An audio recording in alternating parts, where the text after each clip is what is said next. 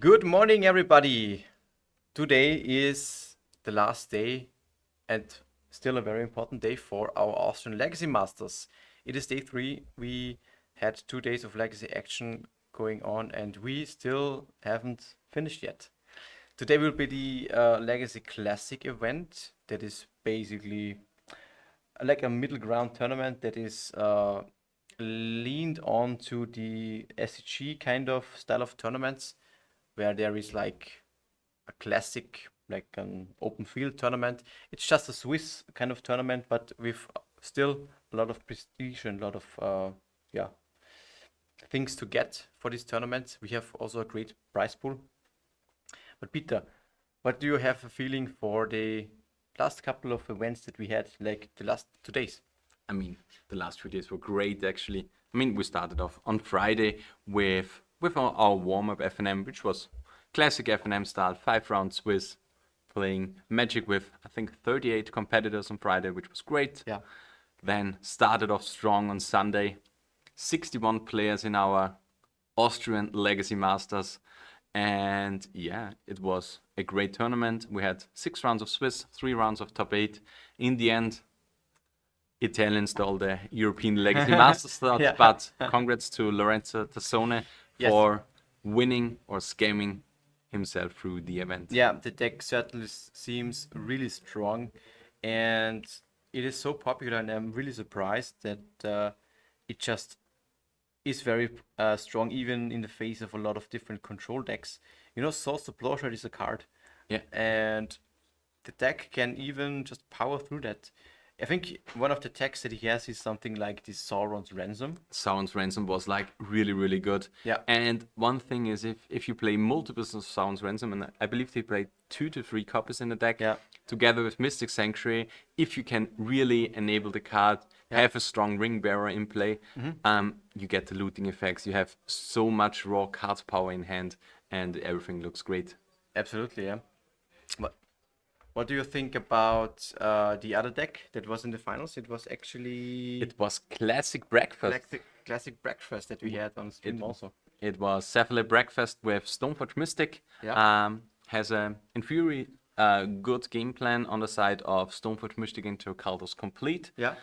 But yeah, unfortunately, there was a lot of removal played on the side of Blue Black Scam. And yeah, the long game is definitely in the hand of Scam in this matchup. And yeah, unfortunately for you, the Cephalo Breakfast player hadn't had the raw power to power through in the early turns. And Lorenzo won in the end. Lorenzo won in the end, exactly. So today will be the classic event. We have, as it seems, 42 players that will battle. We have most likely 6 rounds of Swiss that will determine the winner of this legacy event. So this will be also definitely exciting. And I want to see if we can see more of those Lord of the Ring cards today. This will certainly be interesting for sure.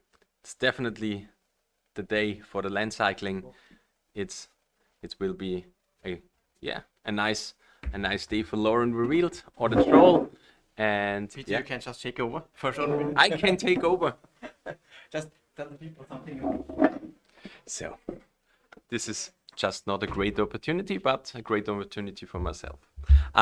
So we have just a small talk about the tournament. We are at the tournament location. We are here, Game Store Linz, and the Game Store is actually called Game Store. It's run by Stefan Steiner. He won one of the big tournaments, the LMS not qualifies, one of the LMS this year. And shout out to him for giving us the opportunity to set up such a big event in the store. About Legacy Classic, it's a reference to the old SCG events. They always had like the SCG Legacy and or Modern was format dependent. On Sunday, for those that didn't qualify for the second day of the big SCG event, they had the classic event where those who fell out or fell short on the Saturday event could battle out on Sunday together. It was just a small event, mostly like a 1 or 2K for SCG standards, and yeah, we have a Sunday event just for the guys that travel here, because we have like players from 7 different nations. We have Swedes, people from France, we have Italian guys here, Slovakian guys here, Germans, Hungarian guys, and yeah, the Austrians that have to defend on home turf. I mean, we tried to defend, but we fell short, as we told already, to the Italian menace in Lorenzo yesterday. It seems like I'm rejoined by my fellow cephalid enjoyer. Yes, Daniel. thanks for taking over. We just had to clarify something for the pairings, but right now, if you would let me I can put in the names. We have maybe switch places. We switch places because I don't really work with computers. Okay, it's fine. We have our pairings posted, so this means You can type in, I think, !score yes, to the pairings. Yes, exactly. Yeah, this is our command that you can use. I can show you. This brings you to the link, which also adds the pairings for the current round. They just have been posted. There will be seedings for the first round, and we can have a look at what matchup we actually face. This will be definitely exciting. So on feature table we have Julien Bigot. He is our French player against Timo Bertram, who is our Austrian or Linzer guy. He was in the semifinals yesterday. Exactly. On Blue Black Shadow, and Julien played. I'm not sure about. Just had the name in my head, but I can't remember the deck list he's on. But yeah, we will shortly find out that for sure. Timo was actually on Shadow yesterday, so he might brought it back today for this event. This will definitely be something that we have to check out. I think Shadow is definitely one of the more popular decks, as we also saw in this tournament. It is a pretty big meta share. I think we have like 10 to 12 or 15 decks actually on Shadow, almost for the main event yesterday. So a pretty big share and pretty popular, of course. So a lot of guys like the Bowmaster at the moment. It seems like the switch off we had from the blue red Delver decks, they basically split now into 2 parts. The one that liked the Grindia game switched over to Grixis Delver, now this with Bowmaster, and the other one tried Blue Black Shadow because they came Bowmaster.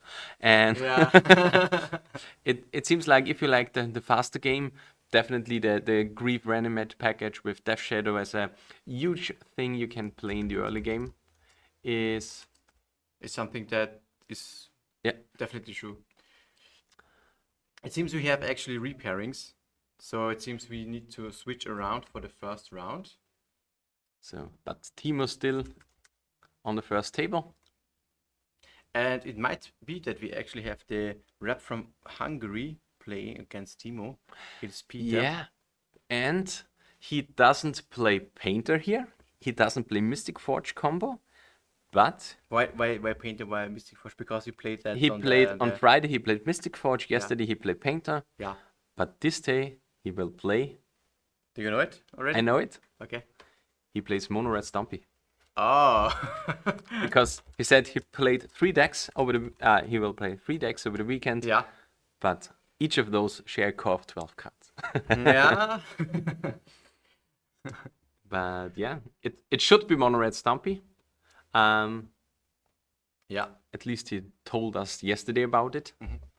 But yeah, I will be interesting what Timo is on. But I guess it will just still be Shadow because he just piloted the deck pretty heavily to a strong finish. Yeah, I think he lost in the semifinals in the end against Cephalid Breakfast. Which seems like an okayish matchup for Breakfast or for Shadow. No, usually at least with the staff version, you were heavily favored against Shadow. I think so. Yeah, it was in the past so that this staff and Foundry coupled with the removal spells really pulled like a lot of weight, and you could just jam the board. Yeah. And Shadow couldn't do anything, but I think Bowmaster turned it around. Yeah. You know, Bowmaster really is a direct counter to staff. Yeah. So I think the matchup is now not so favorable for Breakfast at the moment, because Shadow has just gotten a new tool that Breakfast is something is caring about quite a bit. Yeah, Bowmast is great, and an additional thing is you can't really jump block a draw. No. If they, for some reason, has a draw out Yeah. on turn 2, it's like really hard for Cephalid Breakfast. Absolutely, that is true. But yeah, we will see. I think I saw a fatal push in the sideboard of Timo, so it seems like a good thing that we have Death Shadow already up there. I mean, you will see it in the next few minutes. Exactly. When the time starts. We can just switch over to the player camera and then see when the round is up. They will shuffle it up. I think there will be just a short announcement for the tournament and then the timer, and the round will start, and then we can see, most likely, as you predicted, Mono Red Stompy against Death Shadow. What do you think about this matchup? Who is favored? Death Shadow has a pretty hard clock, right? Death Shadow has a hard clock. It's, I mean, I personally would say, I mean, it really depends on the deck lists. Because if you have like a lot of goblins, you can really jump block the Shadow for a long time. Fury is also something that is strong against a Shadow, even though you have the big beater. Yeah. Yes, your small creatures still die to the Fury, and a 3/3 double stack is strong. Yeah. It really depends, but usually would say Shadow is a little bit favored. Yeah, it's definitely something that you need to be able to force or counter the right things. Yeah. Like a Blood Moon can be pretty impactful, but I don't think so actually. yeah, Because it like depends on the draws. Because if you only have dual lands, and you don't have the ability to fetch for basics. Do we know what the game change is? The troll. That is true, actually. Yeah, that's true. The troll makes such difference against Blood Moon actually, and I think Death Shadow usually plays like at least one basic swamp or two. Yeah. So I think it's one, but yeah, you can reliably get it with the troll. I think the most impactful card in the matchup for Peter is the infamous Trinisphere. Yeah. A Trinisphere turn 1 It's pretty strong. can take over the game, or on turn 2 after you bait Timo into forcing something. Yeah. But yeah. I think they have to wait still a couple of minutes. Seems all right. But yeah, just to the guys in the chat, if you have any questions, feel free to just ask them. And round started. It seems the round has started.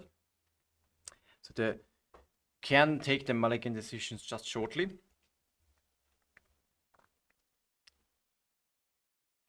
Seems like a nice picture that Peter has here in the back of his sleeves. Do you know what this is? It's Walk of the Dead. Yeah, probably. Or yeah. The Walking Dead. Walk of the Dead. The Walking Dead. I mean, it's also a magic set, basically. Yeah. Which actually hadn't too many impactful things for Legacy, right? I mean, Rick was played for a short period of time. Yeah, this was the big fuss about Rick, right? There was this big complaint and... Yeah, because it's like, Humans was a legit tier 3 to tier 2 playable Legacy deck. And depending on the meta, you wanted to have one Rick as a top-end finisher. Yeah. But it was never played really, right? I never saw one. It was on-land played mostly by the Humans guy. Okay. I don't know his name, but there is one player that plays a lot of Humans. Yeah. And yeah, the other cards didn't really had that big of an impact. There was like the 3-drop with Skulk. Whenever he hits, you draw a card. Yeah. Where it was like, yeah, as a 3-drop, he's okay. If it would have been a 2-drop, we don't want to see these kind of secret lairs anymore. Because like, if you have a 2-drop unblockable that draws you a card on hit, it seems like a strong card. And yeah, it would have been a great tool for Stoneplay decks to play it, yeah. It seems that Timo has, at this stage, taken a mulligan. And Peter has kept his hand. I see a Fable and I see a Goblin War Boss, right? Yeah. And Goblin War Boss is a big thing because like the Goblin War Boss only has its creatures that they have to attack on the first turn. And then they can stay behind. Yeah. Yeah. It's not. It's different in for the Rebel Master. Yeah. And I think we have a Chalice on one. No, we have a Rebel Master on one. Okay. He has a Simian Spirit Guide, so he can deploy a 3-drop. And he can do so without fearing any dazes. So this is okay. Fable. Would you go Fable or War Boss? I think it's Usually you should go War Boss. right. I think so, right? Just because to get the pressure going. Yeah. Fable is not so good when you only have one card in hand and you cannot really loot. And especially since you really want one card. I mean, the token is the Treasure token on the next turn is really strong because then everything is daze proof. Yeah. But let's see. Maybe Fable is still very strong turn 1 play, of course. It's pretty good. Can't complain about this. Especially the flip side on Fable is really, really insane. Yeah. You can do so many stuff like evoking a Fury and then copying it on the trigger. Yesterday I even did budget Kiki Chiki with it to create in the end step 5 Fable token. Yeah. Because so I copied another Fable, flipped Fable I had. Yeah. And then with the new copy, I copied it again and again. You can generate a lot of mana with that, yeah. Timo actually opts to Thought System War Boss away. So right now there's not a big pressure from Peter's side. Yeah. He can generate more mana for the cards he can top deck. Janice is a good top deck, of course. That's great. And the trigger gets a treasure token. Yeah. That's fine. Chalice on 1 is good against Shadow, obviously. Yeah. But this is, however, just the only problem at the moment for Timo. He can still go for something like Murktide soon if he jams a bunch of cards. Yeah, the problem is like one of the strong things of Death Shadow is like the Death Shadow. Yeah. And the Reanimate for the Troll, the Grief. And with Chalice on 1, you basically stop the 2 roots. Yeah. The only big thing they have now is the Murktide. And a Bowmaster. and a Bowmaster, yeah. Would you trade? You can trade with the Mass token, or I actually would trade with the Bowmaster. It's close because Peter doesn't have many card draw effects, but the only thing that he has is Fable. However, he already played one, so maybe it's better to just trade with the Bowmaster itself because the Amas can potentially get bigger. Yeah, because like a 2/2 is like way more impactful actually. Yeah.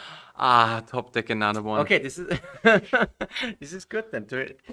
Timo felt about another Fable, so he's happy that he traded the token. And not the I mean it's still okay. He can loot away the 1 card that he gets for the next turn. It isn't that big of a deal. Yeah, you can have 1 trigger. Yeah, it's fine. You can deal with that. Another Fable trigger. Trigger announced. Not looting away anything. Or just 1 card. I mean, maybe you can even bait out the Blood Moon. So he chose not to loot and just deploy the Blood Moon. Blood Moon is strong, of course. And I think that there's like a 2 or 3 of is the troll in the deck of Timo. So with that, with the islands and the potential troll, he has all the mana that he needs. Yeah. Yeah, he just needs mana for another Bowmaster. Can't just do something to the board, but if you get a few new flipped creatures, here I would just trade in like 1 treasure for a new token, and then attacking with 2 of those.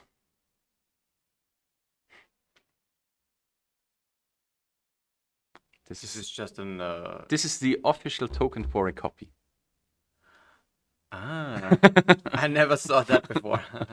So we really have everything prepared for that. Okay. And then in the end step, the copy dies. Yeah. But it's exiled, right? Yeah, but doesn't matter. Yeah. You have Jealous on 1, you have a Blood Moon, you have 6 power on board. Yeah. You have infinite amounts of money in the form of treasure and mana. Yeah. It seems this team has seen enough at this point. Too much pressure, too much interaction also. The Chalice and the Blood Moon in combination. Yeah, and here it definitely came up that you don't know what your opponent plays. Because if you know your opponent plays Stompy, you won't keep such a hand as Timo did. Timo had no force of will. I mean, he had Forces as an early interaction, but on the draw, it's just not good enough. Yeah. This is really the strong point on the side of Mono Red Stompy. Besides his oftentimes really strong draws. And especially since Peter kept the 7. I mean, the 7 wasn't that great. I mean, you had like a turn 1 and a turn 2 play, but you had like, you had to invest 5 cards into the mana for the 3 mana. And most of the times it's 3 or 4. Agreed.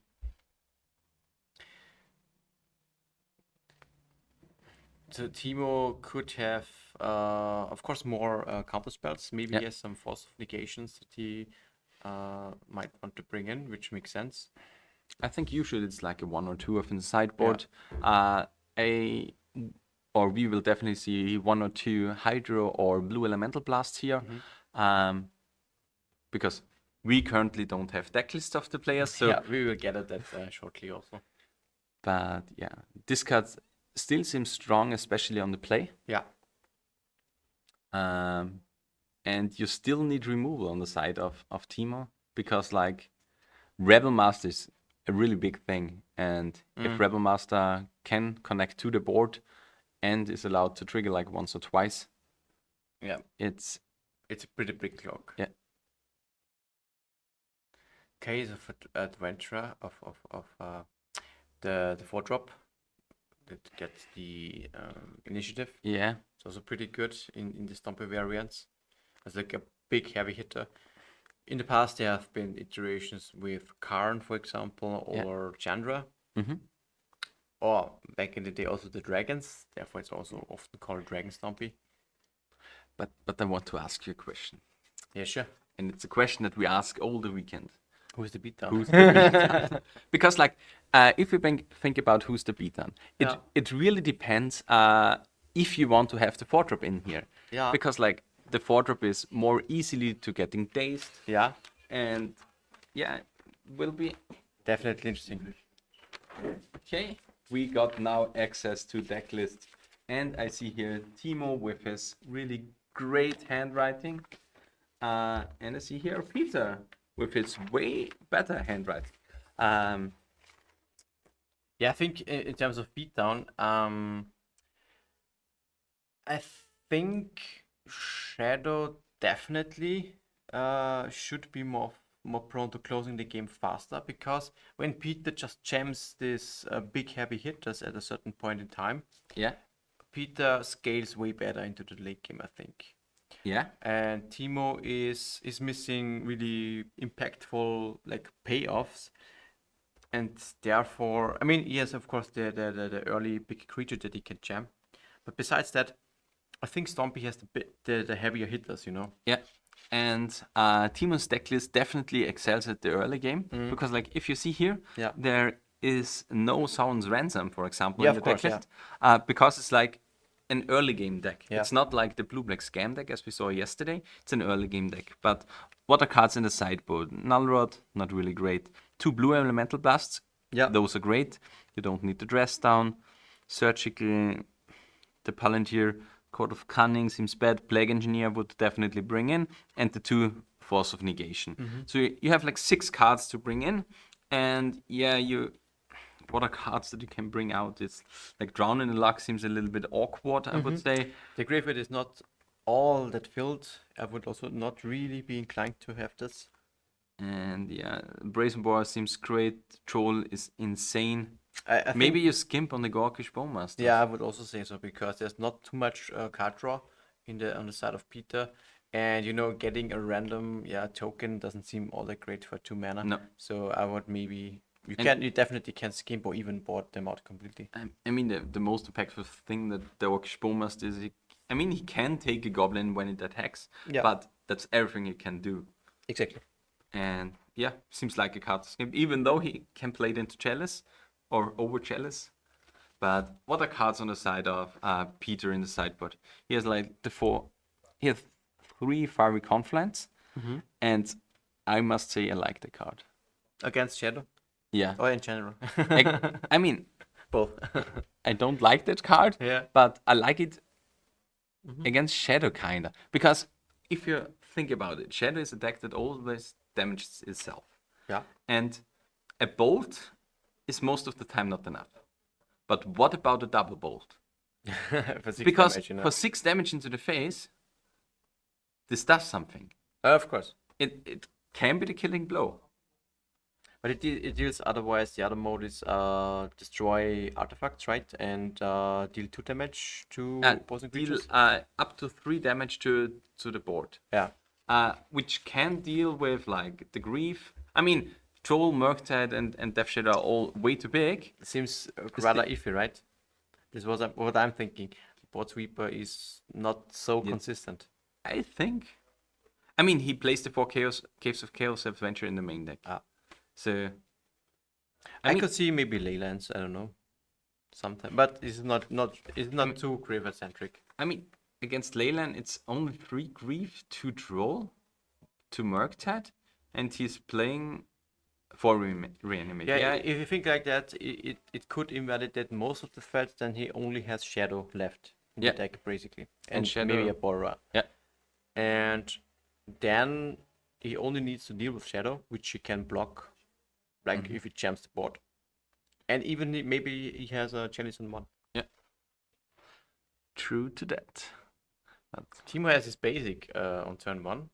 Pretty good. Representing a Brainstorm, the Days potentially, or Hydroblast. Yeah. Immediately. So I think he is. seems like a Hydroblast placed on the top. So it's feels pretty safe, at least for the first time. Okay. Yeah. Magus seems a good exile here. And Chalice. Jam Chalice into Days. Hydroblast can't hit that. You gotta have a Force or Days now. And if you can Brainstorm. Okay. You gotta find it. Otherwise, if the Hydroblast is shut down, this is also pretty problematic for Timo.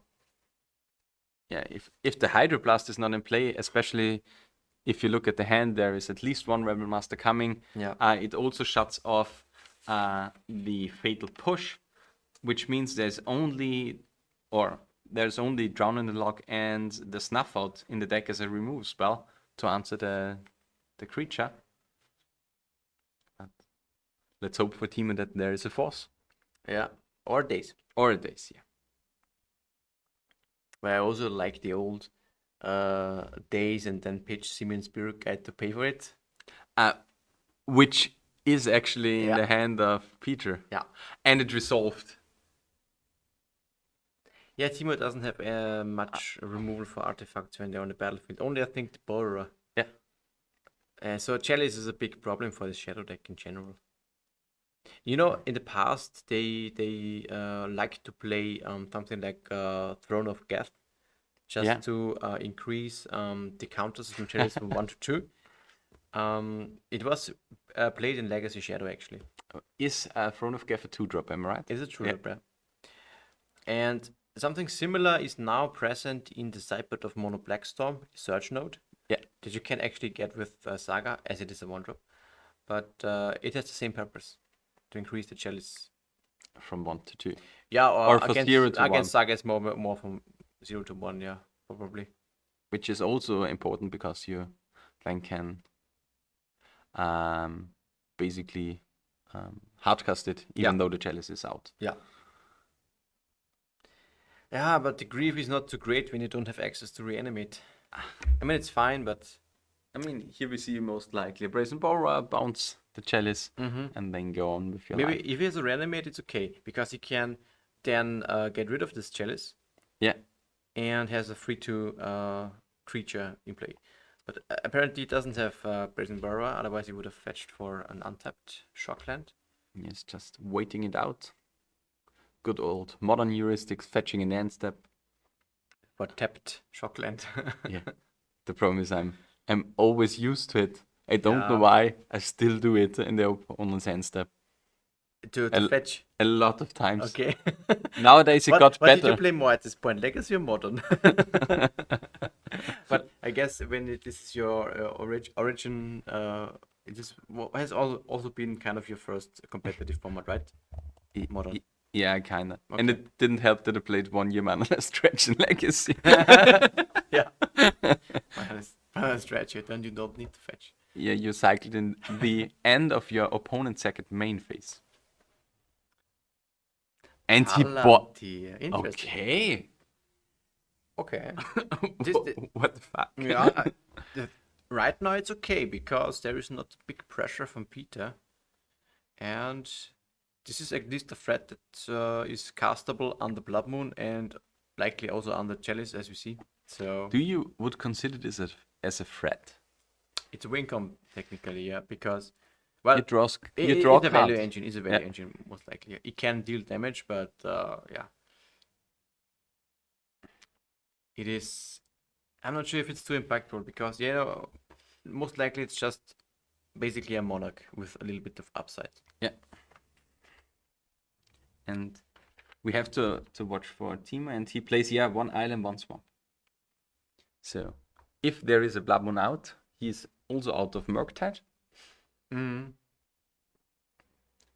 I think the Troll can be hardcast because the color requirement is only a black one.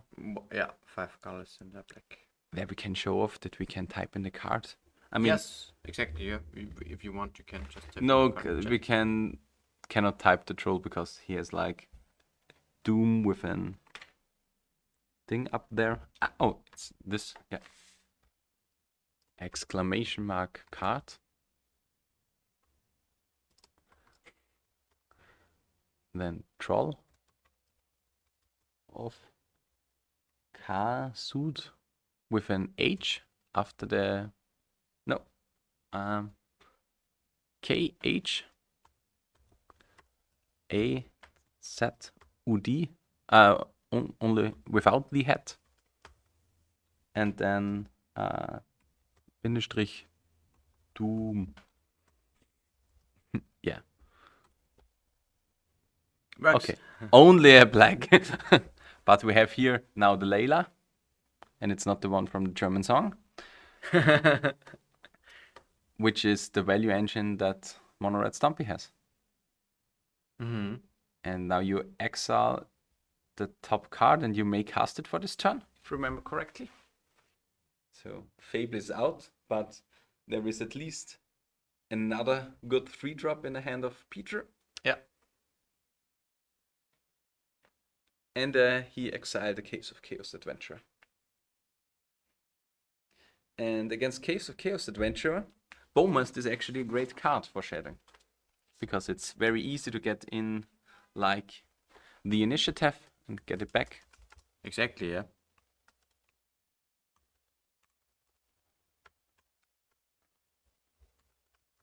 And for Laelia, she grows whenever a card gets exiled from your deck.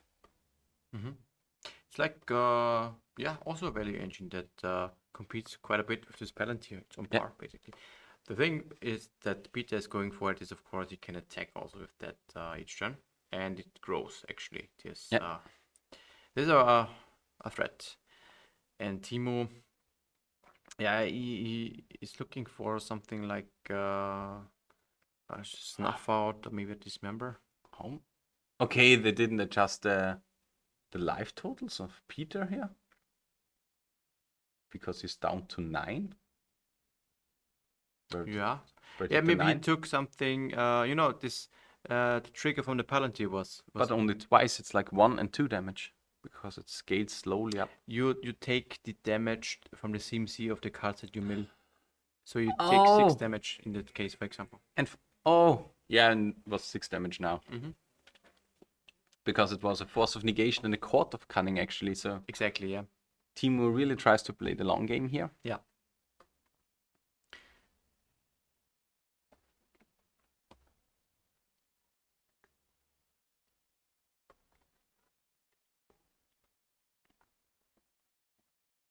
A Hydroblast.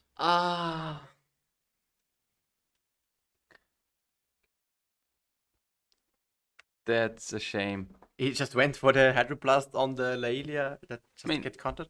Sometimes you have to try it. Yeah, it's a legal play. It's legal. And your opponent can miss it, I guess. The thing is, would you now deploy Chalice on 2? On Peter's side? Yeah. You would stop Petty Theft. I think so, yeah. If I have it, I would just play it on 2. If I have the mana. Right now, he just only has 3 mana. Because you stop Petty Theft, Bowmaster. If it's in the deck, Drain in the Lock. Drain. Drown in the Lock. Drown in the Lock. But I think the Drown in the Lock Daisies. would not be in the deck anymore at this point. I don't think so, because it's way too unreliable against it. Yeah, the graveyard, as you see, is basically non-existent. But a second Chalice on 1 also seems great. A second chalice of 1 is like insurance, It's yeah. a backup. And I mean, it's... Oh, it was on 0. On 0? Okay. Maybe he's thinking about... how is it called? Bobbles. Okay. Old heuristics against Delva. Those are not in the deck, but Yeah. better here than not in too the sure exile. about that because I would rather have my own Chrome Mox if I could. Yeah, but it's okay. It is the Scry from the Palantir. So at this point in time, I think Peter just has to let Teemu draw the card. He cannot mill 3 cards and then potentially die because random force and I troll think get this is missed. the last turn you are allowed to draw. To Yeah, but on 9 damage, it's already. and Bowmaster is alive. Yeah, you have to kind of give it to him. I think you have to. Yeah, I would not do it. Wow. Yeah, And it's the win. Yeah, no. that's the thing. Double troll, 13 damage. Palantir just going him to -4.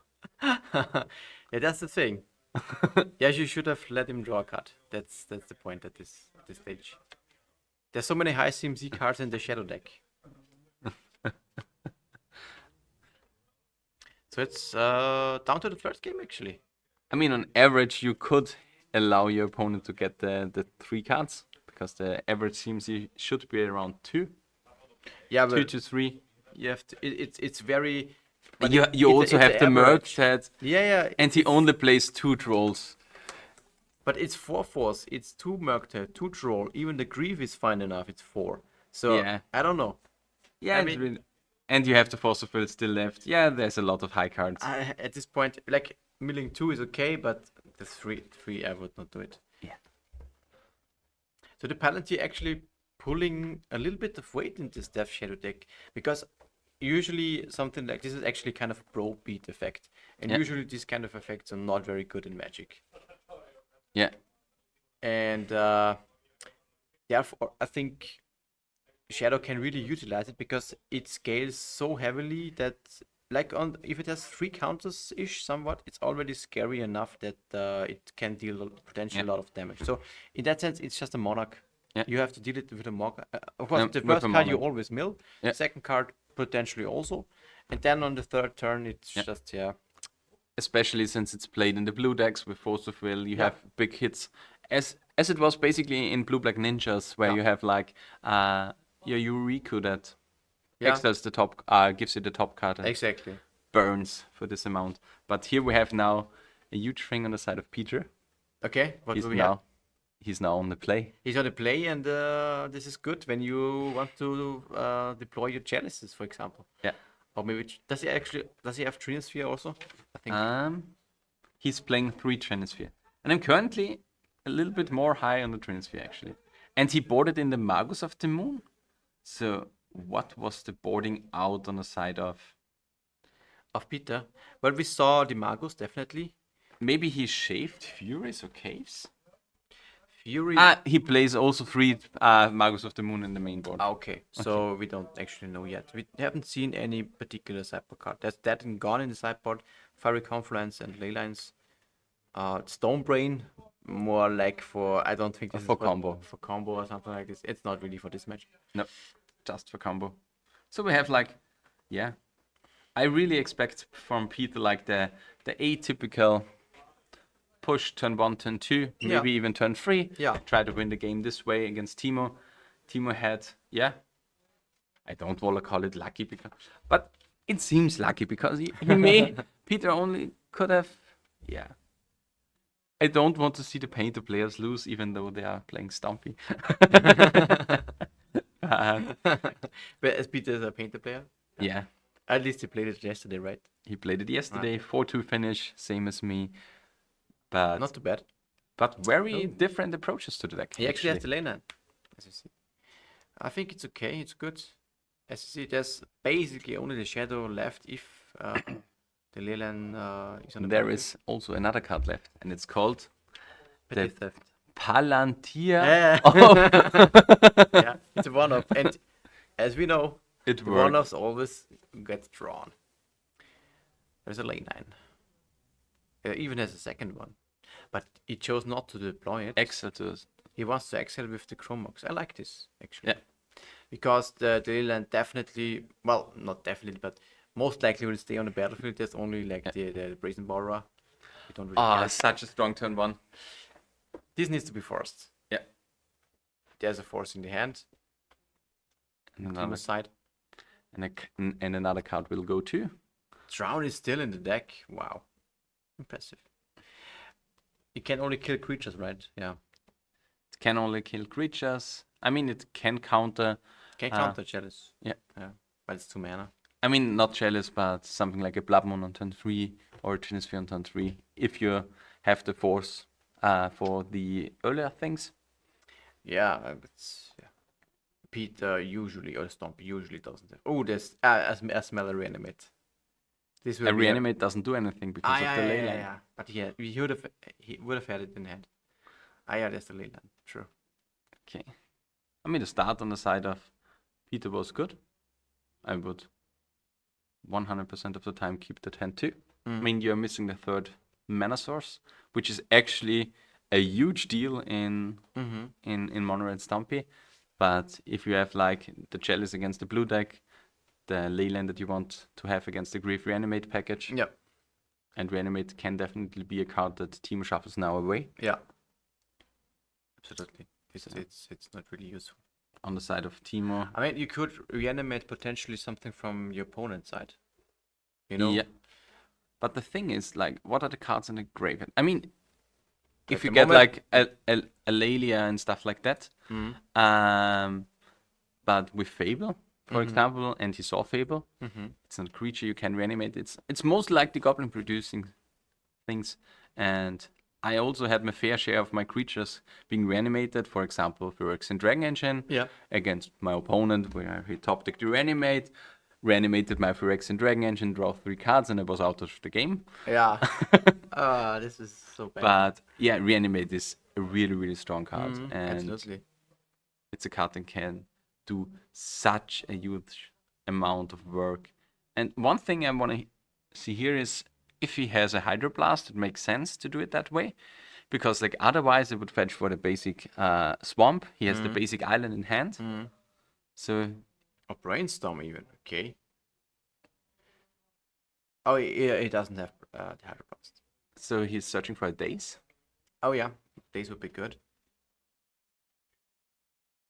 Especially since Daze is, I think in this spot of the game, like a really good card of Timo. He has not only this Fable, but for the future turns, Peter really has to hope to draw any additional mana sources to basically negate the effect of Daze. But Fable comes through. Now the Rummage mode on the second chapter will be quite impactful. I think it's called Rummage. Am I right? Yeah, might be. Because like it's looting if you draw the card first, and it's Ramish if you throw away the card at first. I think there was an original card called Ramish. And Timo already also had the troll for the swamp, so he's pretty set and against any blood moon effects. I think with double M. Rubbish. No. Okay. I think maybe I'm completely far away, but maybe chat can help us out. Yeah, could be rummage. What's the term for reverse loot? MTG. Yeah, the rummaging. Rummage. Discard a card, draw a card. Yeah. Okay. Timo still has not deployed a threat. Red looting or rummaging where it discards before it draws. Yeah. MTG fandom. Yeah.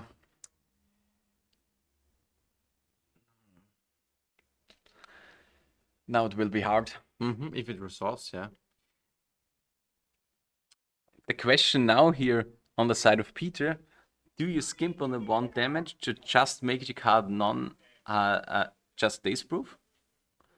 The 1 damage. If you want. You lose the complete goblin. Yeah, you kinda want to have it before the combat step.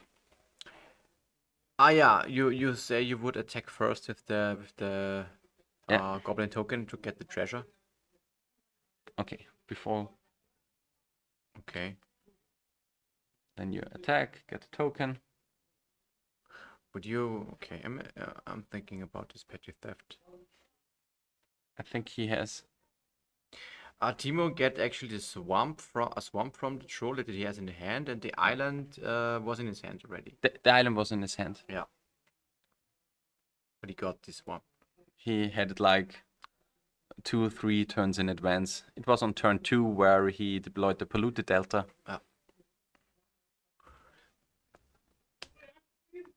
And here it comes to hurt, maybe a little bit for Peter to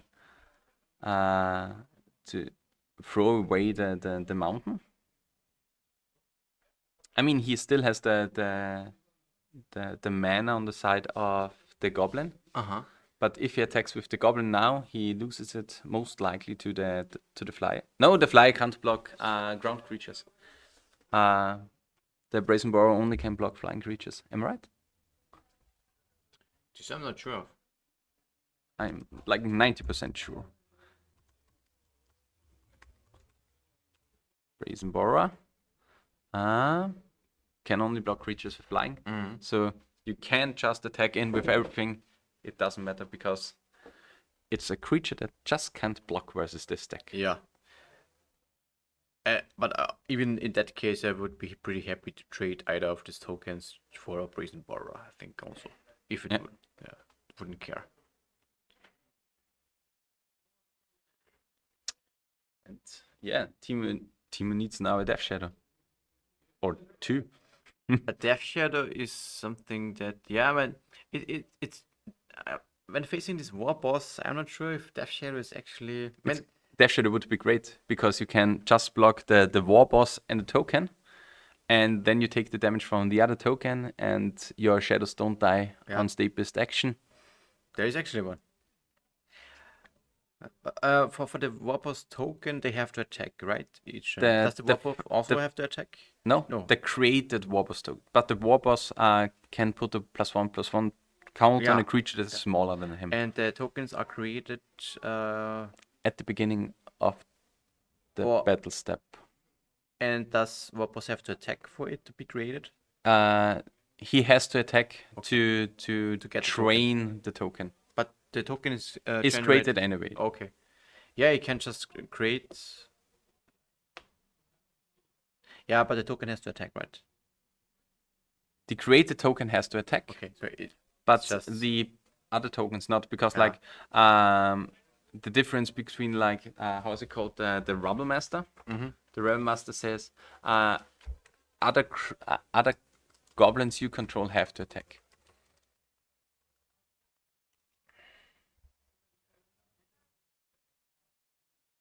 It's Legion Warboss.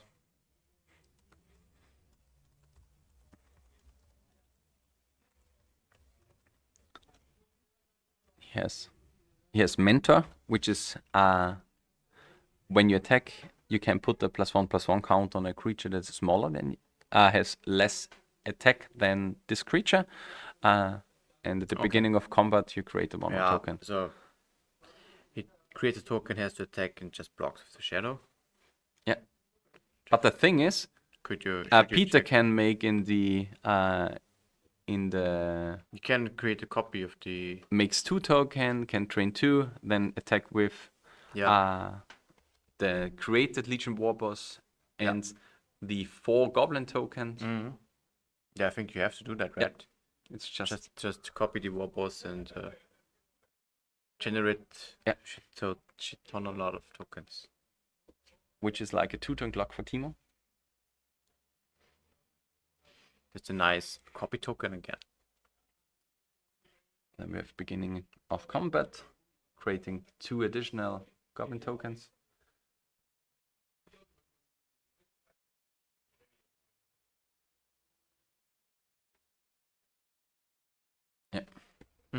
Yeah. And just hit with everything And except this the one meant Warboss. Okay. It just to also attack with the Goblin.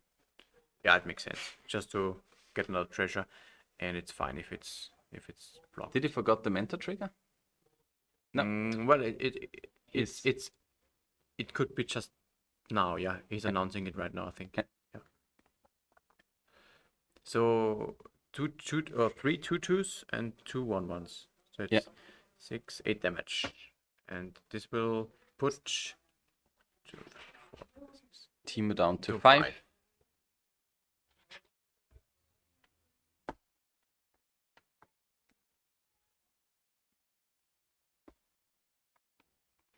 We were speechless because we just got delivered coffee. That's what you sign up for.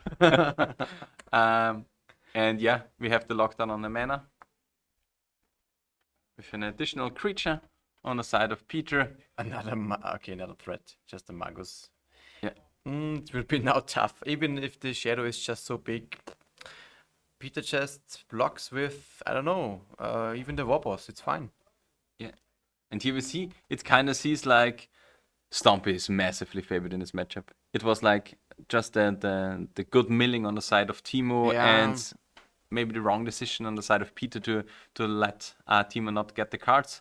But it seems like... Yeah, I mean, for Death Shadow side, he really needs to have impactful thought seizes, dazes, and forces aligned, and then follow it up with a quick clock, and really just end the game as fast as possible.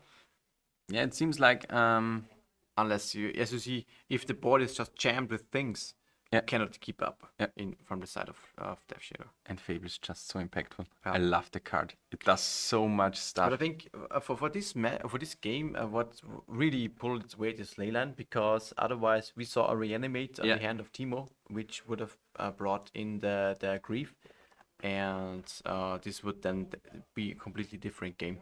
Yeah, the Leyland really forced Timo to go for the long game. He just made him stumble a lot. You know, he was not able to deploy an early threat. Yeah. And that's the thing with Death Shadow. It's not a turn 1 threat, it's a turn 3 threat, even though it's a 1-drop. And yeah, it's Gobo time. It's Gobo time, yeah. Come on. I think you must jam with everything. Yeah, I think you even take the Warboss, right? Is there a reason not to? I mean, why would you not? Insult change. Could you just? Okay, yeah. Doesn't matter. But I think, in theory, if there was something that could let him survive, he could block with the Warboss the Death Shadow on the backswing. Yeah.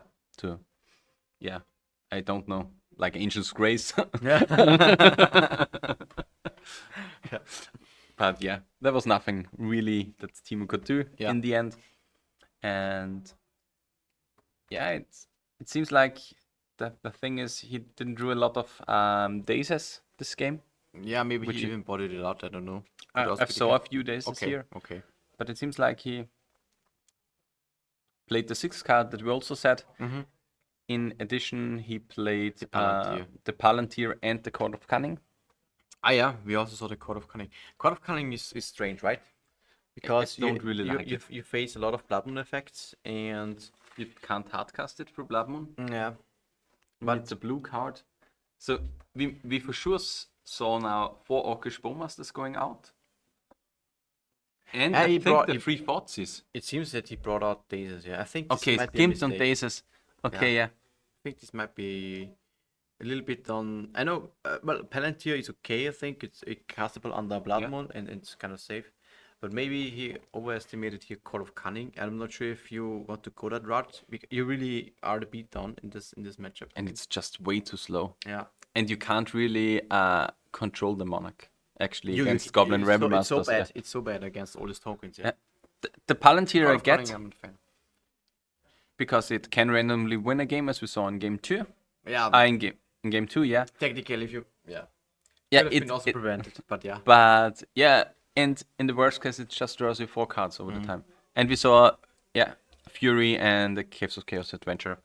Fury doesn't seem great here, and so we saw most likely 4 Leyland and the Magus of the Moon boarded in on the side of Peter. Seems like the easy 5 cards actually. Easy 5 cards. But yeah. Exactly. So we have the first match being done. It is Mono-Red Stompy that won against Death Shadow from Timo's side. Yeah.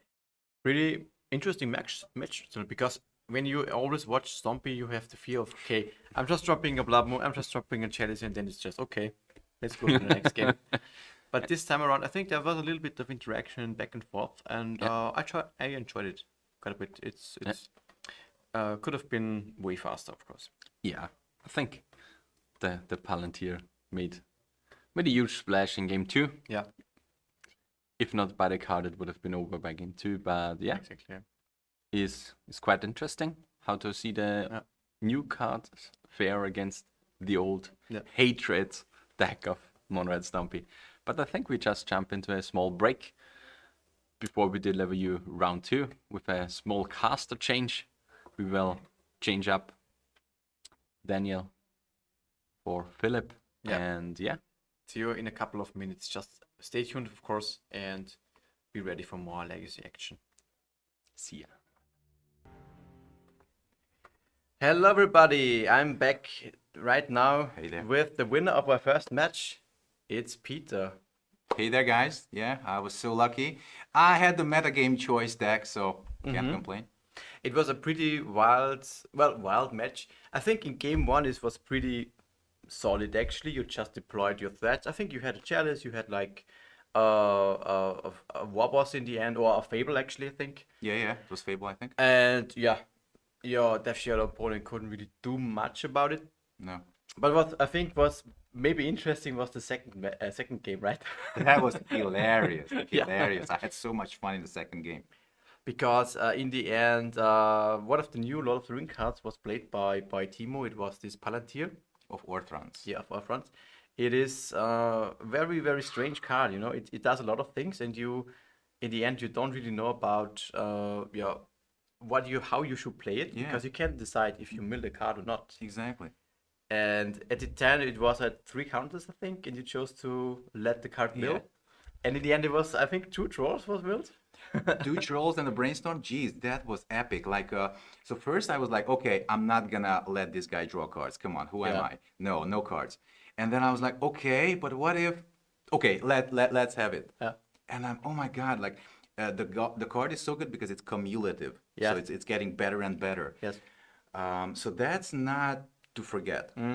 And the Death Shadow has a lot of things that are high CMC. Exactly. So there's like a break point between like the first counter, you don't care, you can mill 1 card. Yeah. At second, it's probably also okay, but on 3 counters, I think it can get really dicey. Yeah. If you mill the cards. I think I don't know if I made the wrong call. I was at 11. Yes. Come on. Yes. So you think, okay, you could be pretty safe. Yeah. But you know, when the Death Shadow is well equipped to make utilize of this milling. Yeah. So definitely for sure. But it's fine. You still had 3rd game, and then you just completely overwhelm the opponent with just a lot of goblin tokens. That's right.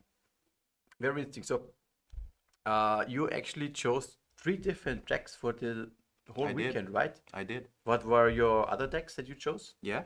So on Friday, I chose Mystic Forge. Yeah. That's my baby. I really enjoyed that deck. I played so many versions. Yeah. I played Echo of Eons. I played Ancient Stirrings. I Yeah. played Enlightened Tutor version. All that. The deck really comes down to like that opening 7 Yeah. you have, and finding the time to mulligan. I think I don't really got that Yeah. on Friday. Saturday, I played Painter. I love the deck. Exactly, that performed super well for me.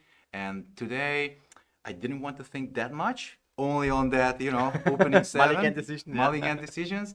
So that's the game for me today. Okay, I like it. Mono red Stompy, always safe, always kind of strong. Yeah. I'm actually curious. You have this 4 of the Stone Brain in the deck. It's Exactly. not too common actually in Legacy. Yeah. Is it for combo decks? Absolutely for combo decks. Yeah. I mean, I have a friend. He hates to lose combo decks, and I speak to him very often. Yeah. Probably that's the result. Like, maybe it's an overkill, but it's good against Cephalid Breakfast, Doomsday, all those spicy. Yeah. The combo deck, the more popular combo decks, and you have the Leylands for the Reanimator Yeah. matchup, so you kind of Yeah. are pretty set against a lot of the field. And I think this match really shows that you have a pretty good chance. Maybe it's even favorable in average against the Shadow deck, which are pretty popular. Shadow decks, I think it's a good matchup for. Yeah, absolutely. And this was actually shown in this match, so definitely good start for you. There will be 5 more rounds. Mm-hmm. Fine, but do we have 6 rounds? Yeah, today? six rounds will be 6 rounds. Okay. because there's no top 8, and Okay. therefore we said 6 rounds, and then just based Good on to know. standings. Yeah, but the Stompy deck can definitely. Let's see. Hopefully see. it serves you well. Yeah. What is very important, Peter, you are the rep of Hungary. Exactly. You definitely want to build up a big community in Legacy. That's definitely for sure. So if you want to know anything that is happening in Legacy, I think you should contact Peter. If you're around that area, if you have something going and want to just play Legacy, you are the person to talk to. Cheers. I'm happy to help. Exactly. And this is very important. So thanks for being on the stream. Good luck, of course, for the next round. Thanks for the invite. It was a pleasure. Cheers. Cheers. Bye-bye. And see you in a couple of minutes for the next match. Yeah. Ciao.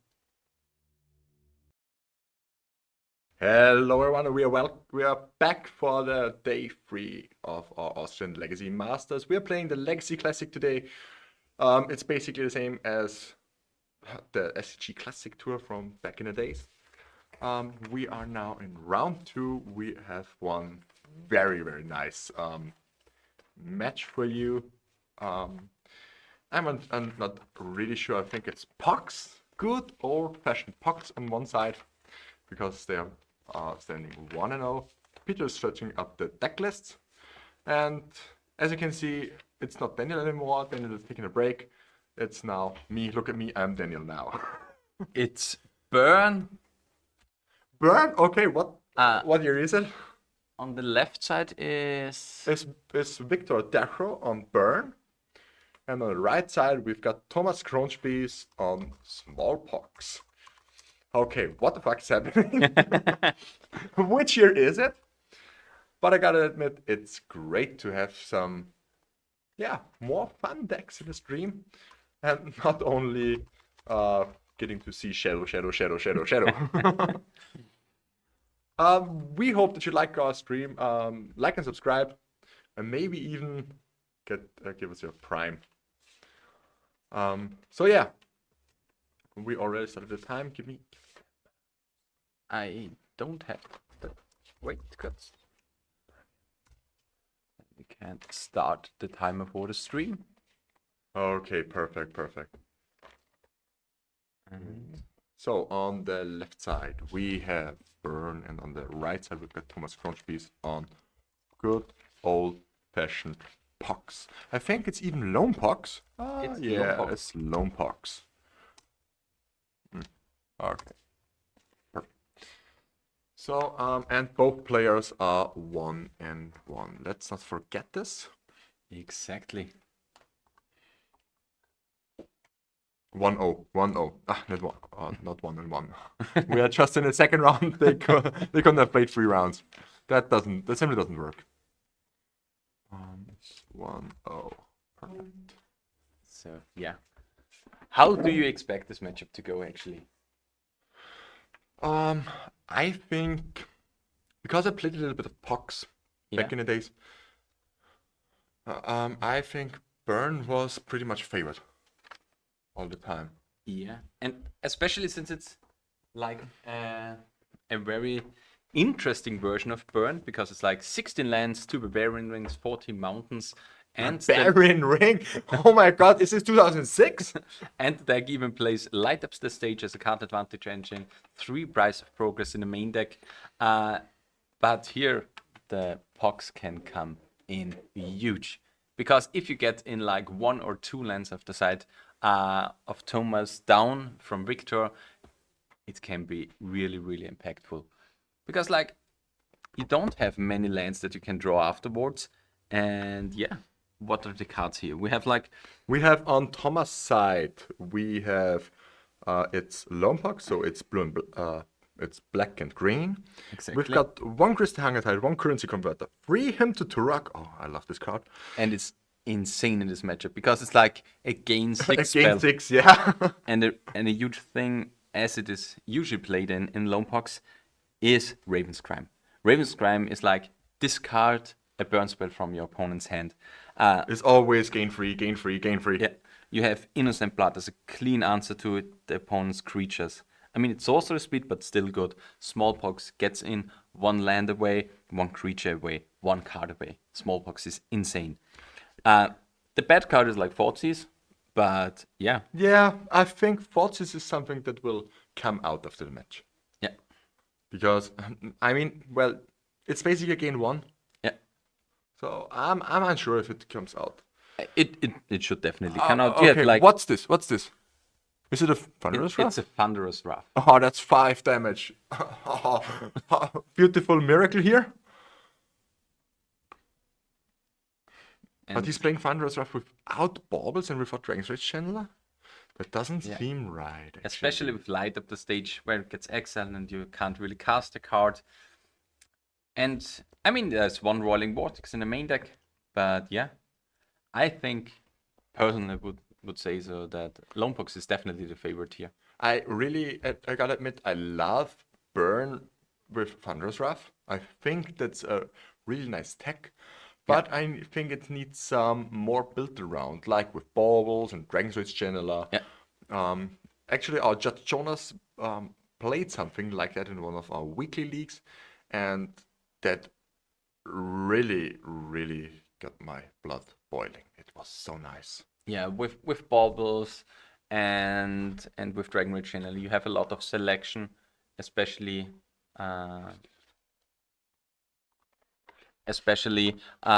with cycling through the top cards, and yeah.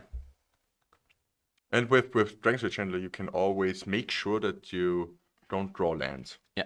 The problem here for Thomas is like he has 3 Wasteland which are like dead in this matchup. Yeah, that's also something that could easily be boarded out. Yeah, exactly. Thomas is now on 9. It's kind of hard here. I mean, he can just drop in the Lily, get rid of the Goblin. Yeah, but it's just 3 brown spells away Yeah. from losing the match. Maybe. Does he have any way to gain some life? I don't think so. Just let me take a look. I mean, it's not usual to play some life gain, but he has 3 Syrup Resistance in the sideboard. And They are a Shadow huge. Spear. And the Shadow Spear in the sideboard. So this will certainly come in. Yeah. And Eidolon here. Okay, Eidolon is a little bit hard. And the Bone Masters aren't that great. I mean, Because it doesn't draw cards, the deck. Yeah. So that's also... There are a lot of dead cards, actually. you get rid of the Barbarian Ring, you uptick the Liliana, get rid of the Bone Master or the Wasteland in that case. Wasteland. Oh, Okay, so and it's kind of he dropped even a Fire Blast. and maybe as a second one. Should be. I mean, here, Oh, Smallpox. Smallpox is now really good, really good. I mean, he goes down to 6, but it's the thing he has to do. Yeah, I also think he has to. I mean, if Victor has another Fire Blast, that's insane. But if he doesn't have a Fire Blast, it's okay. That's kind of. I'm unsure if that was the right thing to do. And it's twice Miracle. Twice Thunder. Miracle and Fire Blast. Yeah, that's game. Okay, game 1 goes to Burn. Yeah. What the fuck? Yeah, it was a really, really strong and fast start on the side of Victor. Thomas didn't really have the interaction on the early turns. You got a lot of chip damage in, especially with like twice Miracle and the Thunderous Wrath. I mean, that's actually really, really lucky. But yeah, I mean, it happens. So Yeah, miracling twice in 3 turns or I something mean, like that. yeah, those are lucky situations, but over the course of playing the game for a huge amount of time, those are just things that happens. Like playing triple Urzasag in a non-blue deck and stuff like that. It's just not that common Yeah. and rare, and it's definitely on the plus side of variance, on the side of burn here, but you kind of have to accept it. You play the card because you can miracle it. Let's take a look into Burn sideboard. We've got 1 Cast into Fire, 1 Emrakul the Eon's Thorn, 1 Exquisite Firegraph, 1 Goblin Crater Maker, 1 Graph Digger's Cage, 1 Pithing Needle, 2 Pyroclast, and 1 Parasitic Pillar, 2 Red Elemental Blast, 1 Searing Blaze, 1 Searing Blood, 1 Smash to Smithereens, 1 Sulfuric Vortex. I don't really like any of those cards. Maybe the Pithing Needle, but It's also not really great, actually. but it isn't good. So it's like maybe you want to have the Parasitic Pillar to drop in. This is a card you can get behind. It's basically the 5th Eidolon. It doesn't die to Innocent Blood and Smallpox. So this is a card I would board in, but then I'm basically Maybe over. Goblin Crater Maker to get rid of some artifacts. I mean, Because it's a colorless permanent that you can destroy.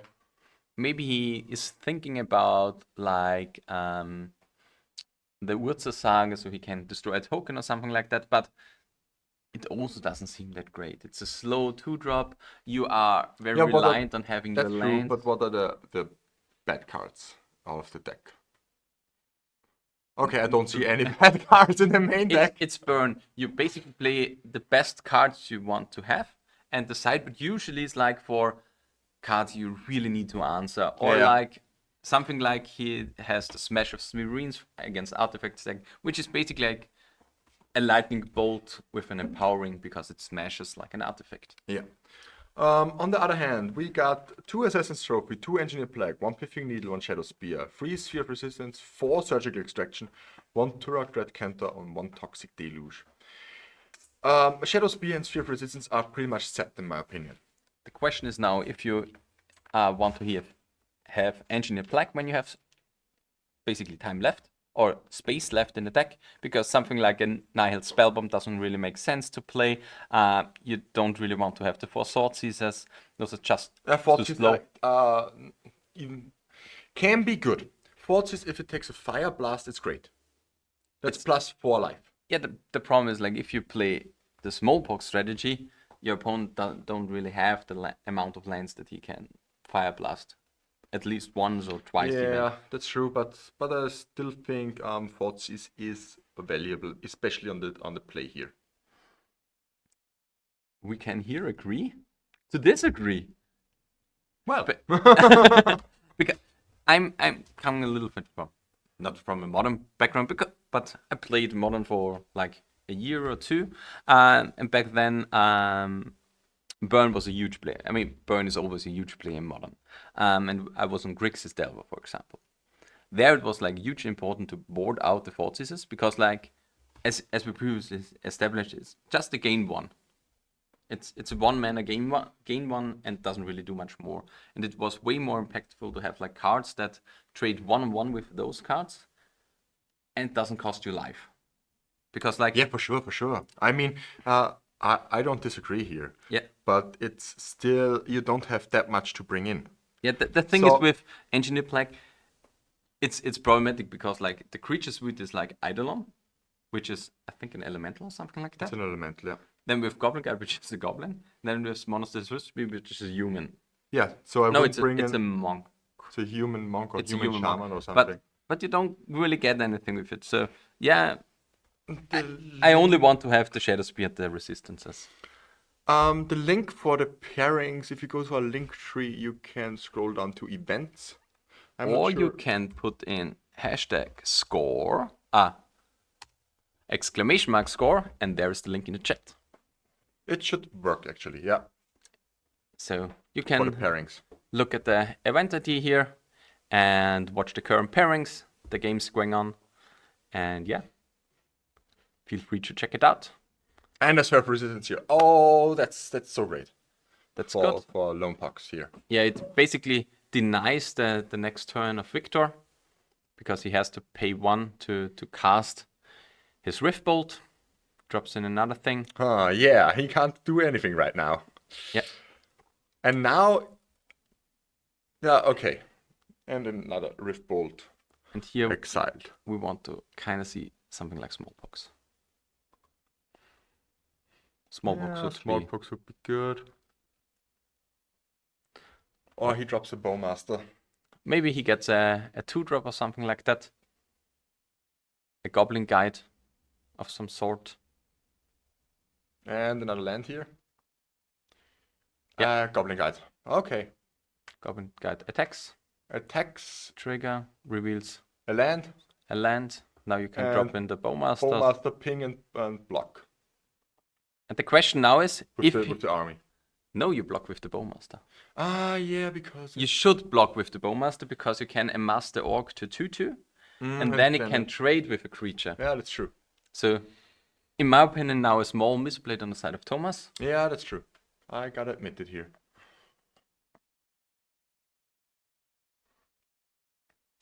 So Bowmasters aren't that dead actually, that I thought.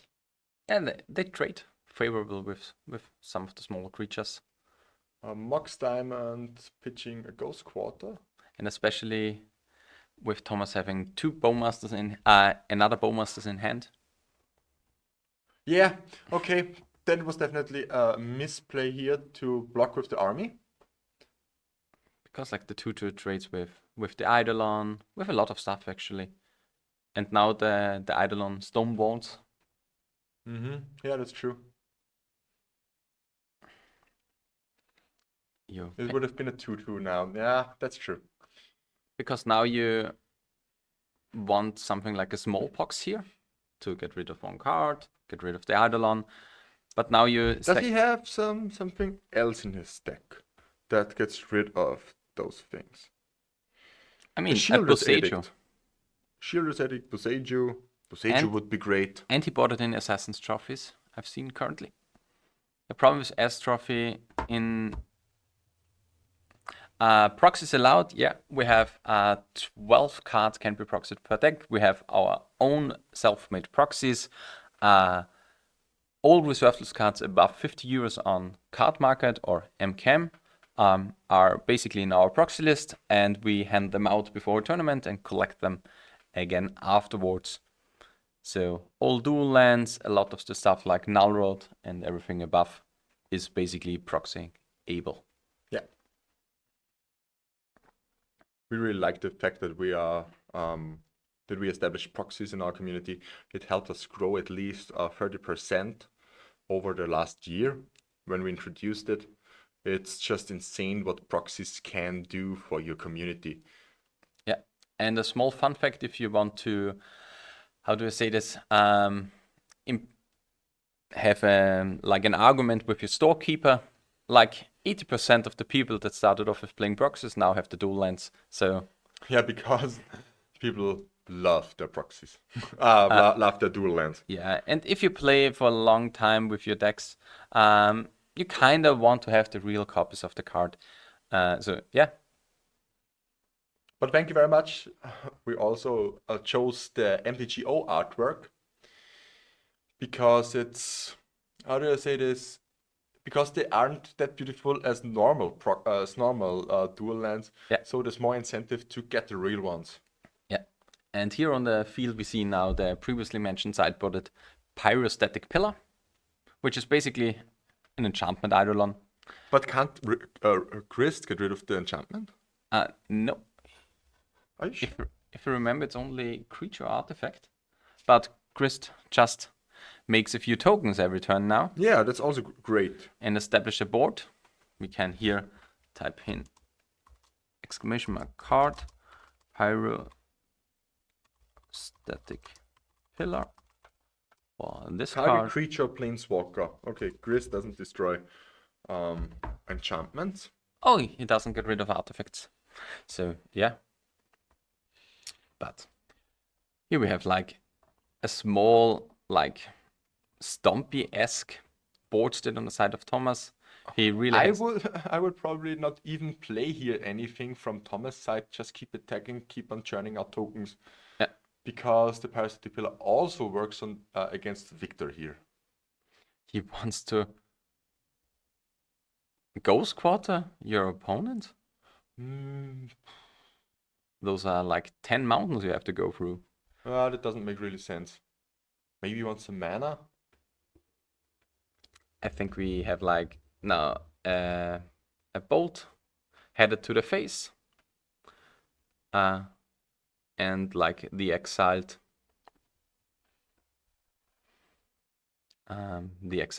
Riftbolt. Yeah, he has to take 2. Exile Riftbolt. Yeah, I think The match will be on in the next turn. yeah, the problem is if he had amassed the orcs, it would have looked way better for Thomas here. I mean, he would. Would have looked way better here. It's the one card he would have liked here. Which one? The Shadow Spear. He just milled it with the Grist. Oh, yeah, that hurts. Just going into 9. And Victor can still cast 2 spells, which is the important amount. 3, and he goes to 7. Draw step. And does he have another bolt? I mean, I'm pretty sure he has 4 cards in hand. Yeah, it seems like Loam is just too slow. Yeah, for sure. Huh. But definitely balls on the side of Victor here. Oh, Fire Blast. Yeah, that's game. Because like 16 lands is so low for burn. Yeah, normally they are playing 19. 19 or 20 are the usual mana bases. I mean, you could shave some if you're playing Baubles. Yeah, for sure, but only one. Would you play the Oliphant in No, Burn? no. For the land cycle? No. No, it's just too bad. You can't cast a 6-drop in burn.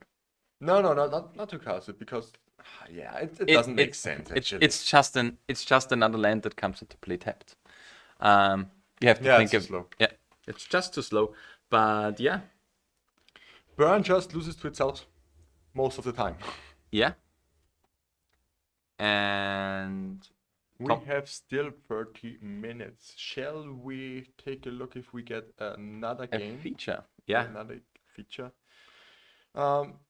we will have a break for like 2 minutes to set up the next feature table and come back right in any minute to you guys. So stay And if tuned. not, we have an interview for you. So So maybe I stick with you guys and just talk a little bit while Philip tries to set it up.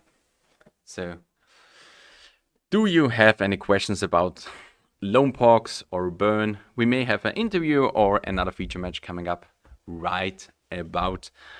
But yeah, just to revisit the matchup a little bit, because both Philip and I, we basically thought that Loam is a little bit favored. But yeah, Burn has had a really, really strong start in game 1 with double Miracle on the side of Thunderous Wraths. On the other hand, Thomas couldn't really establish any removal suit or big removal suit for the creatures. They all got in for some chimp damage. He couldn't reduce the amounts of lands on the battlefield, which is like a huge point or a basically the main factor in the strategy of Loam Pox against like 95% of the legacy metagame plays off of a lot of dual lands and stuff like that, or is slow when they play basics like Jeska Control nowadays. We had like Niccolo Cavoni on the stream yesterday for a few minutes, and in the first round, Thomas was basically able to defeat Niccolo Cavoni on Jeska Control because he was able to play a few loams, reduce the amount of basic lands on the battlefield, basically shut Niccolo off colors, and then basically wastelanded his opponent. Do we have another match? Yeah, we found another match. I don't know what they are playing. They are already in, or they are starting game 2. It's Dominic Rapper versus Jonas Schernberger. Okay. And we got Jonas Schernberger on the left side. Just for the stream, I need to arrange it a little bit. So give us 2 minutes or 3 minutes, and we will be right back.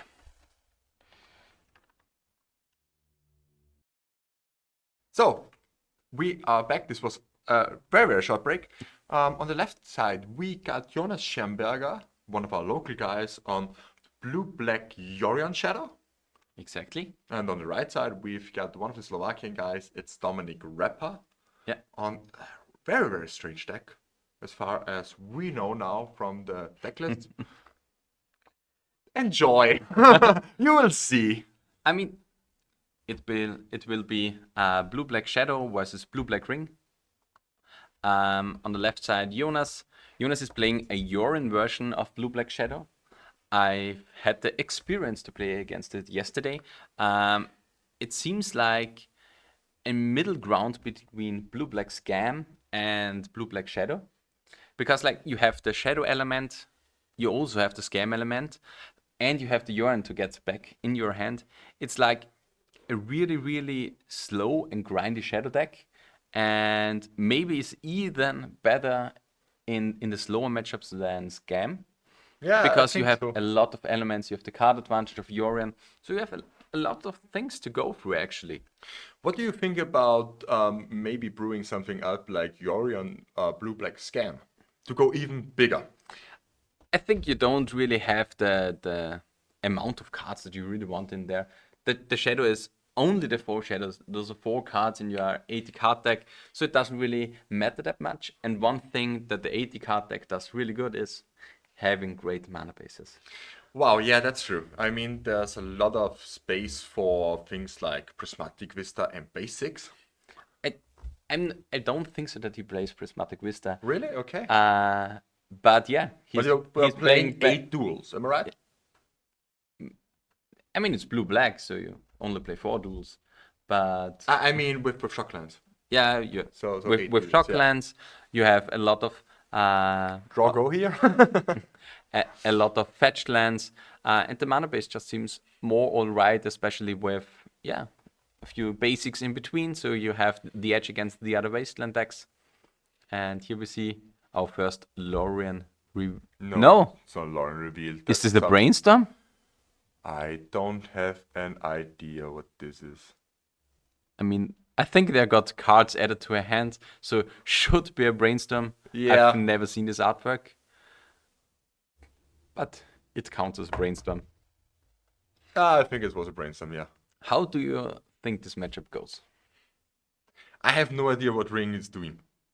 They are playing for 1 ring. So, for the 1 ring, 3 Chromox, 4 Dark Ritual, 4 Shieldred, 4 Orcish Bowmaster, 4 Force of Will, 4 Ponder, 4 Brainstorm, 2 Force of Negation, 2 Spell Pierce, 2 Brazen Borrower. Then some lands, 2 Shieldred's Edict, 1 Fatal Push, So 3 you had- Lauren Reveal, 2 Murderous Rider, 1 Drown in a Lock. So you're basically having a little bit of a removal suit, you have the counter suit, you have the cantrips of the blue decks, We have a Shieldred on the battlefield. and yeah, the one thing that this deck does great is like pushing out your 4 drops. And you have like the 4 Shieldred, the 1 ring, those are 2 cards that go really, really well together. Oh, wow, yeah. And Shieldred together with the 1 ring is not an infinite combo, but if you draw cards, you gain life. And at the upkeep, you lose like half the life of you gained with Shield Red. So the ring doesn't have really any downside anymore. And Shield Red can really stabilize on the board. Because yeah, you that's have true. so many access cards in hand that you can use something like the Murder's Rider, the Pushes, the Edict. And personally, I'm a fan of the Shield Red's Edict in the main. It's such a good card, especially since we are kinda in the era of Orcish Bowmaster, where it will ebb and flow as we already established yesterday. Yeah. But this is just a clean answer for it. And now we have. A Shield Red's Edict on the side of Jonas. Yeah. Does it get counted? So Shield Red gets verdicted by itself, basically. I gotta admit, I like these flavor wins or flavor fails, like you wanna call them. So here we may see a Spell counter? Pierce or a Brainstorm. A spell pierce, yeah, it's a spell pierce. I do not know this And a artwork. daze. I think it's a secret lair or something like that. Yeah. Actually, it's getting kind of hard to commentate on Magic with all these new artworks. You have to get everything in your brain, and it's insanely hard. Especially since I want to call myself like a purist. Yeah, me too. That's why I really like pre-modern. Yeah. That it looks so clean. A lot of 4-offs, a lot of 3-offs. Everything old border. Yeah. I mean, you're allowed to. Oh wow! Reanimate. A reanimate on a Shield Red. Turning That's the nice. tides here. That's nice. That's nice. But yeah, I'm mostly the guy that plays original artwork, original border, old border. So it's a little bit different, but Brazen Borrower to his own hand for Shield Red. Force of negate. Oh, that's strong. Force of negating a Brazen Borrower is and really good. nowadays would be great. Because if you, From Jonas' side. yeah, because if you could have access to have the daze while the fetch is on the stack, you could have dazed the spell. If you could have provoked him with like a brainstorm or something like that. But yeah. What is happening now? Okay. We let it resolve. Wow. Which is actually huge because like I think he thought he wanted to brainstorm, and then it's like, oh well, it's a Shield Red on the battlefield. I don't do this. that's could be actually the thing Yeah. here. And the thing is now with countering the petty theft, it's kinda a 2-for-1 because like you use 2 cards for the force here, Wasteland on the Underground Sea. but petty theft are 2 cards in its own. 2 cards in its own. It's not that bad actually. Yeah. And then drawing a card, getting down to 10. Is it? Brainstorm Is down it- to 4. Oh wow, he is really searching for something here. Reanimate. Oh, and that's game. Wow, wow, wow, wow. Reanimating your opponent's Shield Red is a legitimate way to win a game. Yeah. Very nice. It's 1-1 now. Ha. And we really have to say like Reanimate is such a cool card because like reanimating your own stuff is good, but a lot of times your opponent also play great cards because we're in Legacy, we play 60 card constructed decks. You usually play the good cards in here, and a lot of the good cards nowadays are creatures. So if you counter one of those creatures with like a Force of Will, your opponent has a great card that you can reanimate. I tell you the story because I played against Jonas yesterday okay. too, and Jonas reanimated from the top with a reanimate my Phyrexian Dragon Engine. Yeah. For example, he drew 3 cards and won the game afterwards. So reanimate can really take out the good cards from your opponent graveyards, especially since Legacy oftentimes have graveyard focused strategies. It's a little bit funny that that Reanimate has now upped his share that much, because normally you want to reanimate good cards if you play Reanimate yourself. Yeah. So if you're playing good cards, the stock of Reanimate goes up, so your opponent is more likely to play Reanimate. Because you're playing good cards in your graveyard. And then everyone is jamming Reanimate in their deck and reanimating everything from everywhere. Yeah, it's currently a little bit, especially since we are currently in a black era of Legacy again. Like, Which I love. I gotta admit, black is my favorite color. And black was really, really, really bad for the last 2 to 3 years. yeah, It was relegated down to a combo color, and it was simply unplayable outside of combo. yeah. And one thing that is currently is like black is from a core in Legacy so constructed that when black is great, black isn't great. Like Snuff Out. The reason Snuff Out for the last half a year or for the last few months was so great is because it killed every single good creature in the format. Yeah. Now with black being on par with the power level of the format, Snuff Out isn't that great. Yeah, because it doesn't kill Bowmaster, it doesn't kill Sheoran, it doesn't kill Grief, it doesn't kill Troll. Doesn't kill Death Shadow because Death Shadow is such a huge power. And that means like the card goes back, which means then the other creature's getting better, which means Snufford will get better again. Yeah. So we have like an ebb and flow, as we already said with Bowmasters. That's good card design actually here. Yeah. I mean, it's not just jam it and win the game. It's always like, yeah, if the cards are good, the stock goes down. Yeah. It's like the old dredge thing. If no one expects dredge is great. If it's getting expected, it's just bullshit. Yeah. For example, it was like in where was it? Oh, Grief, Reanimate, Grief. Jonas living the dream here. Is it the Murderous Rider? I think Or Brazen Borer, Murderous Rider. I don't know actually. should be Brazen Borer.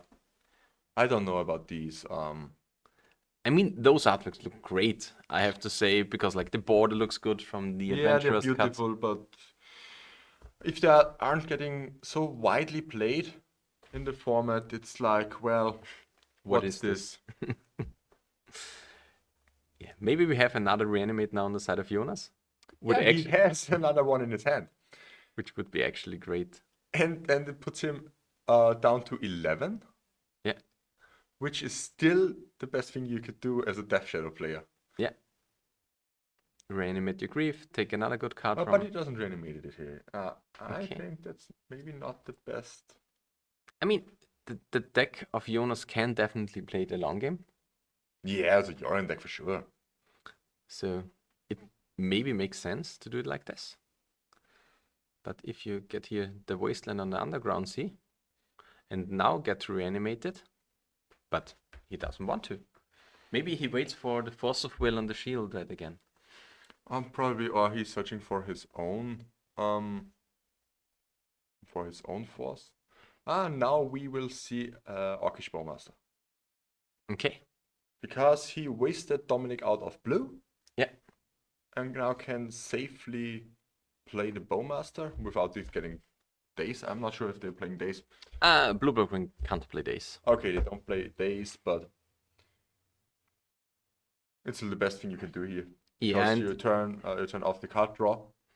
and with Dominic now missing the land drop means like when he finds something like a blue mana, he's likely to have to cast some cantrips, Yeah. which is like a huge point for Bowmasters. And I think Jonas here is playing Bowmaster into next turn Bowmaster because there's a second one in his hand. Okay.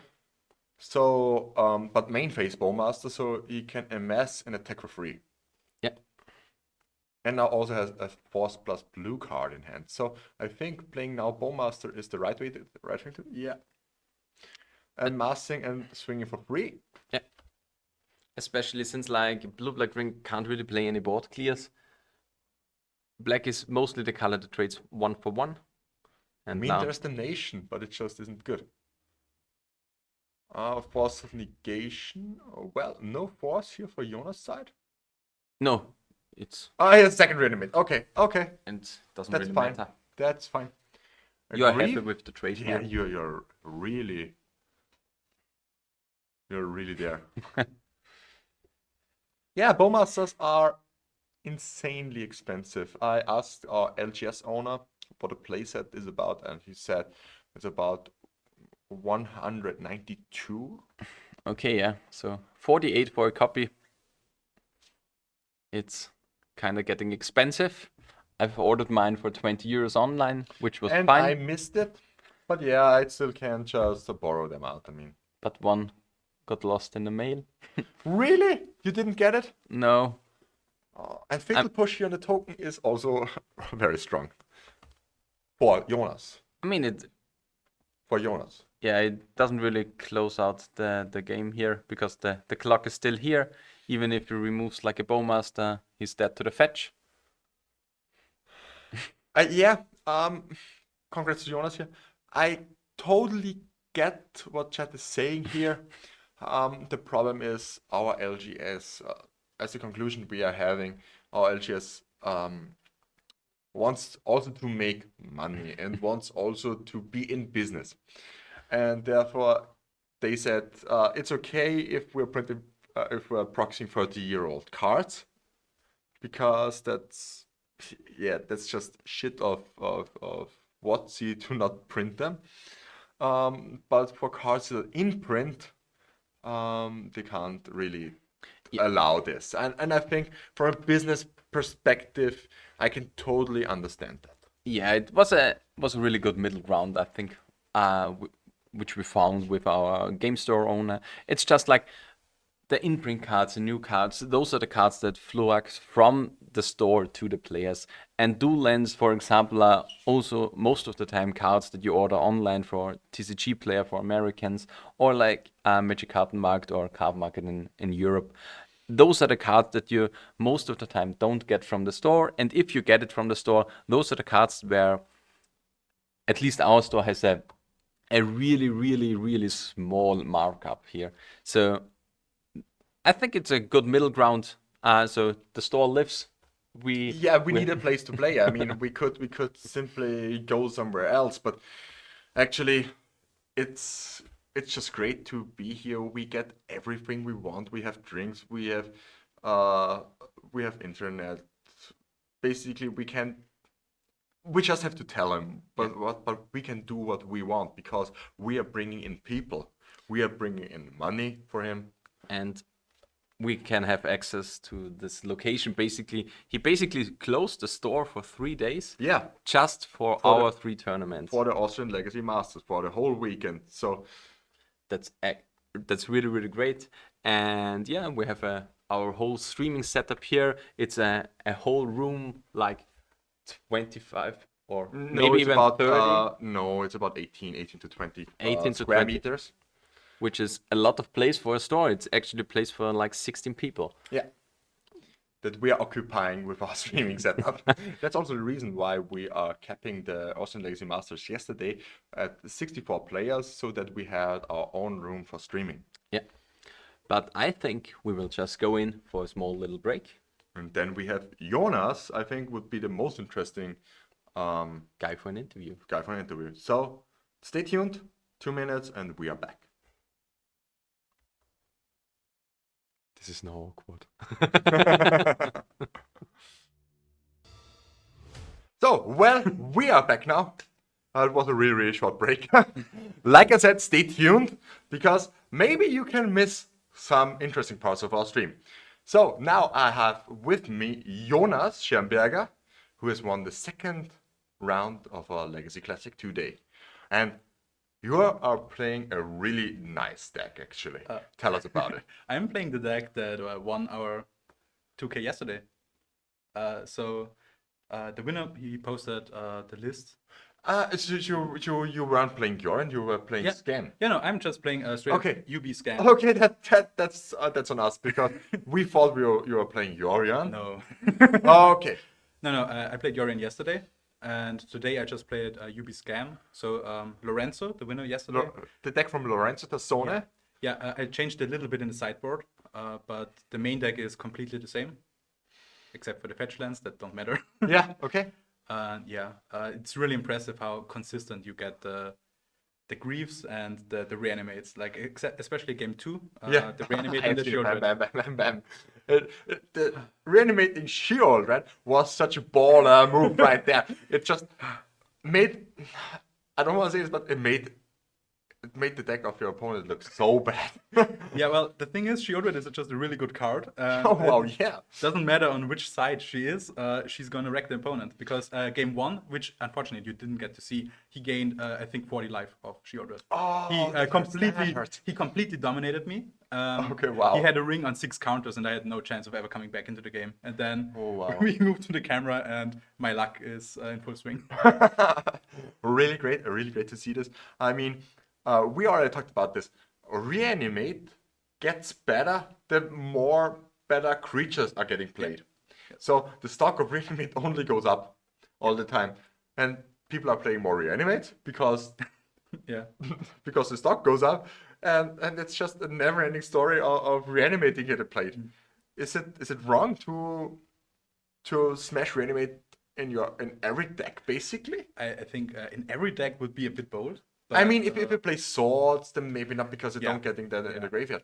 But if you're playing, I don't know, something like, yeah, maybe Grixis, Control or something, just put in for Reanimate. Well, I think the strong thing about Reanimate in a deck like UB Scam is you have a lot of creatures that put themselves into the graveyard. Because Yeah. you have the Troll of Khazad-dûm, which I absolutely love. You didn't get to see it today or this round, but you really easily get like a semi-unblockable 6/5 turn 2 or Yeah. turn 3.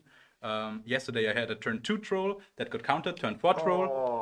So even if they have answers, it's just really, really hard to answer them completely. And bringing in graveyard hate against a mid-range deck, It's not that good. Actually, with the new Grixis Delver that's still floating around, because I don't know if you know, yesterday the challenge was won by Grixis Delver before Lauren revealed. I thought it was top 4, but I saw the Or, list. or I didn't know if it was one, but I saw the list and it was Yeah. about the challenge. And it looks also the Troll and Murktide. And in my opinion, that's a deck where I would totally board Leyland against. Yeah, I think if you're really heavy on the graveyard, and I think maybe towards UB Scam you also get good graveyard hate because it shuts off Murktides as well. You're playing Murktide too. Yeah. Okay, yeah, for sure. If you count the Murktide, you count the Grief, you count the Troll, then you're pretty much. Honestly, I hardcast Grief really often. Yeah, but it's just a 3/2. Yeah, well, it discards. That's true. That's true. Like if you have a 4 mana, the mid-range plan of I play a creature that's always a 2-for-1. Oh wow, yeah, that's true. Grief really has raised its stock over the last few months because at first it was only played in combo decks like Reanimator, and suddenly everyone is scamming people. Yeah, it started as far as I know in like January when Initiative was everywhere, and the Shadow community, they were like, well, we have an answer to that. We get the Initiative turn 1, and let's see what you do to that, because that's basically what the Initiative deck does to the opponent. And Okay. basically, it fell out of favor again in Shadow, but you don't need Shadow for a blue-black deck. No, not really. I really like the the light goes out. Yeah, that's something that happens all the time. Yeah, we really love the playstyle. We really love the deck. You completely crushed your opponent. What do you think about your opponent's deck? I was under incredible pressure the entire match. Okay. So game 1 was just not close at all. Like he had turn 2 ring that I answered, turn 3 or 4 ring, turn 5 Shieldred, turn that I answered, turn 6 or 7 Shieldred. Like I was completely overwhelmed because it's he has counter spells, he has removal, he has fast mana and incredible card advantage and fast win cons. So it's really like I was very scared. Like game 3, I had a Force of Will in hand, lethal on board, and was still scared that I could lose. Okay. Because These are the matches we're in for. yeah, it's a really powerful deck. It seemed like, and he told me he kind of just brewed it up with a buddy. Yeah, I And- mean, it looks like a brew. Yeah. We were astonished Very to powerful see it, brew. but But because I think in Modern especially, just Shieldred and the Ring are good buddies, good friends, and I could see why. Because yesterday, often my opponents lost to their own Ring, and that just doesn't happen with the deck. because you gain life for Yeah. every card you draw. Just draw 6 cards, gain 12 life. Then you take 6 damage next round. I mean, that's okay. Yeah. Who needs it? He was at 36 life. I don't think. I don't think he was bothered by that much. Oh wow, these are best buddies. So is Shieldred the new Sauron? I could see it. Yeah. I think she took the ring from his dead hands. Probably, yeah. So everything you saw in the Lord of the Rings, Return of the King, is fake news. Sauron actually got completed. So Yeah, that's true. So thank you very much, Jonas. thank you. Maybe we're seeing us again Hopefully. on the top tables. And thank you very much. Yeah, you're welcome. We are now taking a short break and we will see us again for the third time, this time with me and Daniel. So stay tuned. The stream will conclude shortly.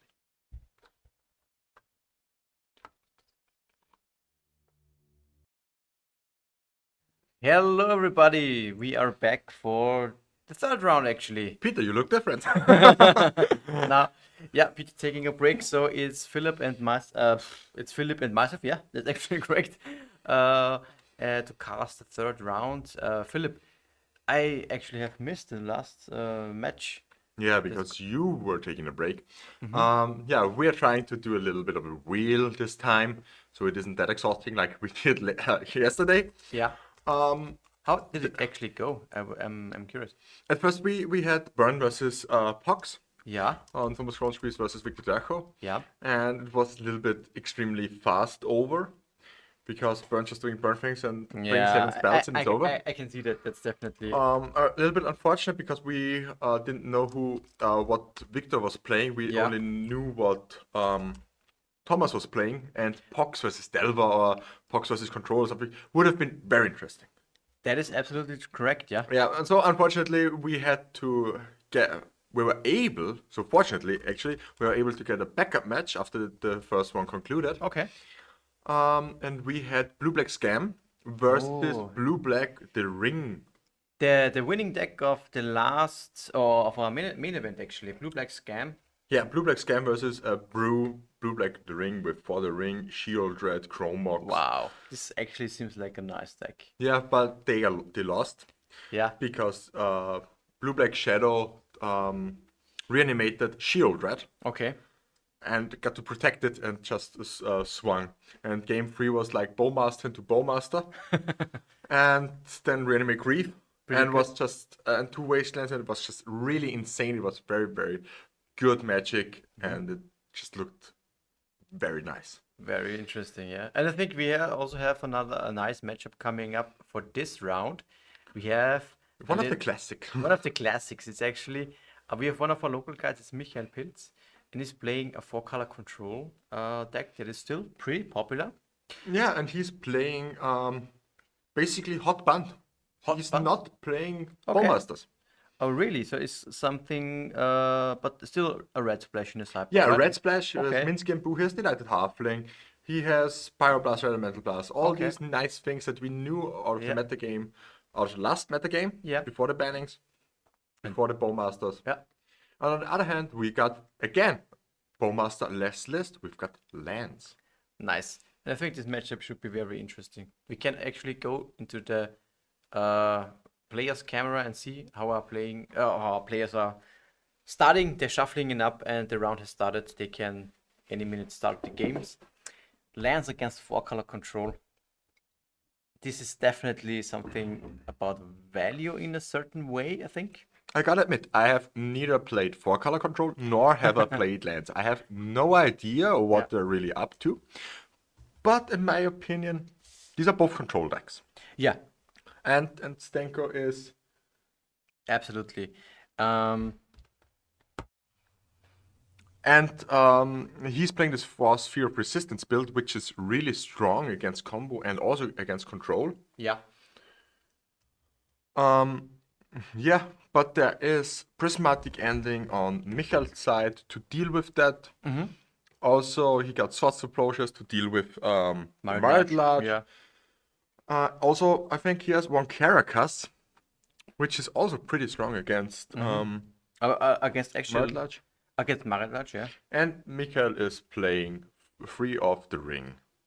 The ring, yes. I want to see it in action. Did you actually saw it from last match? No, also? unfortunately not. No ring? Okay. Jonas told me that Dominic won the first match with 40 life and a ring Yeah. with 6 counters or something. It was insane.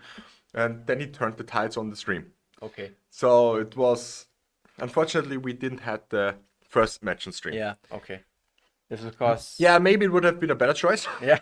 But you never know on the Yeah. first in the first thought. You always think, yeah, well, this could be an interesting matchup. This could be an interesting matchup, and we are looking to not only give you the top tables, we are looking for most interesting matchups actually. Yeah, that's true. And I think this one can be a bit of a grind, let's say, and I'm excited for that. So far, nothing. It can actually what can happen here is a draw.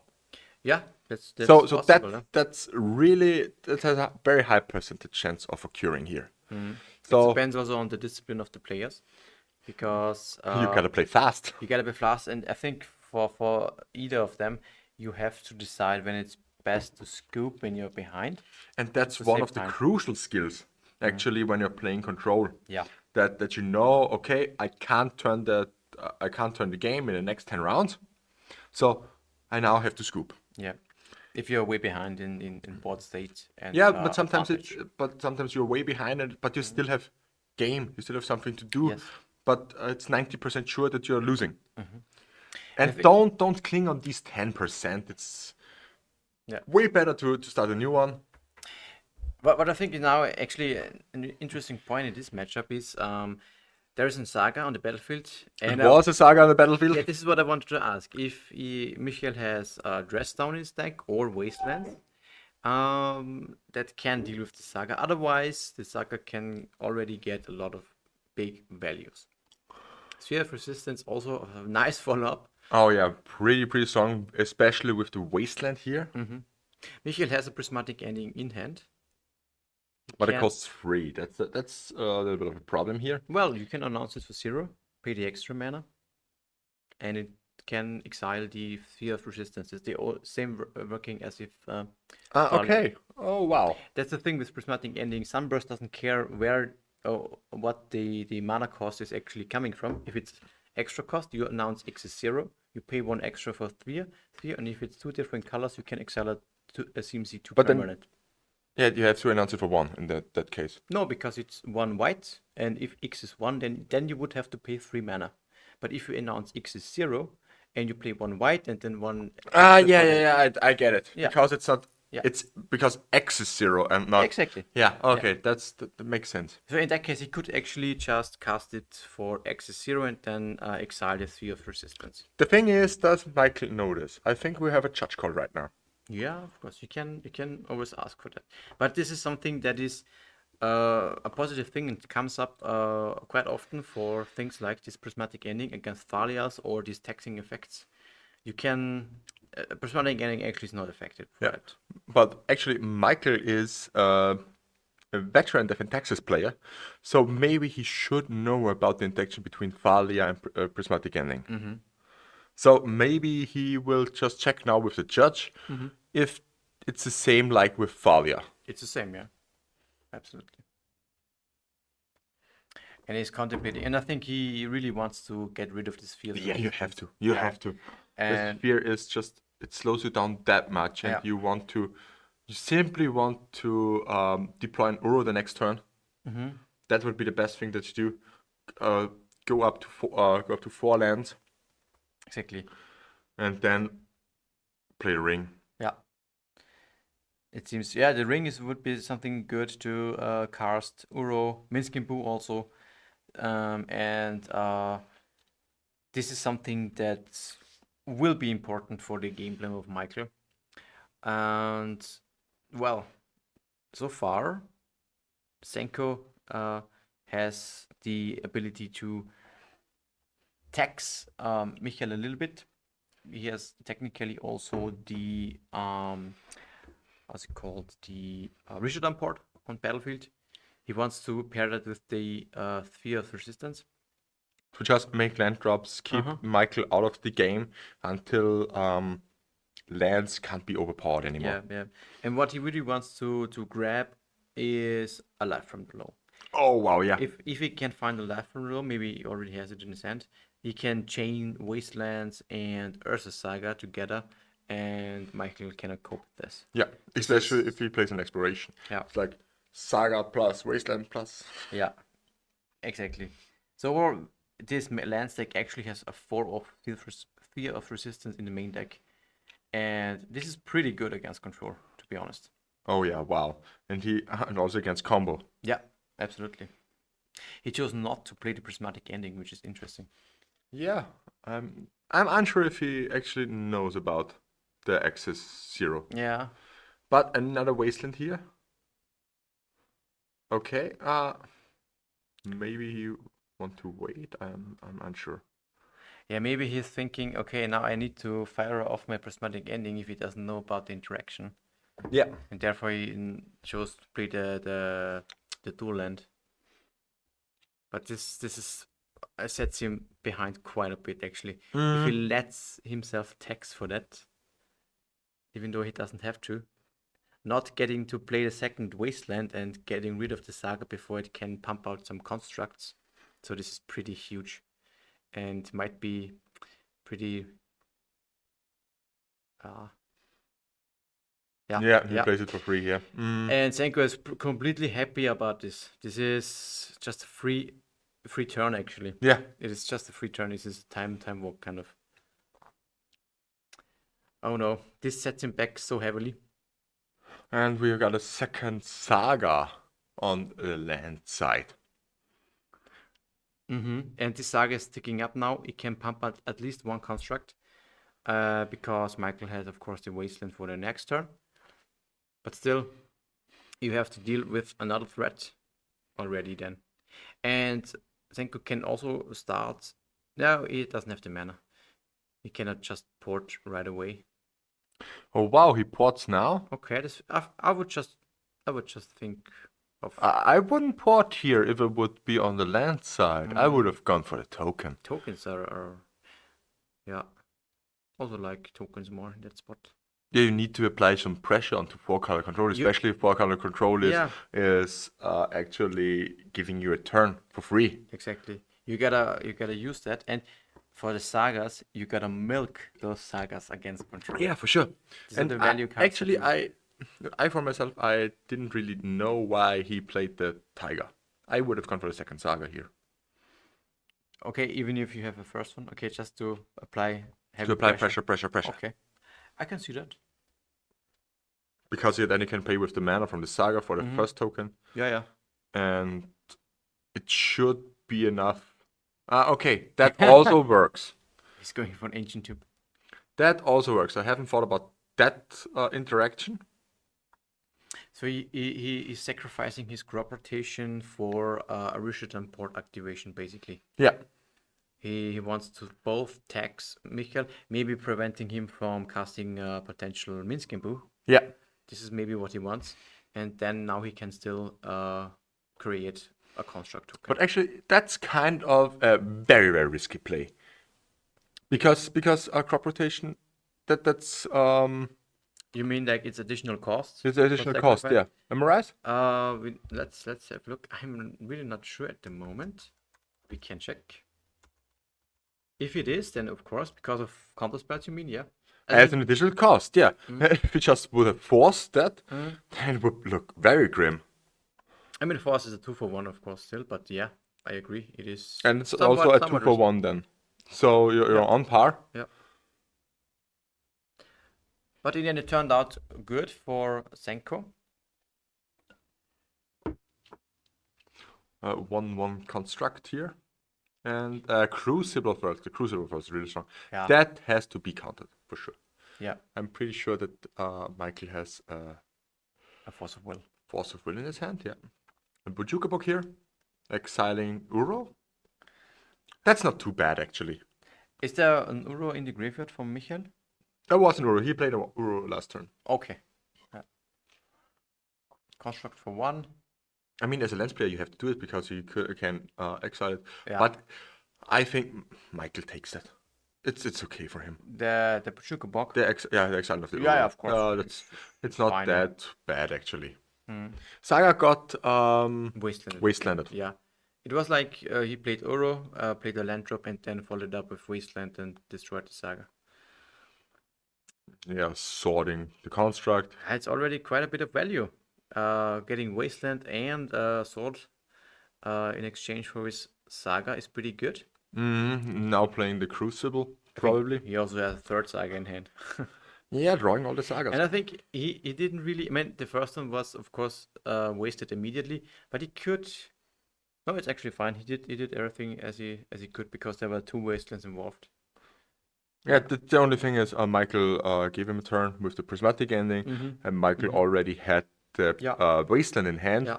So he basically threw away this sword. He threw away the sword, yeah. Basically, this is what he just gave away for free. Yeah. Because of this ending interaction. And why didn't he... Doesn't he have another blue card in hand?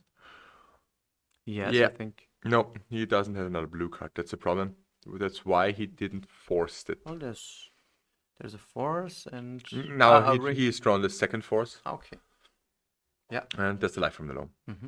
Taking back the land. It's only one, but yeah. It's at least one. Yeah. And that will get wastelanded again. This I would Crucible- play probably a Saga here. You could also start wastelanding actually. You know, I think wastelanding this Tundra might be a good thing because it prevents at least prismatic ending for one more turn on your Crucible. Yeah, that's true. Unless Michael finds another white source. So I could see maybe wastelanding the Tundra and then porting the Volcanic or something like this in the upkeep. Yeah, that makes sense. That makes certainly sense. But you could also just go for the Sagas, yeah. But I like wastelanding. Okay, wastelanding Tundra here. Volk here. Yeah, you could also do it that and then port the Tundra. Yeah.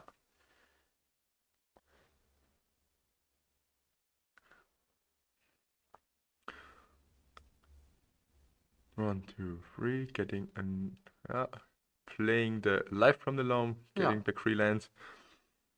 Okay. Now we can cast it. Okay. That's a strong life from the loam here. Yeah. It's pretty good for Michael that he found his life from the realm. Yeah, they found a second Tundra.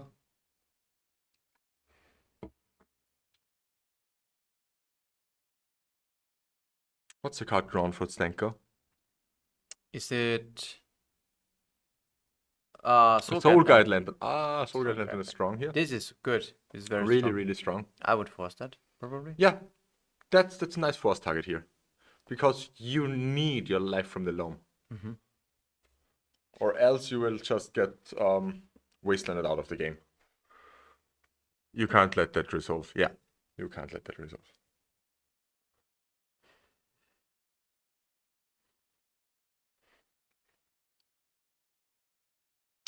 What else does are the options? There has not been a land drop.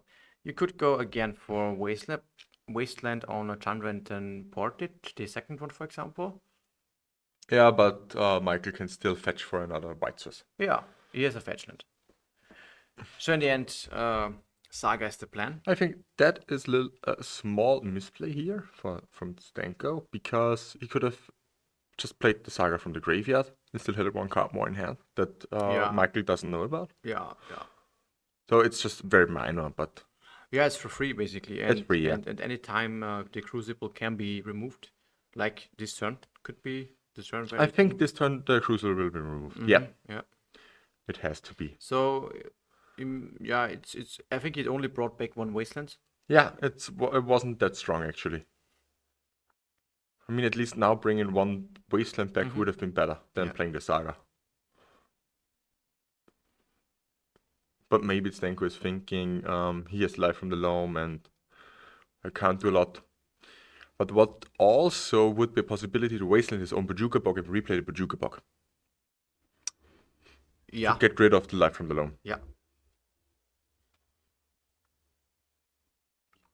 Does he have a Wasteland? These are the things that why I am not playing lands, because there's so many interactions that you should think about, and this is just hard. Yeah, but with all of that, you have to have a strategy behind in your head, and you follow the strategy.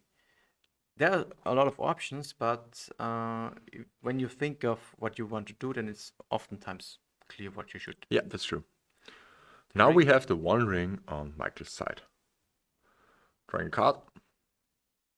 Do you want to draw right away, or do you want to wait here? Oh, I think you definitely want to draw before the saga comes off because of potential pithing needle, but other than that, we can of course wait. Does he has a pithing needle in the main deck? Yeah, We are it's still just in I one. think it's Yeah, he has a pithing needle in the main deck. yeah. So I'm pretty sure it will come now online.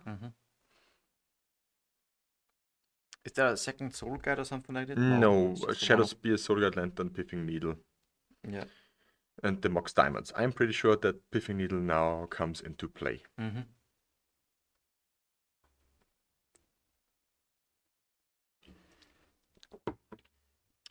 Yeah. The ring is of course good, but Michael needs something like Minsk and Poo soon. Yeah, or- Minsk and Boo would be really, really great here. Yeah. Would Can- put him so far on board, because it's pressure from his side, and he doesn't pressure in any way at the moment. There's of course this Maze of If, but he can put counters on his Boo token.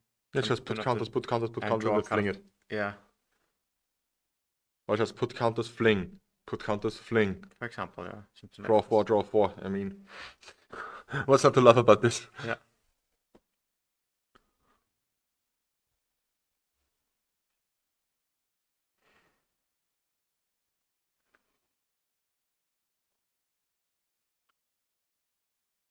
Another construct. Yeah, that was clear actually. Yeah, he's enough mana at this point. Yeah, you don't float it.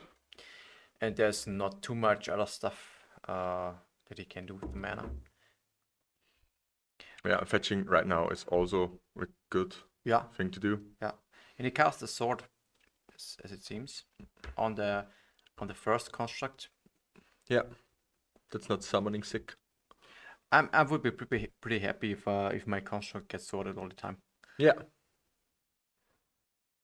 These are just if I get to play or go for the Married Large at a certain point, it's just less swords, and it's just a stupid amount of value for the saga. yeah, for sure. We got a stage here. Oh, maybe he wants to copy the saga. Can he do so? Yeah, he can do so. Copy the saga. It has the construct ability forever now. Yeah. This is very nice and strong interaction. Copying a saga on third chapter. But what does Michael need now? Well, are there any wastelands in the graveyard that he could grab with No. the Loam? No, not anymore. But wasteland would be good, of course. Unfortunately, both got exiled. I mean, he has 2 terminals in the deck. I'm pretty sure that they will be pretty handy.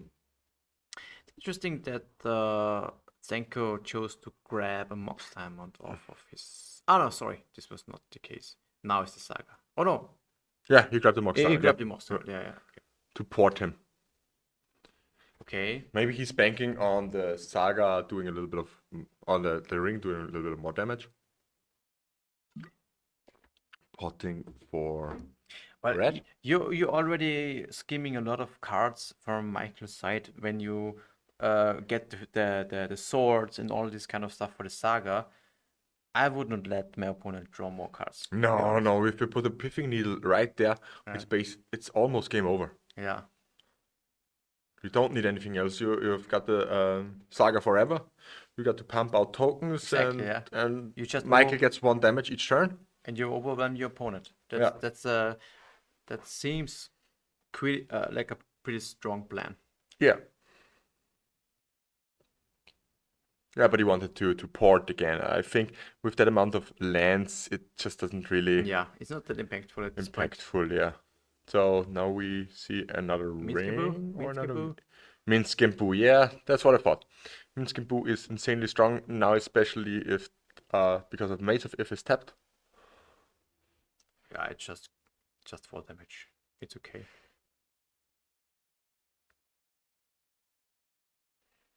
Yeah, okay, he attacks. I wasn't even sure if I would have attacked here.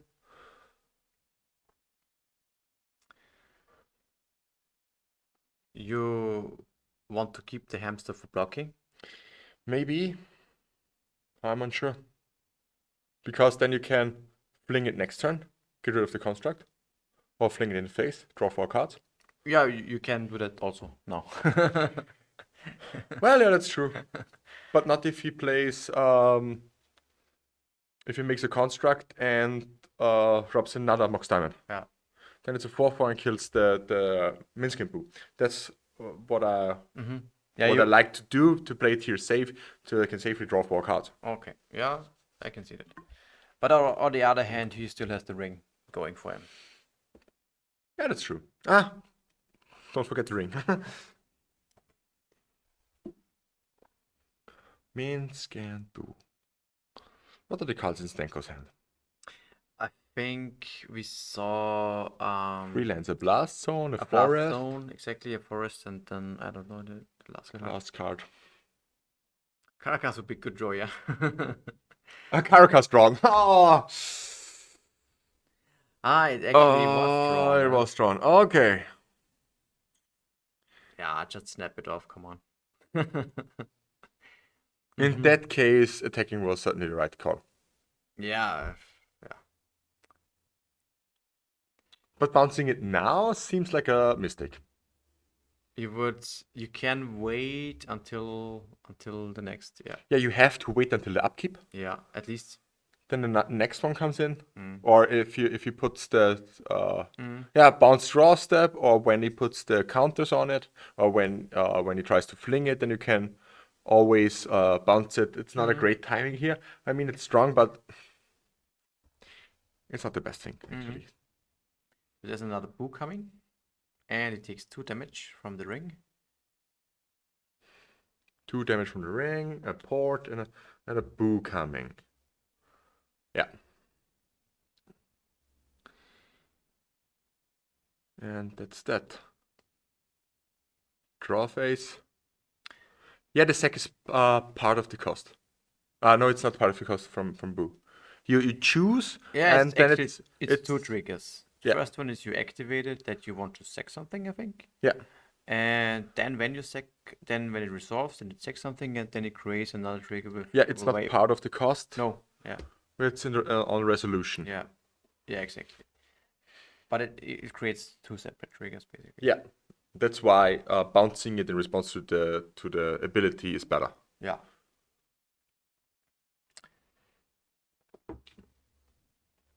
There's not an exactly.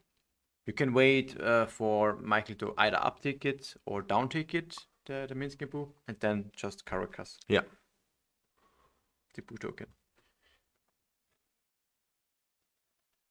I think it's will naturally draw on Dark Depths here. Now the constructs are coming. Dark Depths, and Michael actually played his 3rd sword already. Yeah, but he can still draw 3. Or 4. Gotta have to place it. Unless you don't want to die to Maridlach. Which is a possibility now.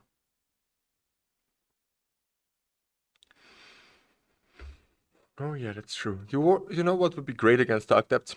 Mind Harness. Getting your own 2020, flinging it to the face.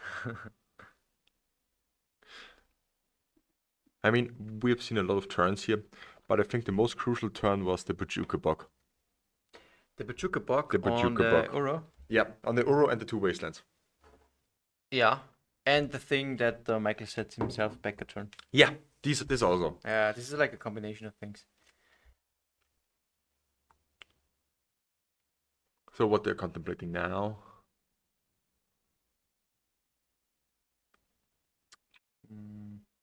Does he want to maybe- copy the stage? No. Ah, okay, porting. Porting with duck depth. Yeah, you can do that. The volcanic, that's okay. Fetching here in the upkeep. Fetching in the upkeep is pretty good. I like that. In general, In general, yeah. it depends if you, yeah, for this Mystic Sanctuary makes sense. Yeah. I like to, well, I think it's often also good to delay fetching when you don't need to. Yeah. For things like Brainstorm, when you're playing it. Oh, he wants to, okay, yeah, He gets the swords there's another sword. Okay. and drawing 4. Mhm. And maybe playing in another ring. So you still have 1 turn. Maybe I would wait for 1 more turn with playing the ring. Ah, but, yes, good Because you get question. 1 turn protection. So Yep. if Senko is making Mario Dodge, then you can play the ring. Or you can sort it. It's Yeah. The thing for Michael is, I don't think there was a need to really go for the Mystic Sanctuary right away. Yeah, that's true. He could have waited until and seeing what Schenko would do with Smart Then Dash. fetch for Sanctuary, play Brainstorm, and Yeah. sort it. Or just, I don't know, keep up the ring and then draw it off of that. Maybe, yeah. Now it's pretty obvious that he doesn't go for the Marit Large if he knows there's a sword already. Yeah, he has to go now for the construct. It's like would have been almost for free kind of. Yeah, for sure. Unless and crop rotation also pretty unlikely now. There's already two copies being played. And Pujukabog is in the graveyard, I think, already. Bujukabog is already in graveyard, yeah. Yeah. We got a Delighted Halfling. I really don't like that one in this matchup. It's not. It's just a ramp spell. a ramp mana dog. Fling the Boo token to his face. A 1/1. 1/1. Okay, and drawing a card. Drawing a card. Okay. I mean, it makes sense. It's still better than nothing. I think you will go for the ring now. Yeah. Yeah, to not get that many I damage. like it. It's okay. Yeah. And still having the sword mana open, a lot of counter spells, a prismatic ending. And I would have liked it if you would now have opened the fetch land just. It can just then fetch for Sanctuary, put back swords, and draw out the ring. And draw it, yeah. Yeah.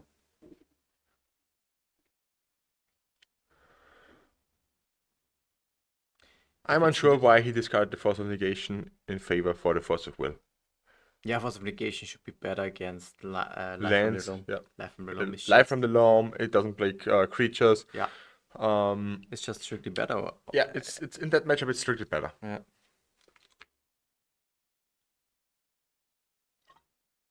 It's more like Michael is an old player, so he's more used to Force of Will. Literally old. Literally old. Well, no, I mean, there's no timeline for Magic, actually. Yeah. It's Akai Buddha made top 8 at Pro Tour Barcelona. Mhm. And he's over 50, so a lot of time for you folks out there. Okay, cupping Dark Depths right now? That seems like not a good idea, in my opinion. It depends. Maybe. But Yeah. then the stage gets countered. Then the stage gets sacked. I would just pump out tokens, and always keep the possibility of a Dark Depths up. Yeah. Michael simply can't do that much against the tokens. Yeah. Oh, he wants to port. No, it can't. But it doesn't make sense because they're just floating in mana. Yeah, he makes a construct now. I'm pretty sure that would be the right thing to do. Everything else is just not that great. Yeah, but you don't need to do a construct. Or Saga triggering. Okay. Can you put Saga into it? Or it's a Saga? I'm unsure if that really works that way. Card. This is a really weird interaction when you copy Saga. But you need to put card before. Ah, yeah.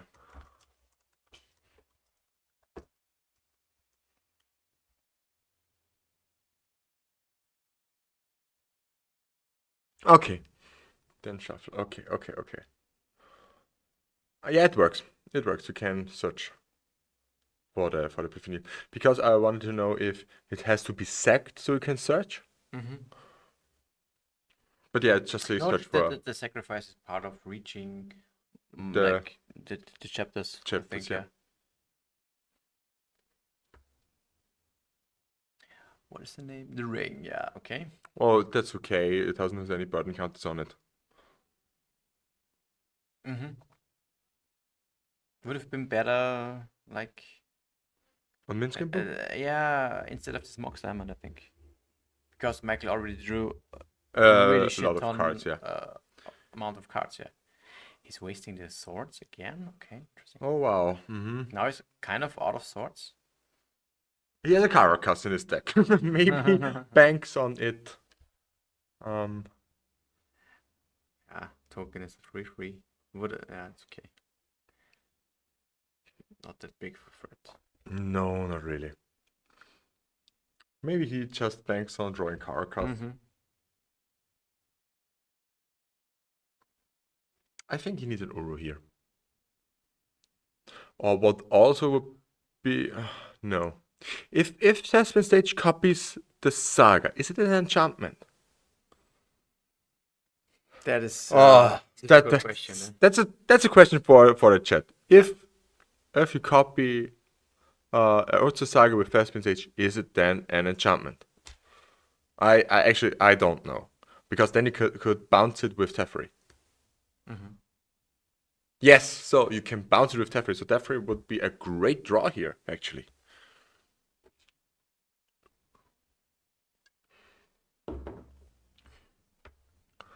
Another Boo token that gets, bounced right away in the upkeep. That's fine for Michael, I think. That's Yeah, not a nothing big really happened. deal. Yeah. Does it the ferry? There's a Teferi. Does he know? Oh, he needs to tap his mana wrong. There's no white mana being tapped from the ferry. Yeah.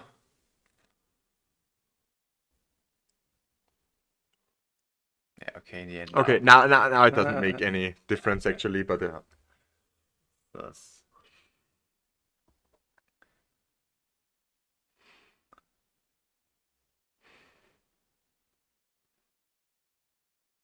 and Shuffle Ponder.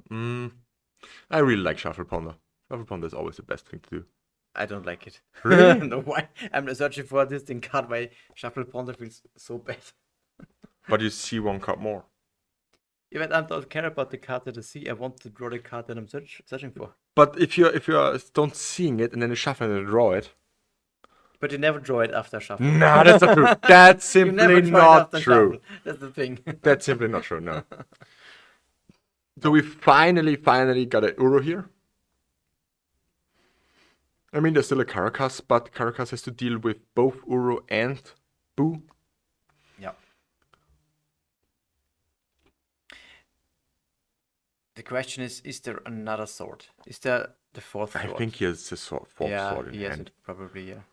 Even attacks, okay. Wow, okay. Yeah, because you can't make the Dark Depths on the end of turn. And Stenko writes it. He has an untapped Maze of Ith. Maybe it's a crop rotation hand. I think tapping Maze of Ith here would have been free. Even for 1 damage.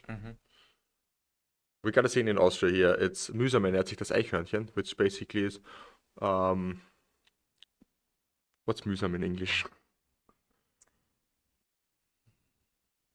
I don't know. It's hard for the squirrel to be fed, something like that. And then you say that Ardas. Okay. Yeah, definitely, but no crop rot. But you try to do it anyway. Do they forget about the Teferi? Oh, no. It's not allowed. I mean, I need to grab the judge if this happens. Oh, fuck. Oh, sometimes. I mean. Yeah.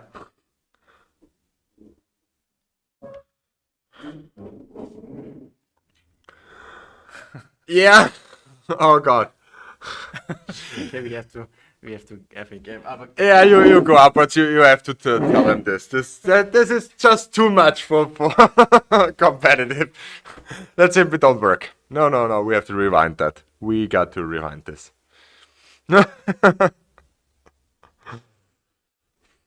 It's good that we have so many eyes on the battlefield actually, and us guys that we can intervene here, because that's something that simply can't work actually. Yeah, because the Teferi prevents the crop rotation, and Michael can't force of negation on its own turn. I mean, that doesn't work.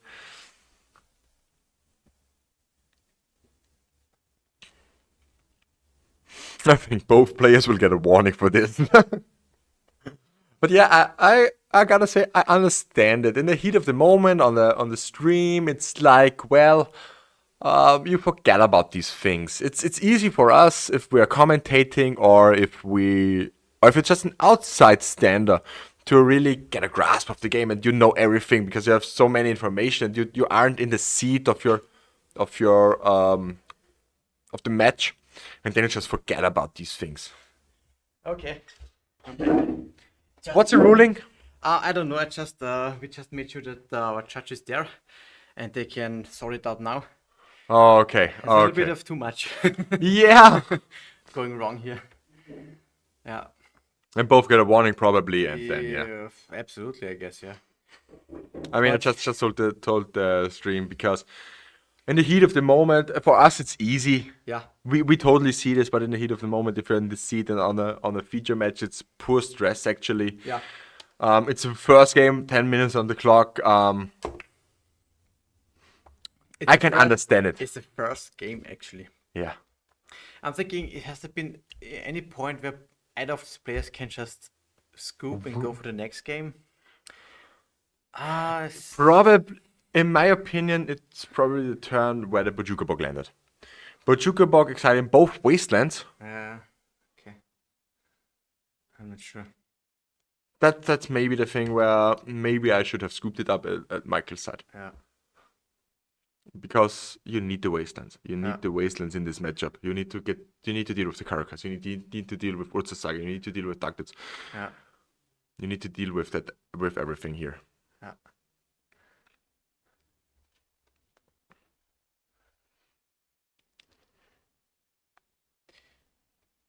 So in the end, Michael just passed, and now he wanted to play a Pithy Needle. They got forced. There's another wasteland. Wasteland on Tundra.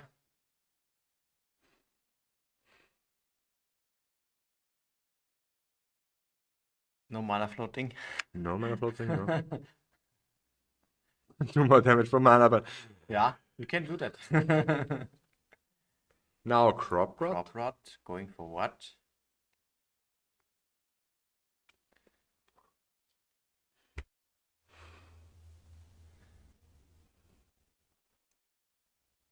I don't think so. I would not go for something like Martlatch here. He's going for Martlatch, Probably. keeping the Saga copied Thathian stage, using the new one. But what do you do then? You just have to pass? Yeah. Okay, yeah. He's not going for anything. Draw in the turn. What happened to the ring with the Saga? That named the ring, actually. The needle that named the ring. I got Force of Negation. But, okay. Okay. Because I think we saw like a piece of paper on it. Yeah, and then Teferi bounced it. Replayed it. So it was Force of bounced. Negation, It yeah. was bounced, okay. Own Caracas here, really strong. Mm-hmm. Yeah, now Marriage is not really a good option anymore. No. And with that, I mean, what is the strategy of the Lance player at this point? Turning out Just Saga tokens, okay. Saga tokens, but Michael already has a Brainstorm and no Brainstorm, but he has a Terminus in hand and enough mana to just wipe the board. The thing is, at this point, you could... I think it would be a draw. yeah, But now we have now it's interesting. We have an Uro on board and just a Caracas on Stenko's side. He has to deal with both Boo and Uro to not get too much damage. Yeah, exactly, and that's. I think I would just scoop, right? You have But can you win in 8 minutes as a lens player here? Why should you continue? It's a draw then. To drag out for 8 minutes? Maybe? Michael can easily win that. No way. Yeah, That's the thing. I also you think, have yeah. to be. You should scoop when you win stuff. Yeah, his hand is pretty stacked here. Michael drawing just so many cards. He is regaining the He can life. now just fling the Uro in his face because attacking isn't good. Bam, drawing 6 cards. Yeah, it's just. And do the same next thing and just sack the Minskin Boo. That's the thing. It's time to save some time, I think. Yeah, Stenko can now easily scoop. It's interesting. I wouldn't have thought that Michael really gets this game again. Yeah, it doesn't draw actually cards because it's not a boot hook. Okay, don't draw cards because it's the boot token. Okay, yeah. It's maybe even better because do not deck himself. I don't know how many cards they already drawn, but it seems like a lot. Yeah, they only draw a card if it's a hamster. I forgot about that. But flinging was really great here. Because now you don't... I wouldn't escape it again. I don't like that here. Yeah, with the mana, keeping Caracas open. That's okay, I guess, but... it will just get bounced.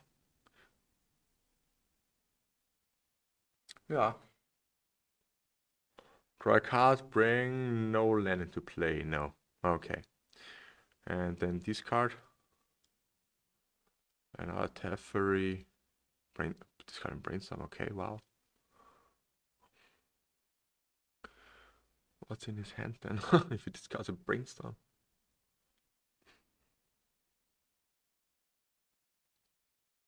So yeah, it's Stenko's turn now. He will keep open the Caracas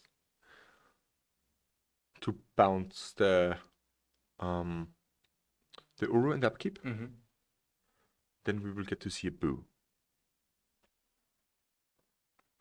Yeah, I don't think there's a big solid plan left now for lens player. 4 mana. What is happening? Okay, a Boseiju on what? On the Caracas. Ooh, that's strong. That's really strong. Floating white mana. Wait, can he actually just...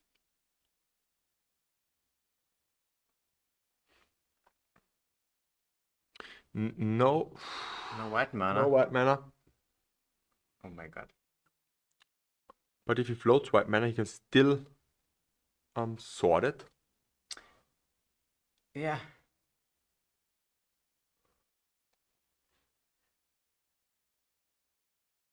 He has to do it. Actually, he has to do it in second main. Yeah. In the second main, that's true. So that if it floats mana, he can then go to the end step and create the token. But I guess Michael didn't even float the mana. Yeah, it's the problem is here. I wouldn't have escaped the Uro. I don't see a need for that the second time. Yeah. It's just, yeah. He basically that. There he threw the game away. He threw the game away. Completely thrown away. Yeah. Yeah, Absolutely. because if he just doesn't escape the Uro, he has enough mana to do anything he wants. Even if he Boseiju, you can still sort the Married Large. Yeah. And you can safely escape Uro next turn and just fling it. Exactly. And I think they even decided not to play another match. Yeah. It's because 1-0. It's 4 minutes in time. It's not really feasible to do another match of this kind. Yeah, unfortunately, there were some mistakes made in this game that cost Michael certainly the game. Absolutely. Yeah, that was game 1. That was game 1. That was game 1 with 4 minutes on the clock. They aren't starting another game. I think it's 2-0 for Stenko here. Yeah. Yeah, unfortunately for our guy from the local community, that's pretty hard actually. Absolutely. But I think still this matchup is very interesting. It has a lot of different. It was a real back and forth. Like I said, Michael has had the tools to turn the game, but probably it would have been right to scoop right away when both wastelands got exiled. Yeah, exactly. That's the thing. So there's a lot of things to learn for that. I think this is definitely an instructive game. And Oh match. yeah, I'm pretty sure Michael will watch it at home. Yeah. So we are putting all of our streams for all of our weekend onto our YouTube. It's Austrian Legacy League. So you can find at the end of next week probably all of our streams. Plus the deck lists, of course, also. Yeah, the deck lists are on our Moxfield account. It's moxfield.com/user/Austrian_legacy, where you can find all of the deck lists that we already have digitalized. So that also takes a little bit of time, but we are wanting to do is put also everything on MTG Top 8. So Yeah. We'll be there soon, of course, after the event. and we also want to have a metagame breakdown, but that's a lot of work, and now we're concentrating on streaming. So stay tuned for this. We will for sure give you a lot of information. Exactly. And now it's just actually not much time left for this round. We will take a We will break. take a short break, exactly, and then in a couple of more minutes we will I will turn into Peter. we will turn into Peter, and then we will be back for the fourth round of this Austrian Legacy Masters Legacy Classic Day 3 Sunday event. So stay tuned for that and see you in a couple of minutes.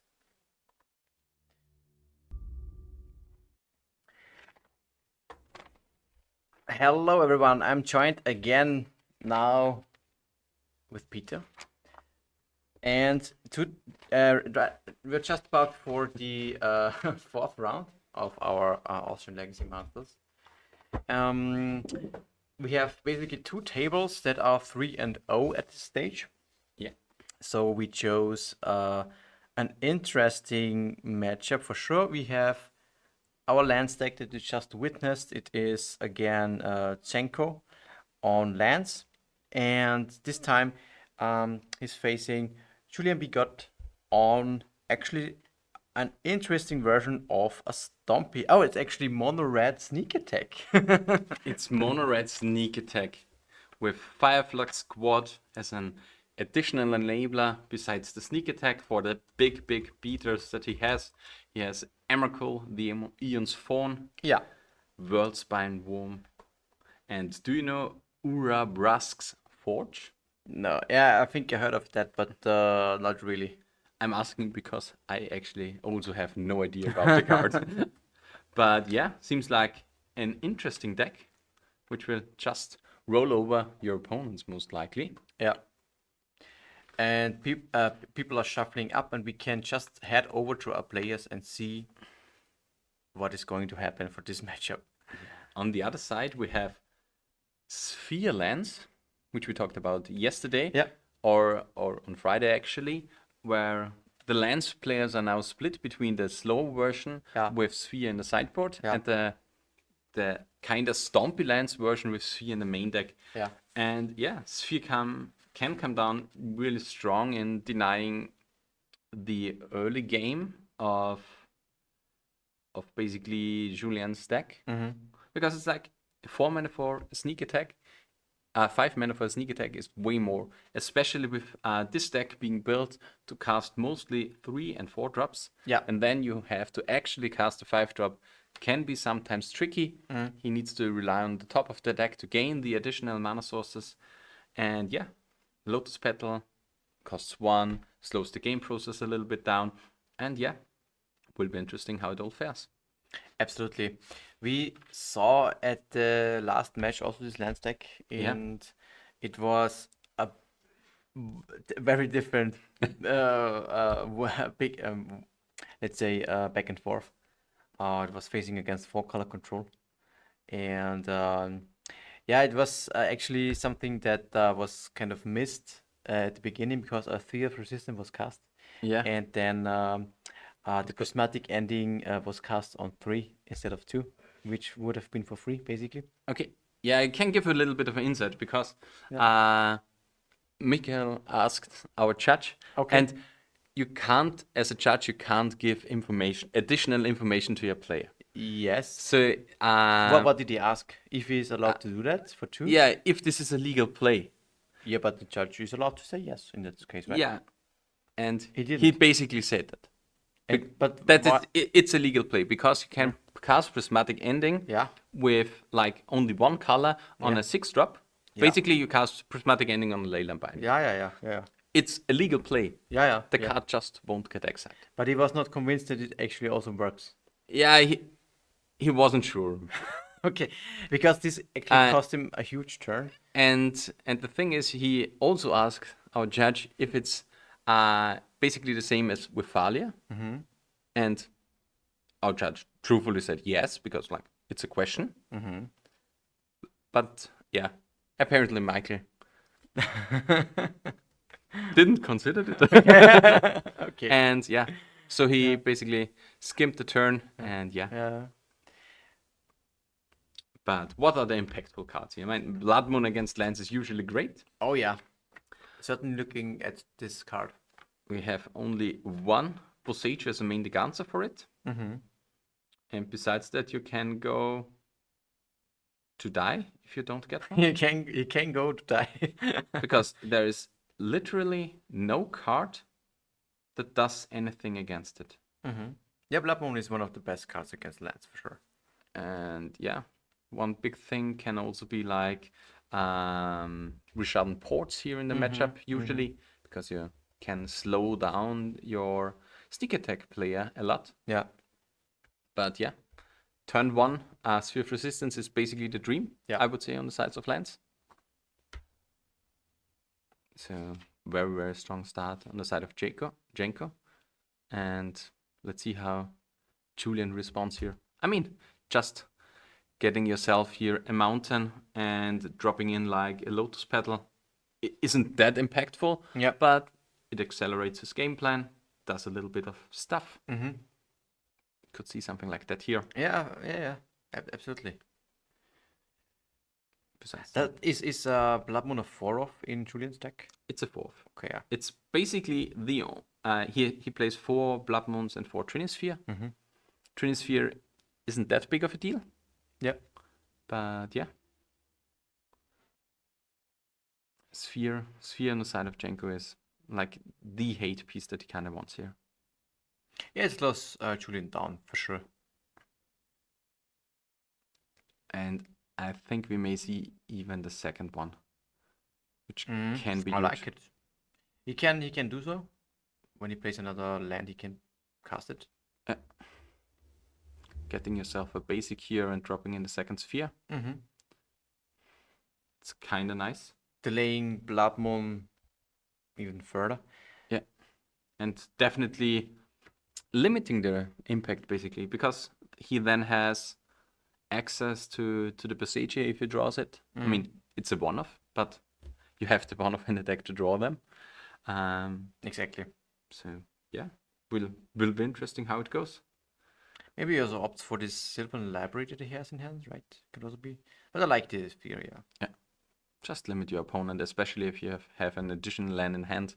Because, I mean, you delay yourself, and the library, even though it's impactful because of drawing additional cards, Yep.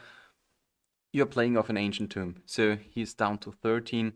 So it's an impactful card as it fixes its draw step. Exactly, yeah. But it isn't actually that big of a card advantage engine here. It's just, yeah, maybe finds himself something like a crop rotation or the Fastpen stage and Dark Depths combo. Yeah, I agree. So, will be really interesting how it fares. Julian also has the, what's it called? The Caves of Chaos Adventure in hand. Yeah, A pretty big hitter. but it seems like he has no land in hand. Oh, this is very this is really punishing in the face of 2 Fear of Resistance on the battlefield. Yeah, it's basically for game 1 the dream start here. And the question is now we see here the crop rotation on the side of Django. Does he go for another combo piece at the end of the turn? Because like you can't really sacrifice yourself the Ancient Tomb. Okay, double crop rotation. I mean, I would personally like if he does something like a crop rotation for Yamimaya here, because it gives him access to non-lifeless mana. It's Even if also a it's- part of the combo, Yeah. because you can combo with 3 mana now, or only 3 lands in play. Jenko also doesn't have another land, as it seems. Yeah. Both players pretty slim on lands. Do we see a crop rotation here? Yeah. Okay. Yeah, you have to sacrifice a land in addition to it being cast. And is this a Rishidan port, right? No, it is an Ancient Tomb? It's Ah, a City of Traders. It's actually a city. It's the MTGO artwork of City of Traders. It's our proxy. It's our proxy, actually. We have some nice proxies to give for this tournament that people can play every reserved list card over 50 euros. And we have made our own proxies for that. Yeah. And I actually got it right with the Yamimaya, but which one is the second card to be sacrificed? Okay, he has to wait a turn because like Sphere of Resistance. Second card? Which second card you mean? Because there's an additional crop rotation in hand. Yeah, you had one floating from the Ancient Tomb. Oh no, actually it was in his play 3 mana. Yeah. Oh. Yeah, so it was not a spot. Okay, taking another 2.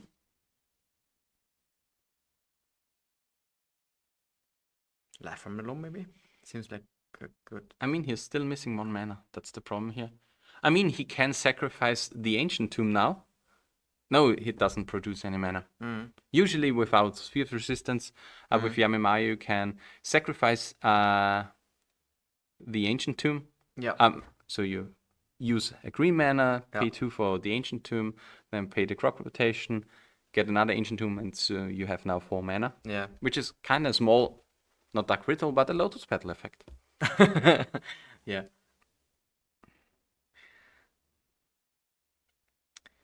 Lands player out of lands. What Yeah. can you say about that? It's, yeah, kind of unfortunate here. Because, like, an additional land, he may even go for the next Sphere of Resistance. Because it would be really strong in this point. But it's, yeah, Do you know why? Because the City of Traitors means he has to sacrifice the City of Traitors on the next land. Which means Julien is only able to play 1 spell. Then he loses another land. I think we go to the... discard already? I mean, we hoped for a little bit of a fast action here and not go for the draw go. It's a standoff control mirror, come on. No, they don't make land drops. Ah, yeah. It's the classical screw mirror. it's land drop go. Yeah. Yes. Trinisphere doesn't do anything here. Yeah. Everything costs 3 already. Yeah. That's true. Okay, taking 2 down to 11. Senko building his own Trinisphere. Yeah.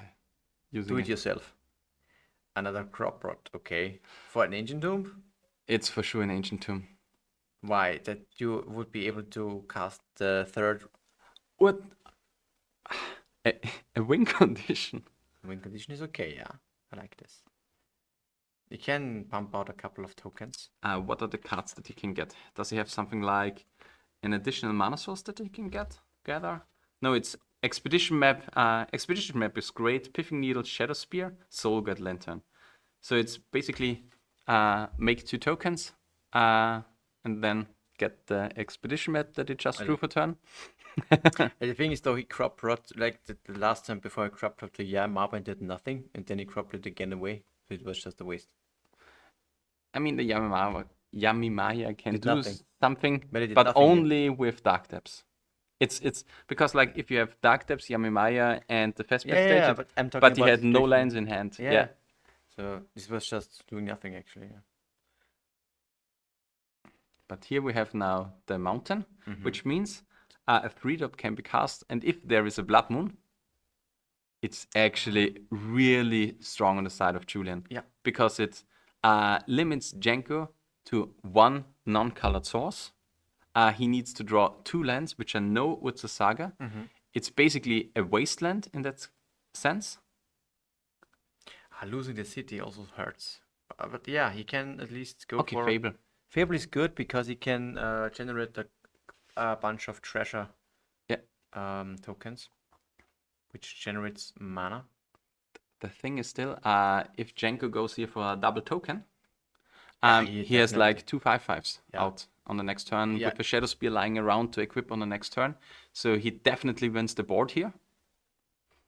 So Julian has to get something like his Sneak Attack out. And Sneak Attack is far away. Something like Fury would also be capable of clearing like a board of small constructs. Yeah. But yeah, those are 5/5s Yeah. out of reach of the Fury. So take 2, go down to 9, create the token in the upkeep.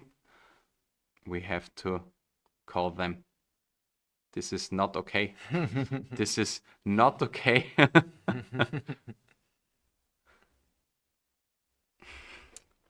Another token.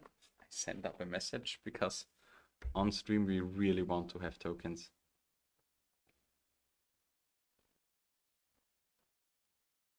But he did use another. He did produce another construct, right? Yeah.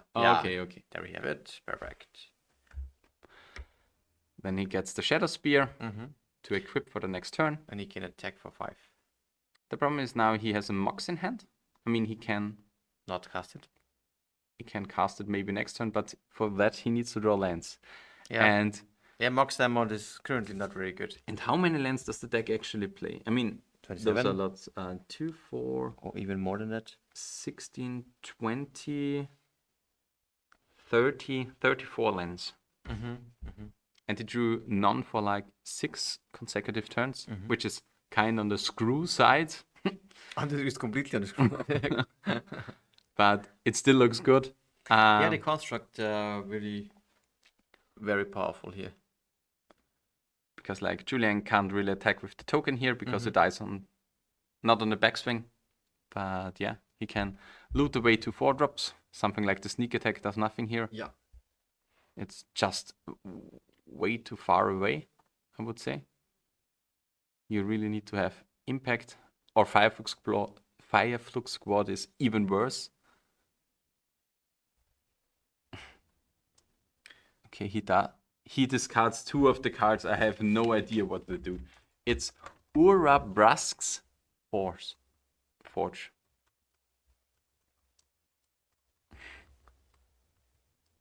Yeah. So Another fact, at the beginning of combat you turn, put an oil counter on it, then create an X1 Pyromancer with trample and haste according to the okay. number of oil counters. Okay. This is good with Fireflux Squad. If you want to Google that one, Fireflux Squad basically exchanges your attacking creatures for the top creature of your deck. So it's like a really blowout, a kind of Yeah, because flashy plays. you can exchange like the token Yeah. for an Emrakul or something like that. I mean, for Emrakul we have to mention that you don't get the attacking trigger if it gets in with Fireflux. Yeah, if it comes into play attacking. Why wasn't the token blocked? Maybe he wanted to play around the Fury. Julian potentially is Okay. able to pitch Fury. And I think it's okay because you just want to go to town with these construct tokens. I think it's actually fine. And the Fury would Because- actually be good if it's Yeah. away because of the interaction with. Okay, this is 2 turns away with the Fable. Yeah. Because like Fable can copy the Yeah. the Fury. I think it's actually a good play to not block, because you can now equip it with Shadow Spear and still gain a lot of life back. You don't care about these 2 life points, I think. I mean, you can block and kill the token. That's a consideration, of course. But you just want to close this game, right? Keep the constructs. Then now you can attack for 11. Yeah. And I don't think that Julian, even if it draws an Ancient Tomb on our city, can actually do anything, right? I mean, he has then 5, 6, 7 mana. He can then deploy a 5-drop. Okay. But Okay. okay, just to not attack with the second one. I don't like it because Because now the block is not lethal for the next turn.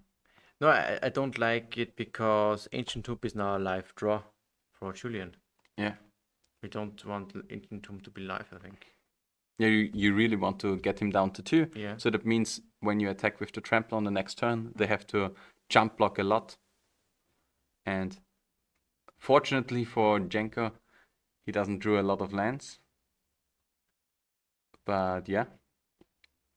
Was definitely on the Stompy side. But not from the Stompy, but from the land stack. But this is exactly the strength, actually, of this land version. Because of the spheres. Yeah, because like if it wouldn't be for the spheres, it would have been a rollover from Julian's side. Yeah, I think he would have been able to cast a lot of things sooner. Yeah. And I mean, Julian was still a little bit on the low land side of things. Yeah. But yeah. I mean, spheres are definitely strong. he only drew 3 or 4 lands the whole game, yeah. but he would have been able to turn 2 or so. The Fable of the Mirror Breaker to help him with the land situation, but this one lasted like for turn 7 or 8. Yeah. Because you need now 5 mana to cast a card. Exactly. And then he got rid of the City of Traitor because he had to wait for the 5th land source. Yeah. And that's actually a reason I thought about like not playing the city even though you have it. Yeah. Because it's like so essential on this board state that you have like a soul land, and especially city is great because it doesn't cost you any life. Agreed. But what are sideboard cards here? Because like you have Blightsteel Colossus on the side of Julian. You have a Cast into the Fire, which actually seems okay on the board state. I don't think you want the Chandra, Torch of Defiance. Court of Iris, the red one?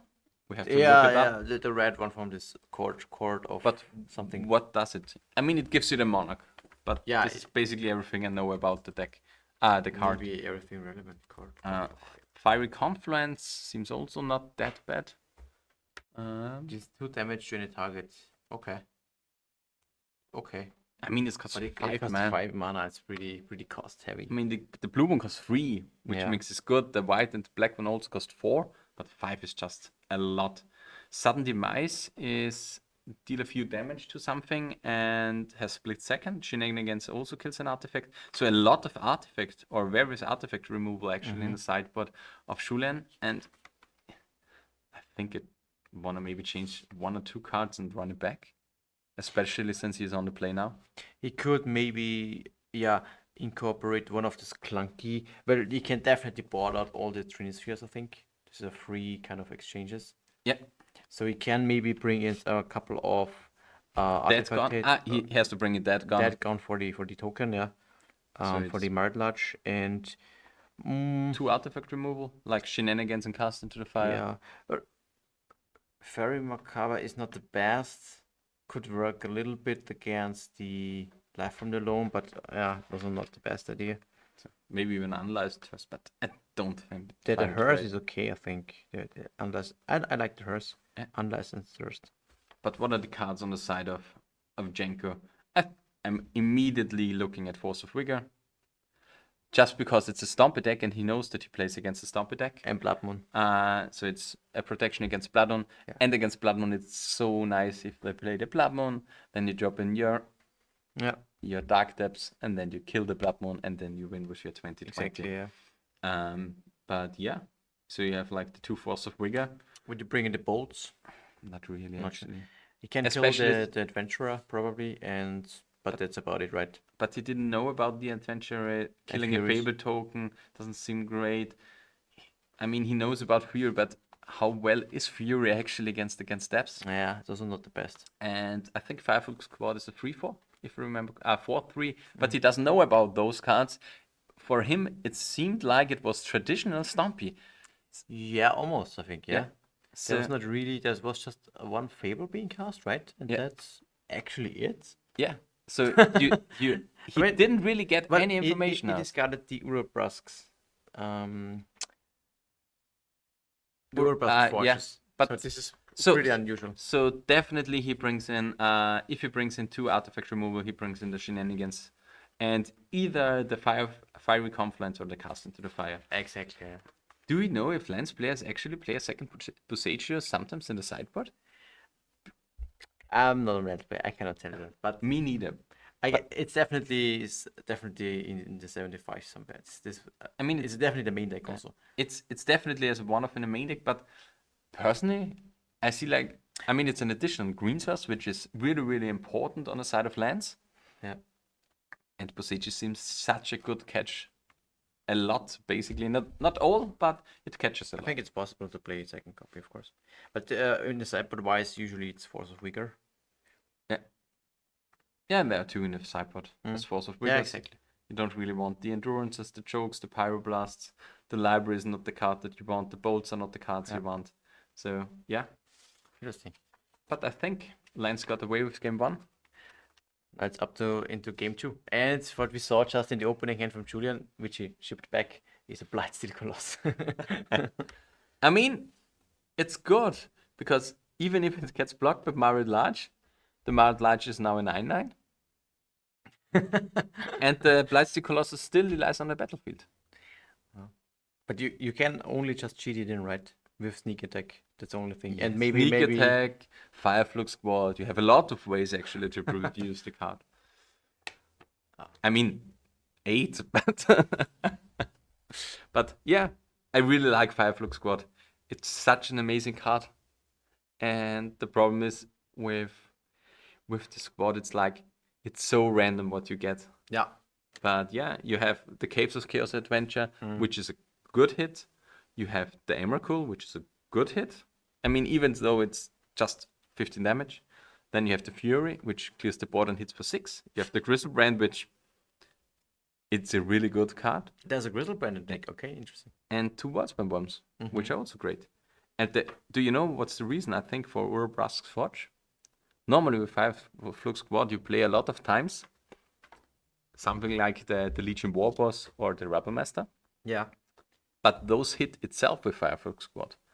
The Urubrask's Forge is an artifact and don't get hit. So he really has only big hitters. He can hit an additional Fireflux Squad.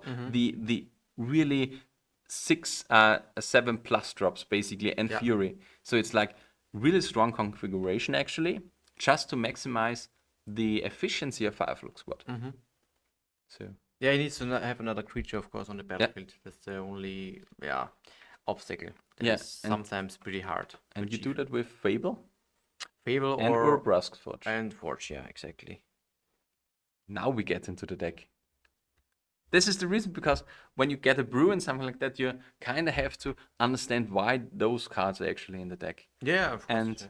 And Fable especially is a really strong card on its own. We've seen it in Modern, we've seen it in Legacy. It was a game changer for Painter. But yeah, Urubrask's Forge is, I believe, a really new one. Yeah. Because oil counters were in the set like half a Phyrexian? year ago. Phyrexian, I think, right? Phyrexian, yeah. Was it this Phyrexian set? Where the Spell Dancer was also printed. But one thing I'm unsure are actually the fetch lands on the side of Julian. Is there just for grabbing basics? It's Just for mountains. okay. Yeah, usually it's not that Common. Yeah, this thinning thing is not really A thing. a thing. Yeah, it's not happening like from a mathematic point of view. And the thing is, especially with City of Traders, sometimes you don't fetch your land, so you have to basically fetch every turn because you can't wait for your land draw. And Yeah. seems a little bit clunky. Also, you have Ancient Tomb. Yeah, sometimes life points can Meta.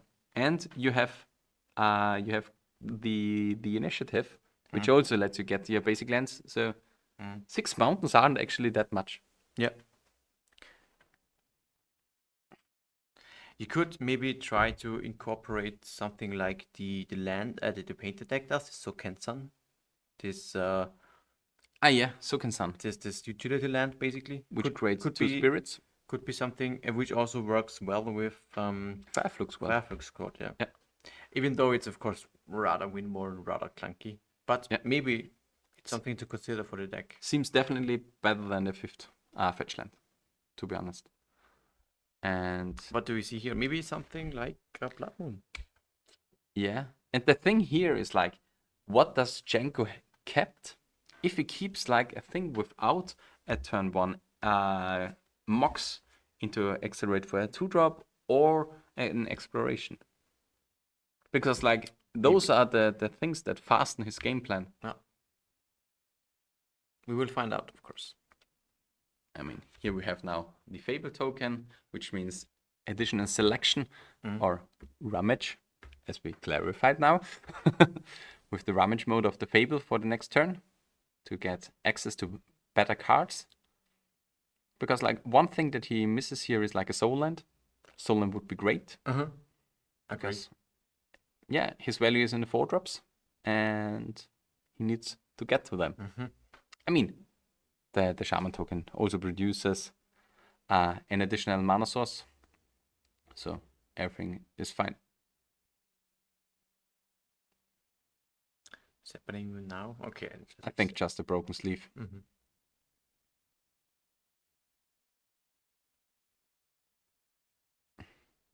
Do you know why they do this? I'm sorry? Why they break the sleeves? No, and why do? Because then you ensure your opponent that you don't use the sleeve again for another match. Yes, of course. It's just a thing of fair play, because it can ensure the other player that we are on fair grounds. I've recognized that the sleeve is broken. Ah, yeah, okay. I can't use the sleeve anymore. Just a small thing, but the actually matters. I would also use this for cards, maybe. You got me with Blood Moon. I'm gonna destroy it. So you can't just use it anymore. That's the reason why there are 4 broken Sphere of Resistance that's out. But I kind of have to say, it seems like a way too slow game plan on the side of Janko here. Yeah, we'll see. Maybe if he has some really impactful cards in his hand, things can come into his favor, but we'll see. Maybe he has like double crop rotation or something like that. Because I don't think the Saga will be too strong here. Yeah. An Ancient Tomb for Julian is a good hit and draw. So he can now jam it, even a 5-drop if he wants to. Maybe the squad happens. Squad, yeah. Unfortunately, not being able to trigger it just yet. If he would go for that, the squad would be a 4-mana creature. He could already have casted. A squad is a 4-mana creature, yeah. I always think about it as 5-drop. I don't know why. Because it seems like so impactful when it does stuff. Yeah. The card is like so mediocre on an empty board, but when you have another creature that attacks, it's like insane. Agreed. And there's no follow-up from Julian so far? Okay, no, they just Writing down. Okay, it was in the middle of combat. Now we see what... oh, there's a Blood Moon. I would just jam it. Come on. It at least deals with the Saga. The thing is, if he jams it, Janko has a huge window, in my opinion. You with Force of Negation, Force of Vigor, you mean? Yeah. Potentially. Does he have it in his hand? He has a crop rotation in his hand. But no Force of Vigor. That I don't know of. Okay. But yeah, if he had even double crop rotation, he could even go Crop Rot for a basic forest, Crop Rot the second land away for a Dark Depths, and then Boseiju on the next turn. I mean, those are like, if he has one of those 3 cards, because there are 2 Force of Vigor and the Boseiju in the deck. But for some reason he kept the hand, and I believe because he has like... For some reason, yeah. I mean, we have to like theorize why he kept the hand, because like against the Stompy variant, this hand seems way too slow. So there must be something up in the player's sleeve so that he kept the hand. But apparently not. So far, let's see. In the meantime, another Fable was played by Julian. He chose not to deploy the Blood Moon yet. And I actually like the play. You would like it? I Yeah. would play the Blood Moon, I think.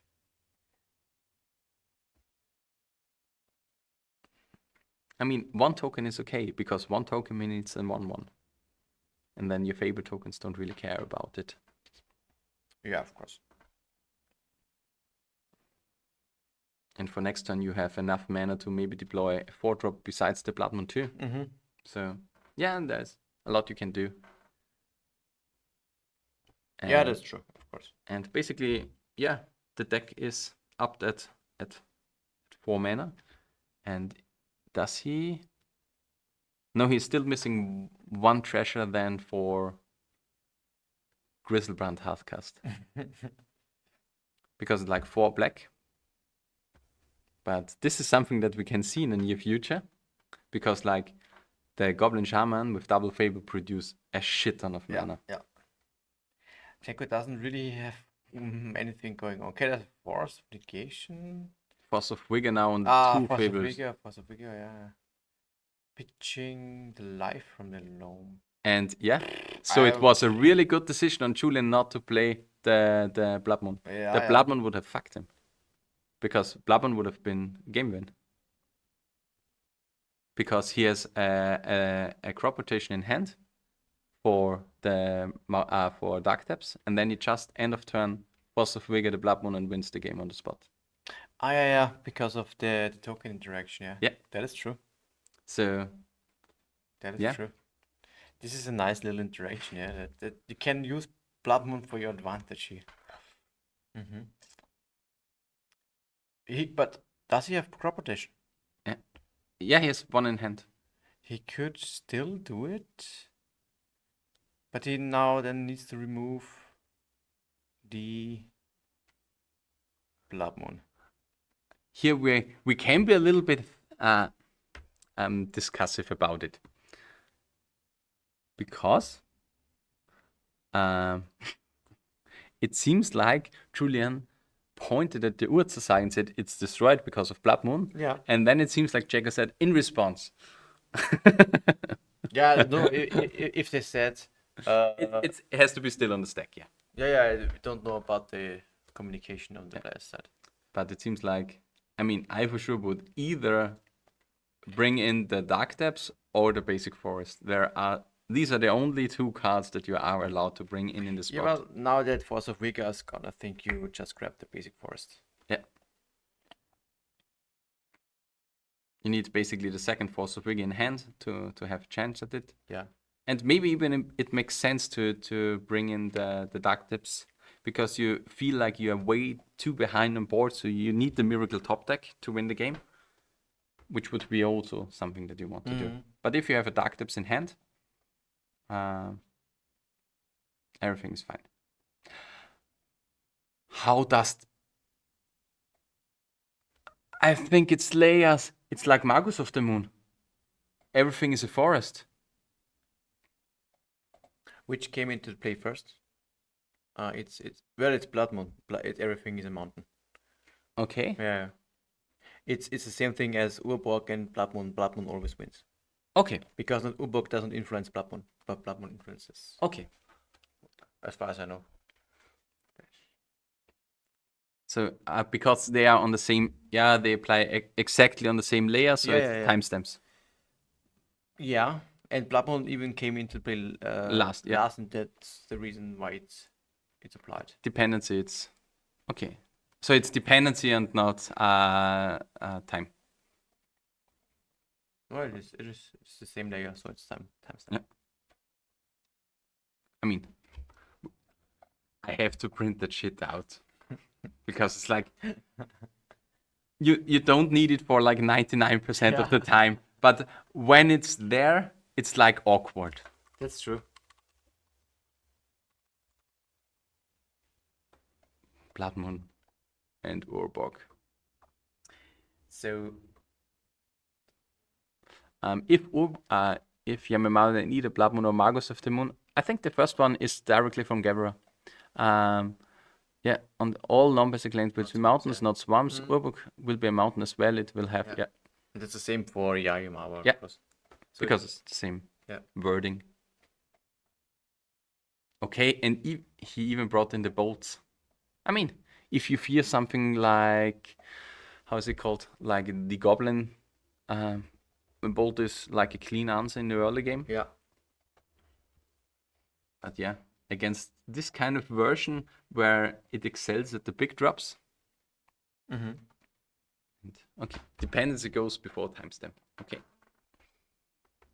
Because like only the land is dependent on the because the Blood Moon only uses the lands and doesn't get influenced by the Yamimaya. Yeah, the or thing to Urborg. remember is just the Blood Moon always wins. Yeah.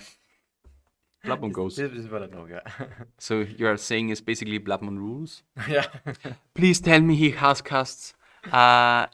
And I the only thing I want to see is a hard cut Grizzlebrand here.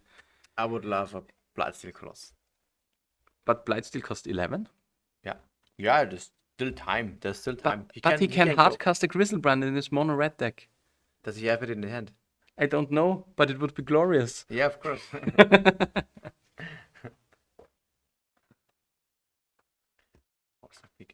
It's in they get destroyed, yeah.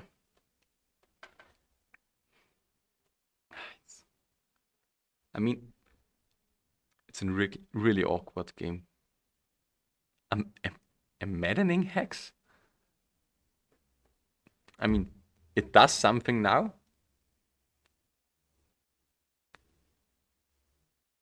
But he has to enchant his opponent. And yeah, we go to the break. No, we just... No, it's actually a 1-1 and we have a third game. Yeah, because Julian lost. My brain is dead. Even though I had a break before. Yeah, really. Yeah, I mean, who do you say is favorite in this matchup? Well, It seems like Mono Red, actually. yeah, absolutely, because it's the Blood Moon, if it stays on the battlefield, is just game over. Yeah. And the Force of Vigor is just a 2-off in the set. Yeah. So statistically speaking, it's in the favor of Julian, I would say. And I don't know, this last deck, yeah, it can be quite fast, but I don't think it's consistent in being able to deploy a fast Morid Large or something like that. But this crop rotation into Dark Depths thing is definitely a thing that Senko should keep in mind when it pops up. I actually would maybe even bought out Blood Moon because of this. Blood Moon? No. Because you No. get everything out there. No. Never. Because if you see... I'm gonna agree with everything, but not with this. Let's make me my point. Yeah, okay. Because like every single thing you can deploy is either good on the attack and does something, or has some good payoff. Because like if you see like the Fable token, you still have some payoff. The Firefruit Sword, you still have some payoff. The Emerald Trigger, you still got the whole board of them. So you have a lot of creatures that even though they get removed from the combat for something like a Maze of it, as you saw, you still get your thing. And one of the things that Jenko can do to win him the game is like sneaking in the Dark Depths under the Blood Moon and then win the game. Yeah, but you need to both have crop rotation for Dark Depths, Or just naturally drop it, Yeah, because it's a 4. but you need 2 cards against 1 card from the opponent. It's not in your favor. But never. What is the typically That one is land? the best card against lands. You never cut it. I'm a crazy head. Yeah, I think you're overthinking it a little bit, to be honest. I mean, I think I just don't want to give my opponent like additional sources or resources because like removing everything makes basically the force effect like as an instant win. So yeah, maybe I'm overthinking it or thinking in a bad I way. think this is just a matter of statistics. Yeah. To be honest here. But of course, it would be amazing to see something like this happening. Of course. Yeah. Then now for the third game, Tenko can start, Yeah. and let's see what he can do. And It seems he has a Mox Diamond in hand. Is a good acceleration. yeah, he needs as he had in game 1 the turn 1 sphere. Yeah. The turn 1 sphere seems so great, and Yeah, Sphere is really strong against its mono red deck. There's so many heavy costed threats and cards and payoffs, and Sphere really buys him a lot of And time. if you see the deck list of Julien, he only plays 19 lands and 4 Lotus Petals, which is incredibly low for mono red. It's really incredibly low. How much does Stompy play usually? I believe Stompy plays 16 lands, 4 of the modular double face cards, Okay. 4 Chromox, and 4 Siemens Spirit Guide. I believe they play 28 mana sources. Yeah, okay. So 19, especially with him always wanting to have 3 mana. 4 mana actually. Yeah. Most of the time But 4 mana. Before 3 mana, nothing is happening, and then at 3 mana, you can cast actually something, right? Yeah, you have like 3 mana for Fable Blood Moon. Yeah. Or Thrinosphere or the Urabrasks, but also a lot of 4 drops like the Caves and the Sneak Attack. Yeah. And the Fireflux Squad. Yeah. So this is the example of playing like a 14 land 4 color control deck, but with mono red Stompy. It's the embodiment of greed actually. Yeah, with this amount of 4 and 5 drops, it's also pretty iffy. Yeah. Maybe he would like to have Chromox. He doesn't have it, right? He doesn't have it. If this deck would play Chromox, I would be totally fine with it. Yeah. Because he's playing Lotus Petal instead of the Chromox, but Lotus Petal is like a one-off. It's like a treasure token. I mean, it's the original treasure It's a token. one-shot, you mean? Yeah. Yeah. This is like a Siemens Spirit Guide. But you can't play Siemens Spirit Guide because they are bad hits of Fireflux Squad. So Lotus Petal and Chromox would actually be the right work, play. yeah. Siemens Spirit Guide, of course, doesn't really work, yeah. But this Saga, I like this. Saga is able to pump out probably 2 constructs. Yeah, should be 2 constructs. And what is the great thing that you want to drop in here? I think it's just an expedition map or something like that to recur another Saga. Expedition map can Or get the basic Pachuca Poke. or Pachuca Book doesn't do anything here. Yeah, just to play ahead of potential Blood Moon. I think Blood Moon is the best card, the card that I would feel the most when I'm on left. You mean not Pachuca Book, Poseidon? Poseidon. Sorry. Yeah, Poseidon. Yeah. Yeah, expedition map is definitely the right thing here Either that or just Shadow Spear and going for for the board win. yeah. Because these 2 constructs already are 4/4s. Yeah. It's pretty good start. Something here would be like good, like Fiery Confluence on the side of Julian, which I'm sure he bought it in. Against the construct, Conference is quite good, yeah. Because it's basically a board clear. It eliminates the Mox and both construct tokens. And could be played off a Soulin on the next turn. Okay. Another Mox. Maybe Shadow Spear is not in the deck anymore. Could be 2. Because it's like... I mean, if you expect like a lot of creatures, it makes sense. Because against Goblin tokens, it's like really big. But... A Mox being in play. Okay. a trigger on this deck. And then it goes away. Because it doesn't have a land to discard. Okay. There's no other target in the deck. It's late. He played 3 days of Magic already. And Yeah, maybe he brought it out both the Shadow Spear and the Expedition map. he doesn't have to find anything here. I mean, Mox is then a bad card. Yeah, I think for that it's okay if you want to have it out of the deck. But I wouldn't board out Expedition Map Yeah. anytime soon. yeah, Especially, one of the better solutions against a potential Blood Moon also. Yeah. You can anytime find yourself a basic. or an Ancient Tomb if you want to cast something under your spheres. Yeah, Yeah. well, Yeah. yeah, exactly, yeah. For example. So we have no idea. And does he get Emerald? Please tell me he Sneak gets attack. Emerald. There's a sneak attack. Wordspan It's game over. It's a 15/15 trampling Yeah, haste thing, and when it dies, you get 3/5/5 trample tokens. So it's basically game over here. This is not a legendary, right? No, it's not a legendary. So Caracas is not really And out. he doesn't. He plays one Caracas, yeah. Sorry.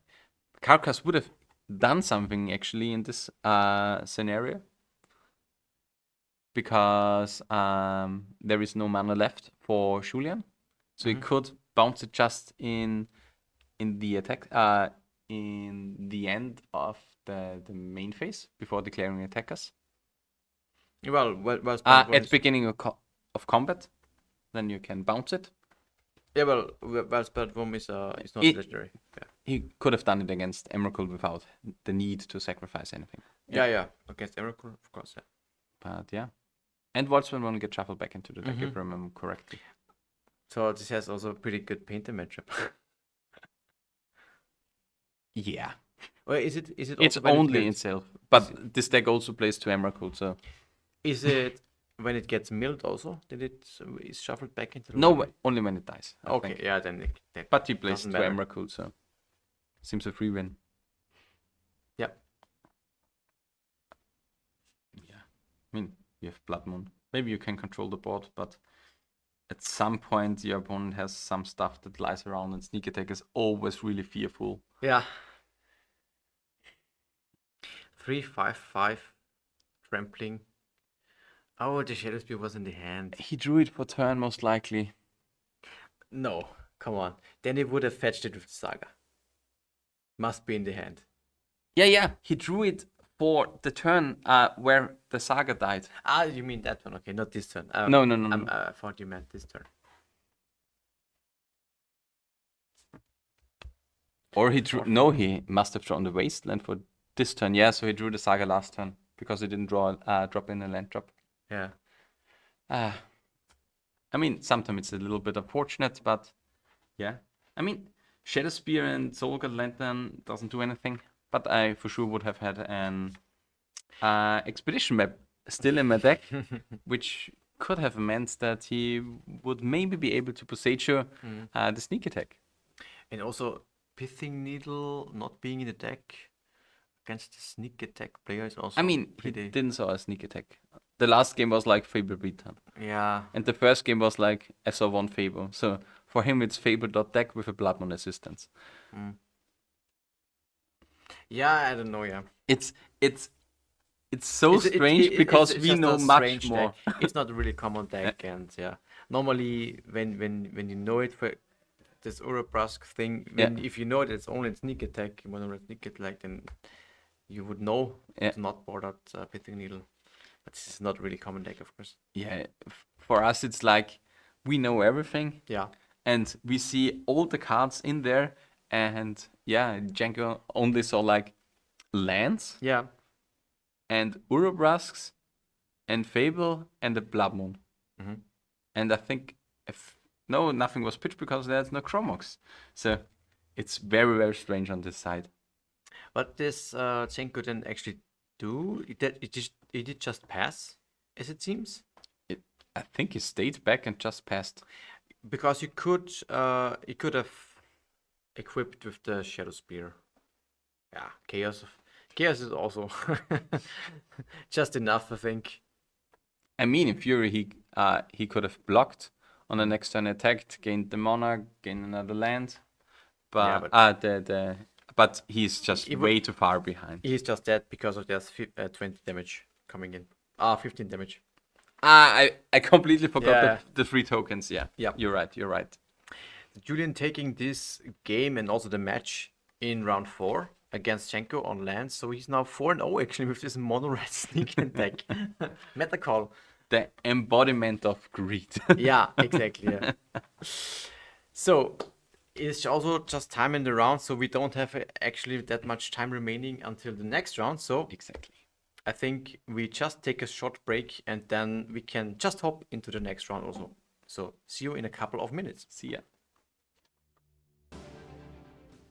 Hello and welcome back to the Austrian Legacy Masters Day 3, our Legacy Classic to round out the weekend. It's called Classic because we stole the name from the SCG Classics back then, where the main event was also on Saturday, and it's like a small little tournament just for the sake of playing. Actually, it's like a little 1K, so that's nice.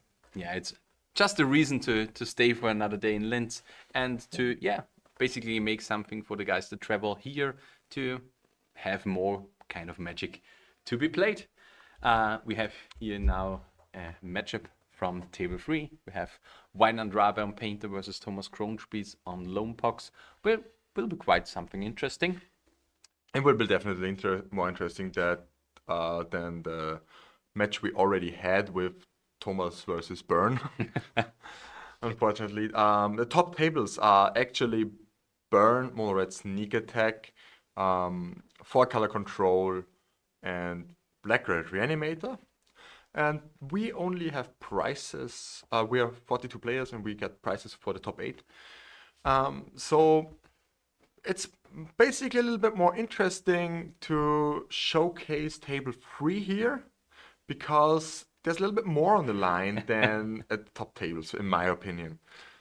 Yeah, it's a little bit kind of the win and in situation here, because like now we are closing out with round 5 and then it's just round 6. So if you can consider yourself at the top spots of the standings, it kind of seems nice. And one thing that we have to mention here is we got a lot of draws actually in. We have like one player that is 2-1-2 for 2-0-2, for example, with 8 points after the rounds. Wow. So a few people with 7 points, a few with 4 points. So it's like really early draws, not really decided to draw. So Yeah, that's true. Unintentional This draws. just happens because we don't cut the top 8, so every point matters. It's just draw ID is not really ideal if you wanna go to the top 8 this time. So I think we just join into the players. They cut the deck, presented it, and rolled the dice for whom to begin. Yeah, on the left hand we have Wynand Rabe. He's playing Painter. I'm not entirely sure if it's just mono red or it's red black. And we It's now bad. He has Badlands, so it's okay. What's wrong now? we have to just cut in with our third guy, with Daniel. We have to kind of readjust the camera now. Yeah, can you go upwards, please? We need Sure. to make sure that the stream looks good. In the meantime, while we have some technical issues, I mean, that's pretty normal for a stream. There are simply things that cannot be, foreseen. So something like that the camera just stops the focus. And it's back again. Okay, wow. It's a little bit strange, but what can you do? It just happens. Well, so on the left side we got Wynand Rabe on Black Red Painter. We have a beautiful hand with Fable, Karn, Lotus Petal. I think it's 2 Sagas and a Chaos Defiler, if I'm not mistaken. And is this Siemens Spirit Guide? Everything works now, thank you. I did everything I could, and it worked. And you did nothing. Woo! Yeah. You see a mulligan on the side of Vinant. Is it the second one or? The first one. I mean, that was not really a good hand. It had beautiful cards in it, but it lacked the red mana. But what is can I see the deck list of Painter? Because yeah, Yeah, you're in a paint aficionado. I'm the Painter guy. I want to see the You're the deck list. painter Peter. So we have like pretty standard. 4 Goblin Dweller, 4 Goblin Engineer, 4 Painter Servant, 1 Phyrexian Dragon Engine, 1 Simon Spirit Guide, 1 Chaos Defiler, 2 Fury, 2 Countergrade Traitor, 2 Lightning Bolt, 3 Pyroblast, 3 Red Elemental Blast, 3 Lotus Petal, 1 Moxopol, 2 Grindstone, 1 Nihil Spellbomb, 1 Ensnaring Bridge, 4 Fable of the Mirror Breaker, and then 4 Ancient Tomb, 2 Badlands, 1 Bloodstained Mire, 1 City Freighters, 3 Great Furnace, 4 Mountains, 1 Scalding Tarn, 1 Soken San, and 4 Ursus Saga. But to focus on the real stuff here, the kind of spice we have here is like we have the Khan the Great Creator, and we don't have any of the Bowmasters. So this is a straight red version of the deck with just the black cards in Chaos Defiler and Nihil Spellbomb. So dropping the Bowmasters completely is something I also thought about, because like it destabilizes the mana base a lot.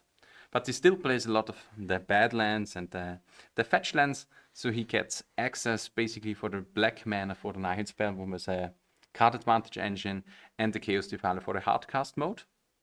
But yeah, Khan also fills up a little bit in your sideboard, which means like you have to have some artifacts there, and we have like an additional Chaos Defiler, a Torment Script, a Pithing Needle, the Liquid Metal Coating. So small pieces there, and a Fawn of Amos Fist here. One thing that we kind of have to mention, Paint is also a deck that has a lot of creatures on the board, so something like Smallpox is actually really impactful here, because like you want to drop in your Welders early, you want to drop in your Engineers early to get in some creatures, to get some value, to get some recursion from the graveyard. So Smallpox is actually a really potent card here, especially since Painter is oftentimes lone lands, because you have like City of Traitors that will get sacrificed, or Urza Saga that afterwards, when the third chapter arrives, it also dies for itself. So yeah, it can be quite an interesting matchup, and I haven't played the matchup myself. But Yeah, because you normally don't see Lone Box. because you normally don't see Lone Pox, but I could definitely see here Thomas being a little bit in front. Yeah, that's just a shield that's edict here now. Let him sacrifice the painter. Seems like a pretty standard play. Something that you need to do. Something like the clean answer here. Yeah. I mean, The only thing that I really didn't get is that Thomas didn't play his Mox Diamond when he could last turn. yeah, maybe you want to hide the acceleration a little bit. I get behind that. Sometimes I play the Lotus Petal, not when I can, because like maybe I need additional information or can hide something from my opponent, because like you don't really expect 3 men on the next turn as acceleration with an additional soul land, for example. And yeah, here it also could matter, but he decided to deploy it now on the third turn to have enough mana to activate his few Urza Sagas here. So, and Goblin Engineer. To search in, maybe for something like a Phyrexian Dragon Engine, can be something, or he goes for the Ensnaring Bridge, which is actually a card that is nowadays very rare in Painter decks, because it was previously mostly played for something like the Blue-Red Delver strategies, for the faster strategies, and Blue-Red Delver was like, it was an easy fix. You had like your Brazen Borrower, you found your Brazen Borrower, you protected the Petty Theft, and then everything was fine and you trampled over your opponent. Yeah, that's true. Now we have a pretty big construct. It's 3/3 now. And it's 4/4 soon. Yeah. Okay, we have Bowmaster in the hand of Thomas. Which actually does only something against Goblin Welder. Well, yeah, that's true. So, yeah, because it just pings for 1 and the Goblin Engineer is at 1/2. Pretty strong here. I still think making another construct is right here. It really depends. Does Thomas has a pithing needle in his deck? He does Not. not. So there will be a currency converter or a Nihil spell bomb. Oh, that's also a very, very strong addition here. It's a clean answer here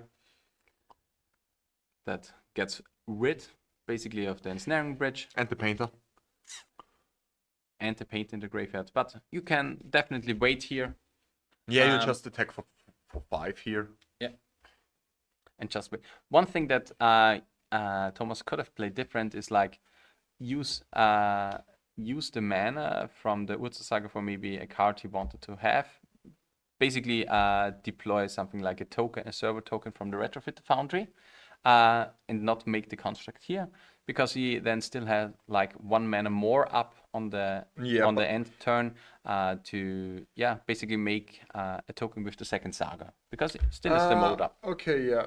But he can do the same thing. He can just make a token now with a retrofitter. He can, but It's basically the same. but maybe he wants to draw a card with the Nihil Spellbomb. I would wait as long as possible. Sure. So for me, it's right now to fetch end of turn and make a token with Foundry, and next turn make a token with Saga, Sure. or even float mana. I'm not entirely sure. I mean, you have enough power on board. Maybe just floating mana and playing something, depends on what's on the battlefield, what's in his hand. But here making a token with the Foundry is definitely the right thing. Yes, he shouldn't forget this end of turn to make a token with Foundry, so his construct tokens are 6/6. Exactly. And then Saga dies, putting them to 7/7, so he has to block at least one. Yeah. And for the next turn he also gets the token here. So there's 6/6. Then he gets at least an artifact from the Saga trigger. If not, So if there's he makes 7/7, like yeah. And if you mix now Retrofitter, there are 1, 2, 3, 4, 5, 6. 8 8s on the next turn if you also make a construct. So you have to basically have remove spell for a construct and block it. Because like in response to he doesn't even have an artifact in play to exchange for the Goblin Welder, for the Goblin Engineer, for the Yeah, he probably banks on the Goblin Shaman attacking and producing a treasure. Yeah, but he doesn't have time for it. No, he has to block at least with Goblin Engineer, and then the whole plan falls apart. No, it Or with Shaman. blocking with it isn't. Is it enough? Yeah, it's enough. But Yeah, but so he has there to are a lot of artifacts on the battlefield. And the life from the Loam here, which is incredibly strong. with Loam. I maybe even would ditch the construct here. Yeah, I can agree. But he's still the black mana open for Nihil Spellbomb, so he's insanely safe. Yeah. So 1 is Summoning Sick. And then Saga dies. What will he get? Yeah, he only has Probably the currency converter.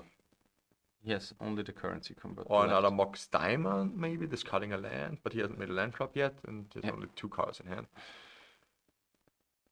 And Mox Diamond. No, currency converter. Yeah, that's for sure a good thing to do. Yeah. I mean, And it's always a win in your books if your opponent has read the cards. it's pretty standard card nowadays. Was especially played a lot with basically the standstill variants, where it was like an easy card that produces a clock. It fixes your draws, basically if you draw a lot of lands. So was a huge part, and it's basically a staple in Loam Pox. We have another player in our community that played Loam Pox for the last year or To attack for a year 16 ago. here? Yeah, the server token would have been free because Yeah. no, it would have not been free because there are 2 creatures in it here. Why it wouldn't be free?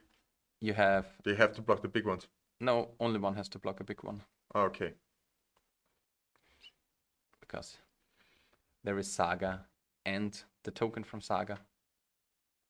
Now Saga will trigger, and there's still the spellbomb on the battlefield. And he can put away some cards. The blast basically isn't bad. The fury doesn't seem impactful. No, the constructs are just too big. You kind of have to ditch the furies and draw Ditch something the good. Bowmaster.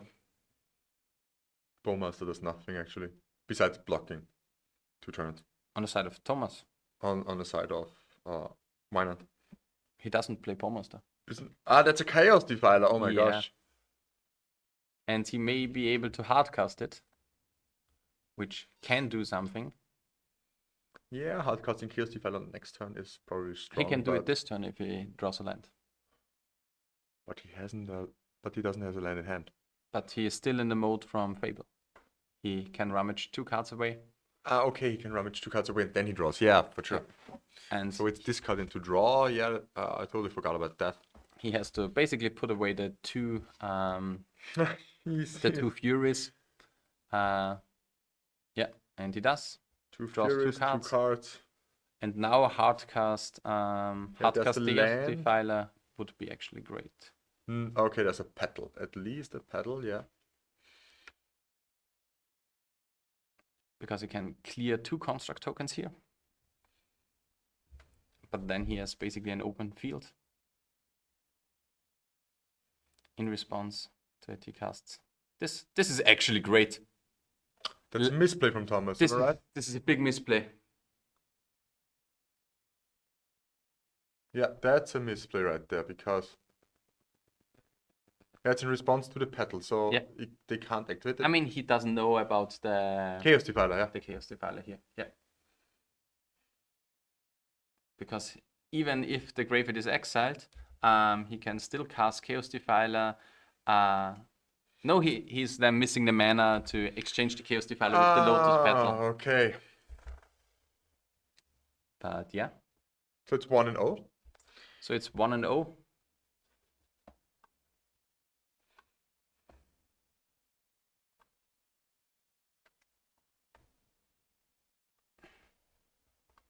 So Thomas won game 1. But what are the cards in the sideboard that you really want? On the side of Thomas, we have like Assassin's Trophy, Engineer Black, Piffing Needle, Shadow Spear, Sphere of Resistance, Surgical, Turak, Toxic Deluge. Personally, I would look for Assassin's Trophy, Toxic Deluge, and the Piffing Needle. Those are the cards I like. Seems good. I mean, the surgical. If he doesn't have something worse in his main deck, I can see 1 or 2 surgical, maybe, but I don't really like it. I mean, you board out the Orcish Bowmaster So these are or trim on them. 4 cuts for the trophies and the needle. And the Deluge. And The the Deluge is Deluge, great so this because is- you this get is the pretty goblins out easy. there. Yeah, that's pretty easy, and I really like the rest actually. Yeah, you have the Fortresses are still great. I mean, you can maybe trim on them, but Fortress is usually good because there's still something like a Fable in the hand, like an Engineer, like a Welder that you can usually take. Maybe the Hymn is something you can skimp on, but yeah, you basically control the board, negate every creature that gets onto the board with a removal spell. So yeah, would be kind of the play you want to make against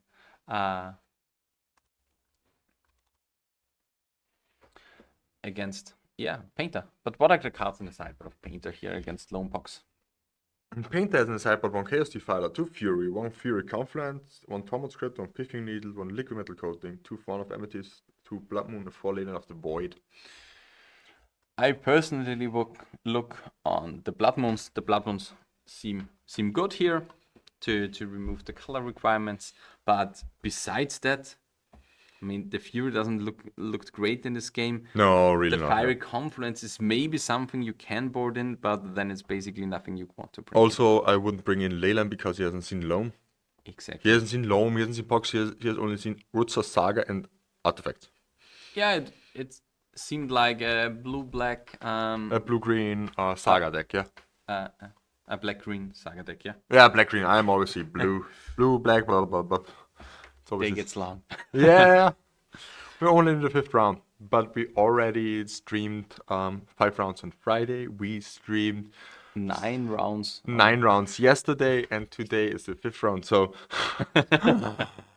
this is a pretty a lot of magic actually. You have to forgive us. But yeah, it seems like still an interesting matchup, especially with Wynand now going first. You can deploy the Welder in the early game, and if something like a Chaos Defiler actually hits the ground, it's really, really strong here. That's the question now, do you board in the Chaos Defiler? Because the Chaos Defiler is good, because the Chaos Defiler is kind of in the Khan package. Because you're still playing Khan, you want to have access to good cards from a sideboard. But I think you want the second one in the main.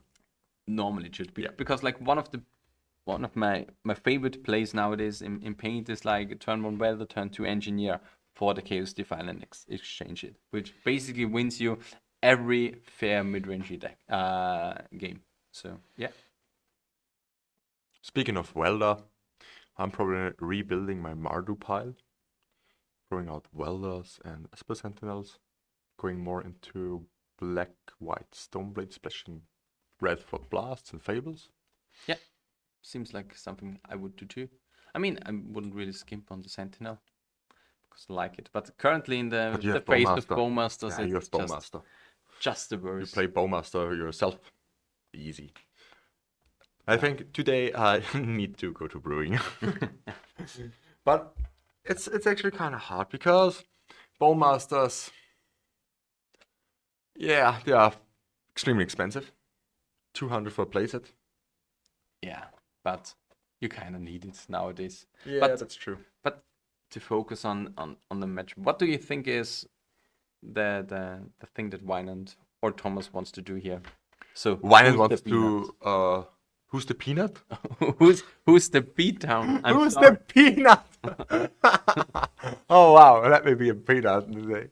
No, but I really thinking Thomas is here to control deck. Yeah, I think so too. Although we have seen the beatdown here from Thomas in the last game, it was just coincidence that the cards lined up that way.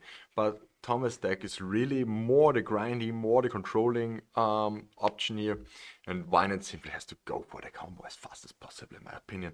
Yeah. Although I know from you, Peter, that Painter mostly wins mid-range style with combat damage, and also is more like the combo is more like an oops, I win button.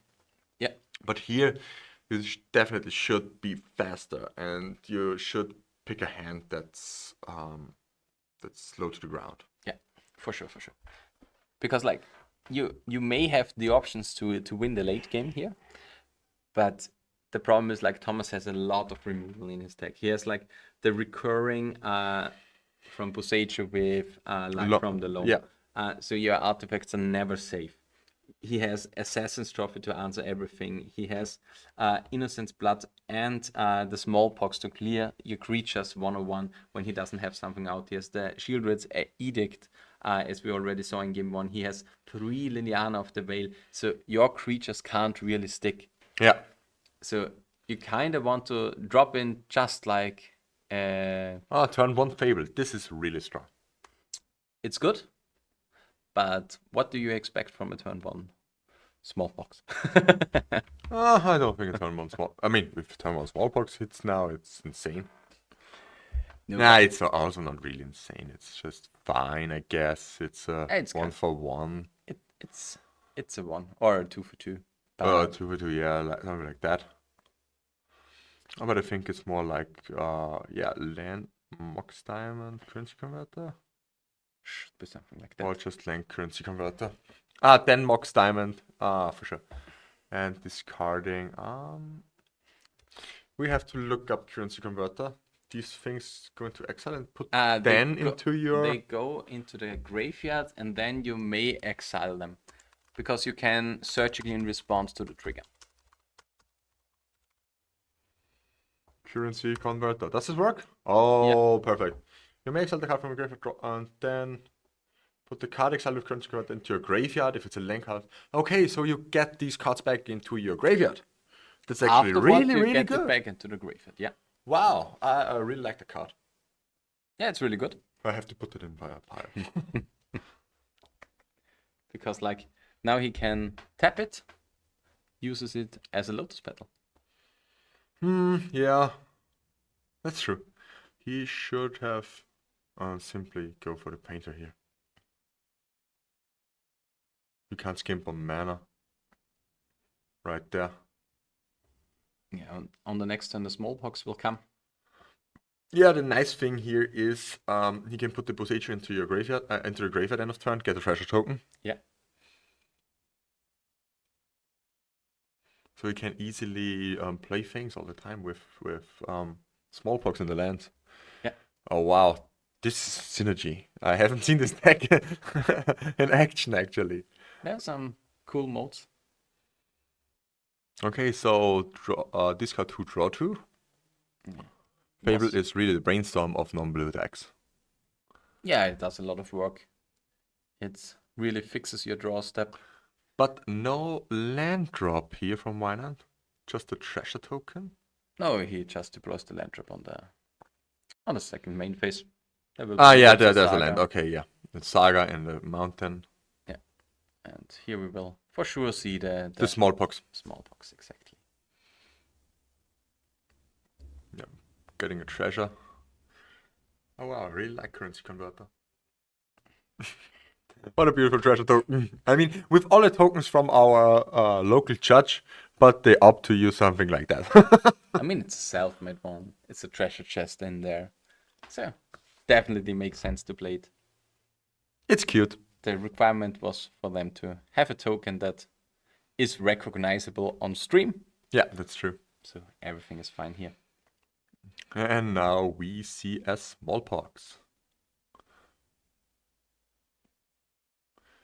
Wynand is really not amused here. Discarding a card in hand, losing the Goblin Shaman. That hurts. I mean, either the Tomb goes away or the Urza Saga, and both aren't really. I mean, you just give the tomb away, in my opinion. You have a lot of additional lands in hand and can still use the Urza Saga as a win condition on the following turn, especially since you had a treasure made from the token here, which is actually a game changer. Because without the treasure token, it would have been really nice. Yeah, it would have been really, really strong, the Smallpox here without the treasure token. Because you skip away the whole saga, but I mean, both decisions are fine, but I think Wynand has like lands and Red Elemental Blast in hand, so he really needs the win condition actually. And Thomas has no cards in hand. Yeah. That's a little bit unfortunate here. But on the next turn he can just start looting with the currency converter, Yeah, great that's card true. advantage. Wynand maybe even draws a soul land, then he's everything fine, and he actually did. He drew Oh wow, that's strong. That's incredibly strong. He drew the replacement ancient tomb, which means, yeah, Wynand is basically heavily favored, in my opinion here. Right now, yeah, that's true. And Thomas is a little bit light on removal right now. Does he loot? I think he has to loot here. He has 2 treasure tokens. Yeah, he kind of has to. Okay, he doesn't have to. It's a saga. A little bit. But on the end of turn, you still loot because you're Yeah, an yeah, additional for sure. treasure or a rogue For sure. token for a blind card. I mean, only for the next turn because you have to tap itself to loot. But yeah, in the end step, he gets a construct token. Uptick makes another construct token. So Wynand should be on 13 now.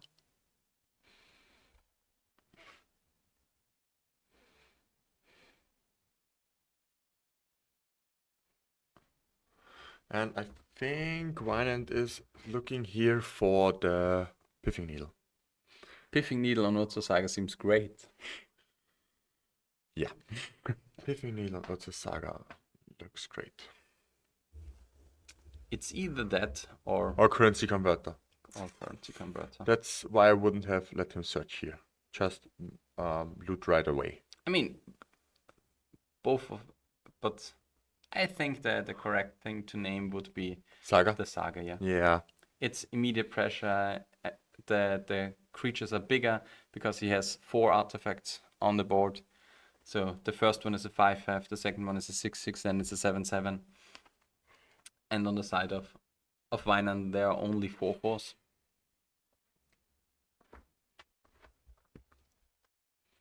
And yeah, he will deploy a red land, most likely. And if you want to go aggro here, you activate the token for an additional construct token, or do it on the end step. It's a little bit overlighted. Thinking about where's the camera actually? I don't know. I don't switch anything up. Okay. He attacks with the 4/4.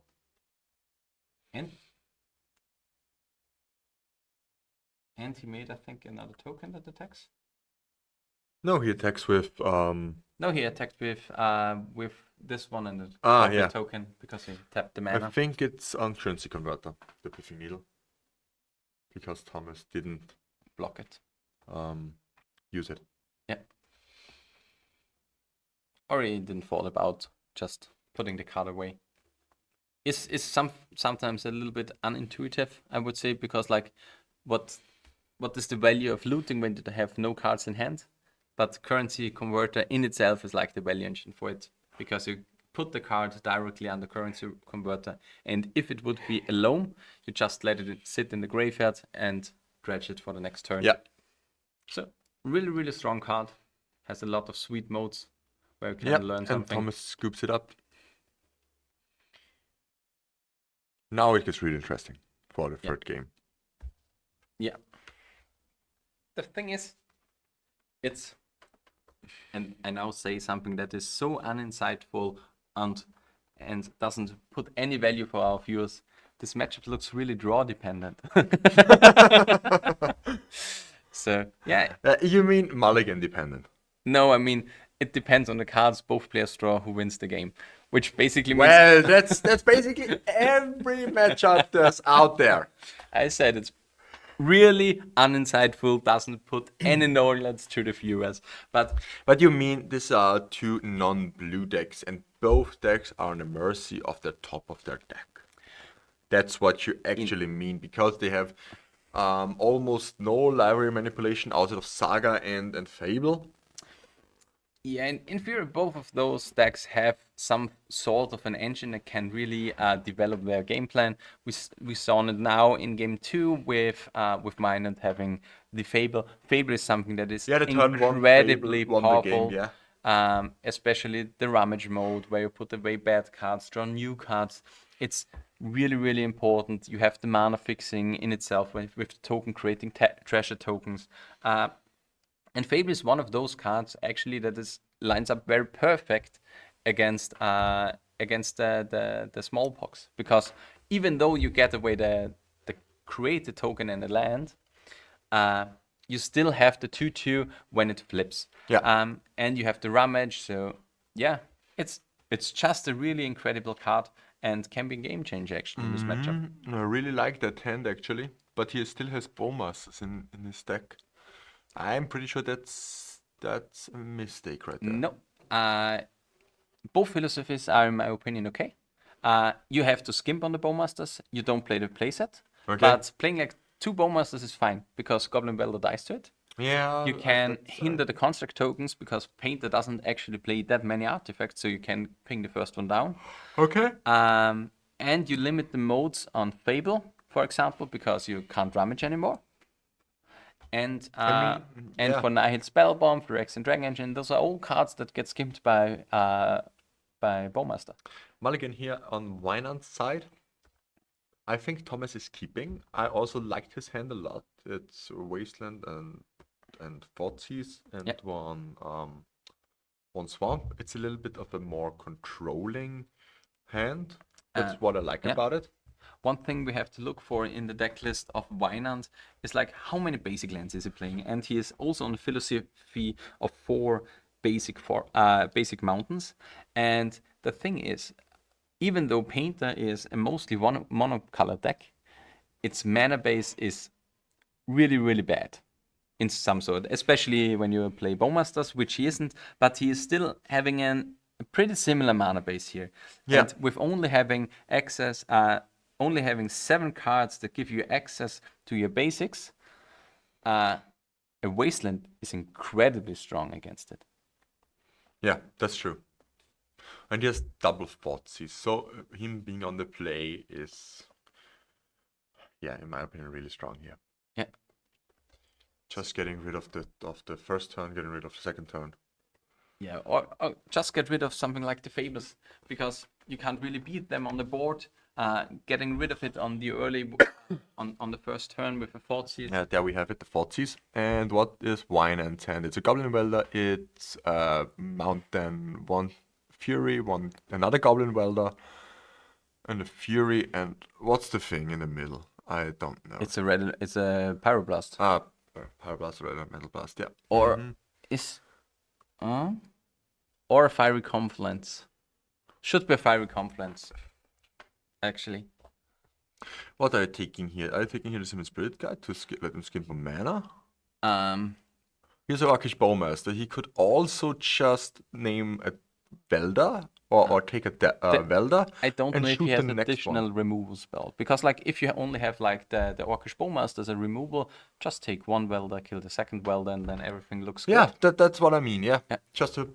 If he has double Bowmaster, it makes sense. Okay, he takes the Fury? Wow. Because it kills the Bowmasters on the side of Thomas. Okay. And here we will for sure expect the Bowmaster now. And he has 2 Bowmasters actually in hand, so He has definitely 2 Bowmasters. Okay, that's the thing I haven't seen. Another Thoughtseize here. just kill the Bowmaster. Do you mean kill the Welder? Kill the Welder, yeah. Nope, Thoughtseize here. Okay, what is the new card actually here? It's a Grindstone. Grindstone. Ooh, Grindstone is hard. Grindstone is not that impactful. The Siemens Spirit Guide isn't that great. I mean, you can take the Spirit Guide.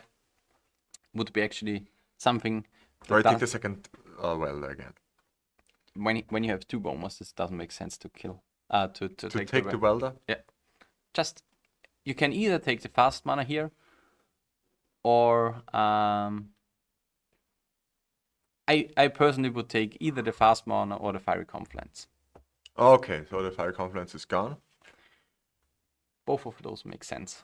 And he doesn't show him... okay, he shows him the Wasteland. Yeah.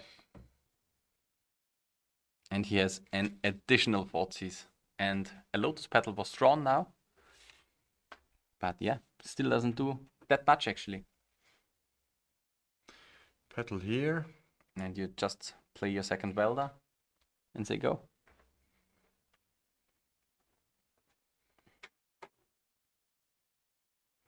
Okay, attack with Welder here. And then play another one.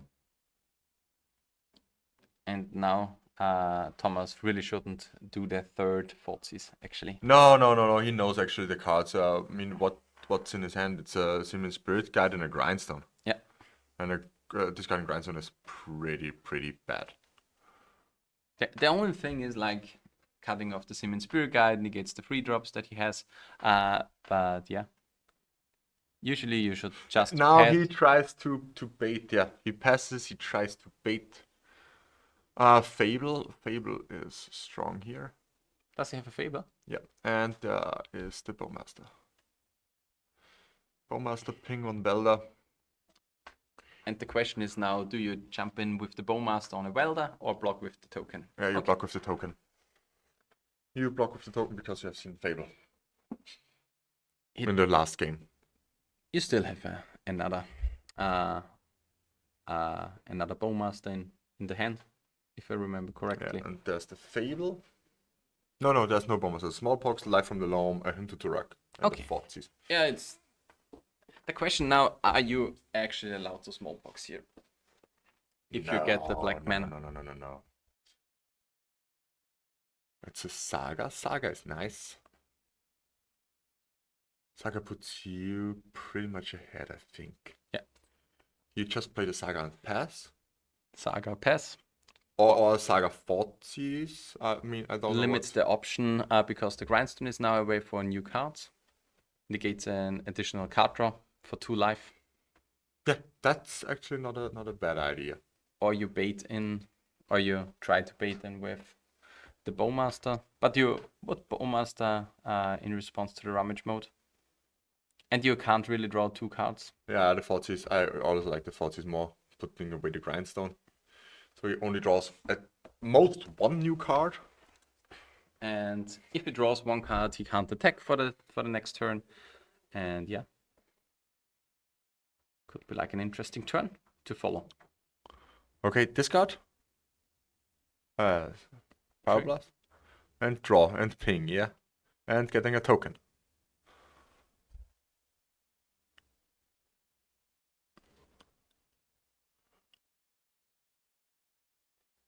Yeah, that was strong here. I mean, I get it, but Wynand rummaged. I get it. 1 card you can always rummage Yeah. away. But it was really strong because you now have another Orc army. Yeah. And now you've got also the Saga and the him here, but you don't do anything. You just say pass, and simple thing to do is making a construct. Next turn, making a construct. Okay.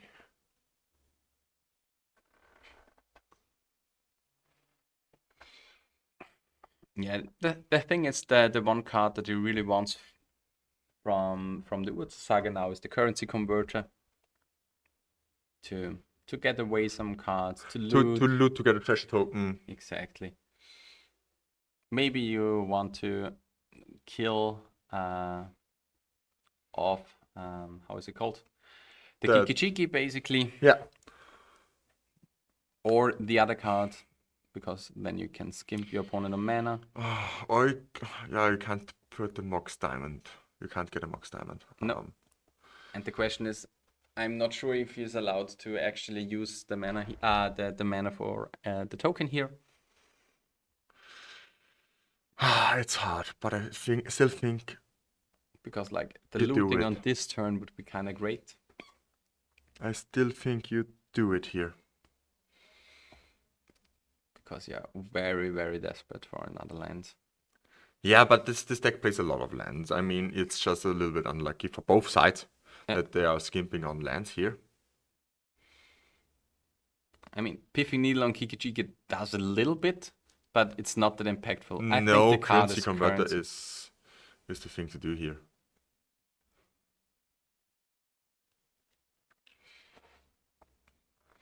Yeah, for sure, currency converter. And I would have liked if there were 2 mana open. I mean, a 3/3 is a nice deadline against the 2/2s. Yeah, you can now safely attack. And one thing is that, yeah, Urza Saga is not the live draw for Binance because of the battlefield saturated wasteland. So I would attack just with the 3/3 and yeah, take the Okay, no attacks. 3 Wow. damage. Because like you would happily trade the token for either the token or the Kiki-Chiki. Yeah, for sure. It puts you up so much. Okay, a Bloodstained Mire. Which is And actually another pass. basic. Yeah, but Thomas has the next life from the Loam. But he can now loot away. Yeah. Yeah, and he does exactly that. And the Urborg is great. Urborg is really, really strong.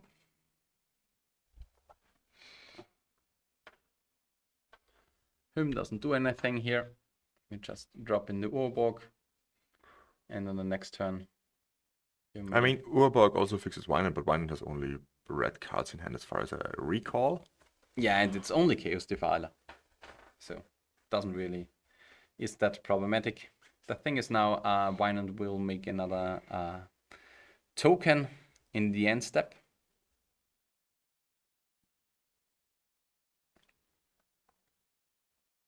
Make a token and block. Yeah. Okay. which is actually good for Thomas. Why? Because if he makes the token in end step, he gets it for the next turn. Okay, yeah. Which- So that's true. Increases the mana potential by a lot. Yeah. Yeah, Fable is just an insane card, actually.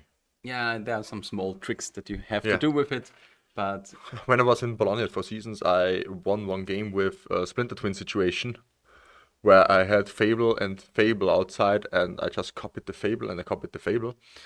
And I had, I think, one construct or something like that.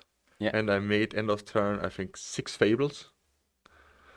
And then all of them in the next turn copied the tokens. okay. And I swung with 6 or 7 tokens. I just swung yesterday with 7 Fable tokens.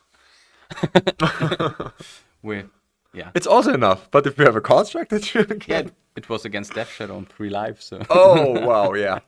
So we finally found a green mana source here. yeah. Which is a game changer. It's a real game changer here. We now have Life from the Loam. And Liliana of the Veil also. Liliana is also pretty great here. The thing is now you want to have Life from the Loam. Loam. Yeah. Take 2 lands back. Oh wow, yeah, that's really, really great. The question is, you may even want a smallpox here. Put away a land under the currency converter, create a treasure Yeah. token. Hum is also nice here. He has 2 cards in hand. Hum is really strong. And it was Grindstone and an Ancient Tomb. Yeah. Him was also really good. He has still a 2/2 knight, basically. And why not? A saga. Okay, that saga will not live, actually. So he gets a 2/2 knight, 2/2 zombie. Or what is it? No, it's a rogue token. A 2/2 rogue. A black rogue creature token. Okay, yeah. Okay, they put a zombie in, but it's a rogue.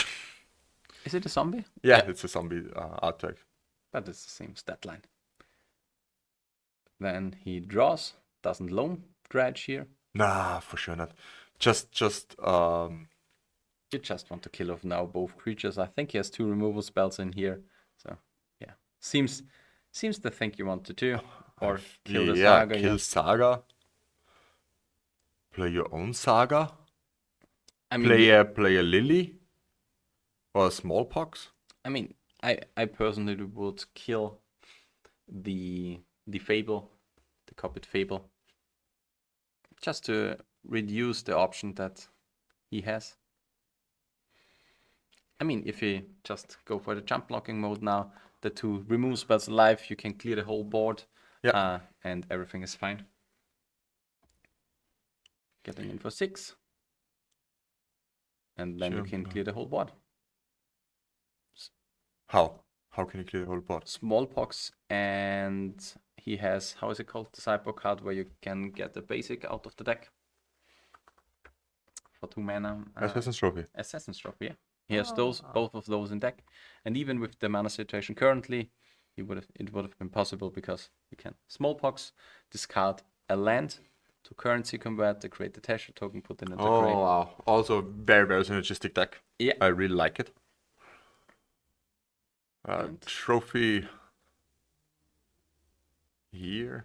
Getting a basic out of the deck, and then removing another basic from the battlefield with Smallpox. It's fine. I guess. It's okay. Then you just kill the Origami token most likely. And you just probably discard. I don't know what you discard. Maybe you even discard. No, he has Saga. Because it really doesn't matter anyway. either Saga or another card. Then you get a Rogue. Yeah, another card beat for down. a rogue would be also good, yeah. Ooh, the Life from the Loam is strong. I really like that play. Yeah. Putting Life from the Loam into your graveyard and also getting a token for that. Yeah. I personally would have just killed off the Blastomayo. He has black mana. Phyrexian Dragon Engine. That does nothing actually right now. Am I right? It's a 2/2 Tabard Strike, but yeah, it does nothing right now. End of turn, making a token. And yeah, seems like Thomas is definitely Favorite here. favored here, yeah. Now Liliana and killing off Dragon Engine. Seems like a plan. That's something I would do actually. I mean, maybe you can get an artifact in, but I don't think so. And yeah, Oh, good old Liliana of the Veil. Very beautiful. target player sacrifices a creature. So the Dragon Engine is gone, and then You get in for 9 damage. also the Bowmaster. You Yeah. go in with everything here. It's exactly 9, going down to 4. And Then you drop the Saga. Saga. Yeah. Yeah. It's like a very, synergistic pile. I think you should get Thomas after the match. Should I get Thomas? Yeah, for sure. I I mean, don't think so, because we are like 1 minute in the yeah, we round have time. always 2 to 3 minutes for a. I will get interview. Thomas for you. You will get Thomas. We'll take a short break and then we'll back with a short interview before we go into the last round of the day. Hello, we are back at the end of the 5th round of our Austrian Legacy Masters Legacy Classic, our roundup event for the weekend. We are now here with Thomas Crunchbees, our Loam player.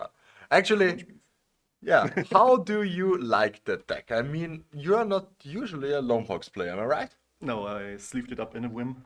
Like yesterday, I went so bad, like 1 and 3 and 1, Okay. and then I dropped, and it was all Urza Saga decks, and I said, "Fuck it, I'll sleeve 4 Wastelands and piss people off." And you sleep yourself some with the Saga. Yeah, And it worked out for you in the end. You're 4 and 1, I think. yeah. I mean, I'm pretty sure you have to win the last round to go top 8. Am I right? Or I don't even know. I yeah, have we no will idea. post standings when everything is concluded. We still have some matches left. So tell me about your game. I mean, the first game was really like you were the beatdown. You were putting up pressure. You were making tokens after token after token and simply attacking. Your opponent really hasn't seen many cards of your deck. The only things that he has seen is you're black and green and you play Saga. Yeah. What is your impression? My impression about the match or the deck in About general, game or- about game 1, you probably felt pretty confident also. Yeah, it looked good. Yeah. Mm. And with that in mind, just think about the second match that you dropped. I mean, what was the reason there? You couldn't turn the tide for clean 2-0. Honestly, I can't remember. You can't remember. I Okay. have no idea. What? You tell me, what was game 2 like? What did you see? Game 2 was like, oh my gosh, I can't remember it myself. Yeah, you asking me. Yeah, that's why I was asking you. No, but really, I think it was Saga beatdown from his side. I'm pretty sure. Yeah, He there were didn't find token- enough removal spells. Ah, yeah, I remember now. He flipped a Fable and had Yeah, two the Saga turn, he had tokens. the turn 1 Fable. That was the reason. Yeah, and he copied his token, and they came both at 10 life, at 10 life swing, and Yeah. I couldn't turn it around with the mana I drew. So Yeah, for sure. And the third game was really hard fought over, and you really liked the fact how you mana denied him, and also the 3 forces on the first turns were really great. yeah, I looked at the hand and saw the 2 Fortsies on the play, but I saw I only have a black mana and a wasteland, and I was like, Yeah, that was a little bit harsh. Also, I thought about it was like, I think you should have to keep that because you have a Bowmaster which deals with Fable. You have a Bowmaster for Welder, yeah, exactly. and you have a 40. So on the play you can basically take anything, and then just deal with something else with the bowmaster. That was my impression. And then he just laid out in front of you 2 Velos. Yeah. Yeah. Yeah. And I thought I have to cheese him somehow with the Bowmaster, and he really And played it both worked. of them and attacked with them. And this was such a Yeah. nice play right there. I was under the impression I had to take one of the Velos, but I totally missed that part where I could cheese him out of both. Yeah, it was like a gamble, and it turned out good. So looking at the standings, you will probably play against Jonas Schernberger Schönberger. Oh, okay. or against Peter Lotka. These will be most likely your matches for the next round. So thank you very much, Thomas. We'll conclude the interview here. We will make a short break, and we hope you like the stream. Thank you. Bye. First stream today as a trio in the last round of the Austrian Legacy Masters. They threw our Legacy Classic, basically our roundup event for the weekend. So guys, what do you think about the weekend today? Oh, it has been really amazing. I think overall it was a great success. We had lots of stressful moments for sure. Oh wow, yeah, and some technical issues also. I think, yeah, we basically didn't have any major, really big problem, and this is really something that showing that I think we could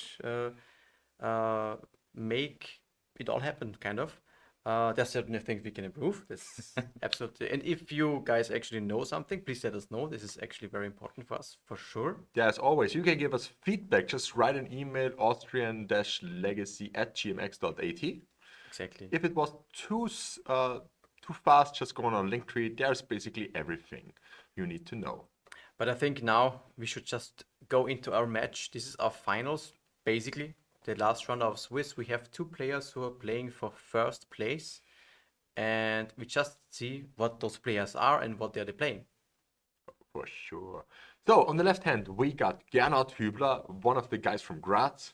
He is 401, basically with 13 points. And he is playing 4-color control, also perfectly named Hot Band. I like this name. Yeah, for sure. He's not playing Bowmaster when he's playing Hot Band. Yeah, it's actually just normal 4-color control. Yeah. but it's a different name. We took it alone for the name. It's not about his score. Yeah. And on the right side, we got Tobias Heller, one of the guys from Passau, one of the German guys. And he's playing Reanimator. And it's basically not black-red, it's blue-black Reanimator. Nice. This is Wow, something... this is really nice. Yeah, usually you see black, red, and blue is not typically the Reanimator version of choice. However, Tobias now actually piloted it so far to 5-0. Yeah, not only 5-0, he has 100% win percentage. He didn't drop a single game. He's 10-0 today. Wow. Yeah. Which is completely insane. Meta game call. I mean, I can't do that because when I run Reanimator or any graveyard strategy, people are playing 6 to 8 graveyard hates in their sideboards, Including at least 4 laners. including at least 4 ley lines. I mean, funny anecdote here. When I played Oops All Spells the last time, I ran into one of our locals who just threw together Madness, and he was like, yeah, I have 4 ley lines, and I didn't have enough cards for the sideboard. I put 4 Fairy Macabre also in. Game 1, round 1. It was like, well, my luck. Yeah, just to say a little bit about the support option now, because when you drop red, you lose access to like Faithless Looting as one of the main cards, but you basically have your Careful Study as the original version basically of Faithless Looting, which is a blue one, and you also get access to Brainstorm, which is also like, yeah, the legacy core of the colors. And one thing that is kind of impactful, because most of the times when you play red Reanimator, you play white for the support cards, like wear and tear in the sideboard. But if we look at the sideboard for like future game 2 and game 3, we have like a complete shift in the deck, because then you have Doughty Voidwalkers, Orcish Bowmasters, Show and Tell to negate the graveyard's shenanigans, and Black Engineer. So we see here a shift. He doesn't really want to go through the graveyard for the second game. He completely ditches it a lot of the times and go for a blue-black aggressive strategy with the show and tell for the big cards like Atraxa, Archon of Cruelty. Yeah, and what we are seeing here now is a classic one, turn 1 Grief and 2 turn 1 Grief Reanimate. So this should be a pretty good start for Tobias, taking the only card that matters currently out of Gernot's hand. Yeah, it's which is Brainstorm. Brainstorm, exactly. Yeah, So- Reanimate Grief. Pretty here. good start, actually. And taking away Teferi. Yeah. Yeah. Everything else, I mean, Uro doesn't do a lot. 4 lingers here. It's not really enough. Pretty clunky hand. But actually, not really enough going on at the hand from Gernot at the moment. He, I think, is hoping to dodge an early reanimation target from Tobias, or kind of, yeah, just this grief hitting the battlefield is a problem, but it's okay-ish. It's not the worst. But yeah, Gernot definitely wants to find an answer now for this grief. But one thing that we have to mention about Grief Reanimate is like, even though the Grief package basically denies a lot of equity from the starting hand, the clock isn't that fast. It's a 7-turn clock, and especially with Uro coming on the next turn on the side of Gernot, he is for sure able to stabilize up on turn 4 against the Grief here. Which means Tobias is kind of desperate to find another reanimation target, or the game will simply slip out of the way. Exactly. Wow, yeah, that's a nice summarization right here. Gernot is simply searching for the next land drop, I'm pretty sure. Yes, I think 2 lands in the hand. He may be looking for something like a swords or a force. Yeah, he has a force in the pile. Incredible cards here are the fetch lands, because they fuel for the Fury on the next turn. Because you need 5 cards in the graveyard to 5 other cards in the graveyard to escape him. So yeah, an additional fetch land is basically a guaranteed Uro on turn 4. And we got an Entomb. Ouch, that's pretty good here, but Gernot has the force. Does Tobias have another reanimation spell? Yeah, he has an Exhume. Okay, yeah, that's a good thing. Would you count the reanimation spell or the Entomb effect? I would be more on the Entomb effect, Yeah. right? Because there are less of them in the deck. Yeah, only 4 of them, and he has just 4 Careful Study. For Entomb and for looting, right? As Yeah, 4 Entomb, 4 Careful Study, and careful study, yeah. 4 Reanimate and 2 Exhume. Also, not that many reanimation spells. Also, only 6. Okay, interesting. So in this and 4 Animate Dead. I haven't seen them. Okay, so 10. 10, yeah. Yeah. Certainly makes sense to counter the Entomb here. And we see, or we have seen the force getting rid of the Entomb, which means we get now an Uro here, drawing another card, getting some life. So the Grief is definitely not a big problem anymore, especially with the Uro most likely coming down on turn 4.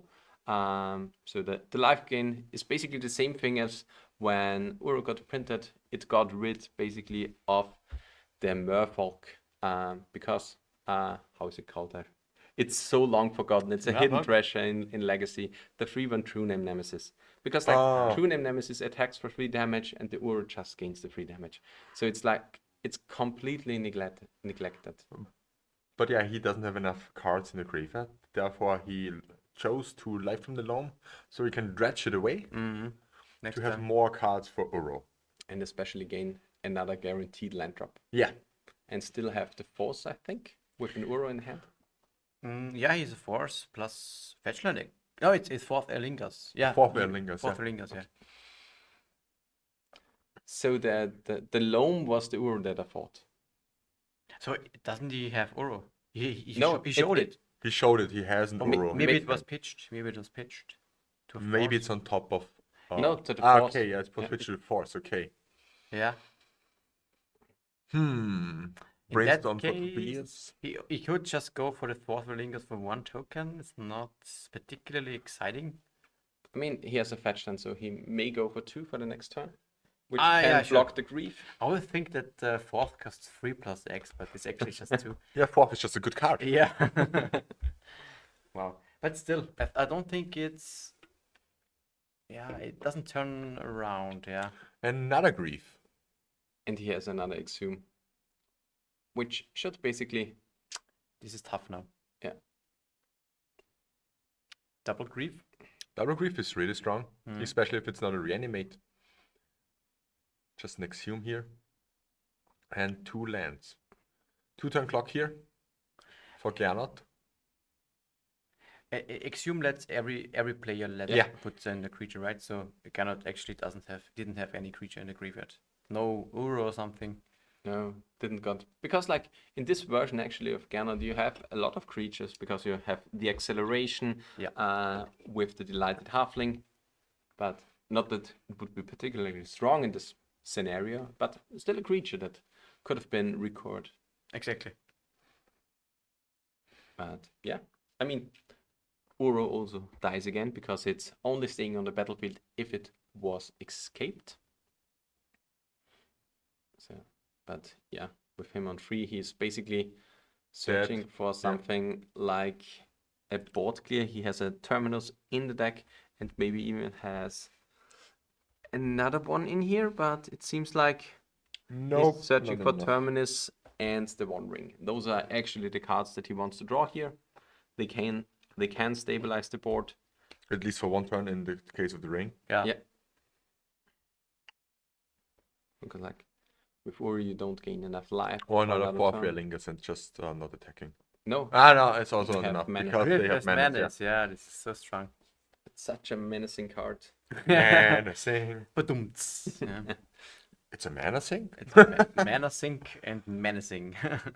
It's more like a card sink than a mana sink, but yeah. So far for this weekend, what would you say is the card of the weekend? Is there a card of the weekend? Okay, it's easy. Reanimate. Underground Sea. Underground Sea, yeah. Definitely Underground Sea. Yeah. It made a huge comeback because we haven't seen Underground Sea in a really long time. Mostly out of combo decks, maybe from Doomsday or the occasional Death Shadow, but not really. It wasn't really played a lot. And then suddenly Scam comes to the face of the meta game, and Bowmasters get imprinted, and it's just Underground Sea everywhere. So, in my opinion, the card of the tournament is Underground Sea. If you don't count land cards, then it's Reanimate. Reanimate, yeah. Reanimate. It's also pretty in a lot of different versions that we saw already. And even in this Reanimator deck, both Reanimate and Underground Sea is present. Yeah, it's like Reanimate does so many neat things, and I think a lot of players learned a lot from this weekend actually playing against the various blueback shadow decks, the scam decks, or basically something like Reanimator, because like the Reanimate with it being able to target your opponent's creatures does just a lot. If it's in the worst case, reanimate the opposing Uro, gain 3, draw a card. It's just a cycle in the. I mean, lose 3, draw a card because you lose the 6 life from the Uro. You can't just do a lot with the card.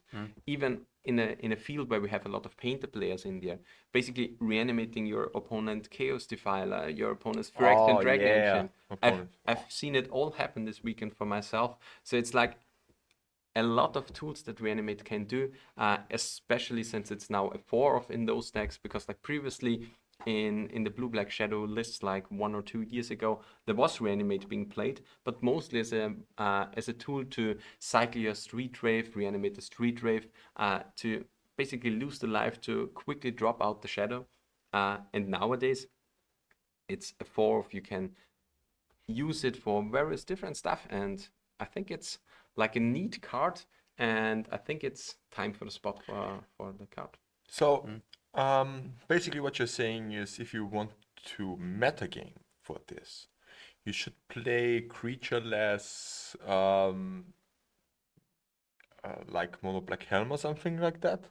Or you play Jessica Control with Forlorn Revealed without any creatures in the deck. And just 4th Erlingas, yeah. And just 4 Fair Lingers. Yeah. Absolutely. For this particular matchup, I think now that we are heading into game 2, Gernot actually has a pretty strong sideboard when you look at the deck list, because he's equipped not only with 2 Surgical Extraction, but also with 2 Containment Priests. And 3 Pyroblast. And 3 Pyroblast, which are actually good against this Reanimator version. Yeah, Yeah, exactly. it counters show and tell and it counters careful study, which is Exactly. huge. Yeah, those things are a pretty big and impactful sideboard package that Gernot has for his hot band deck.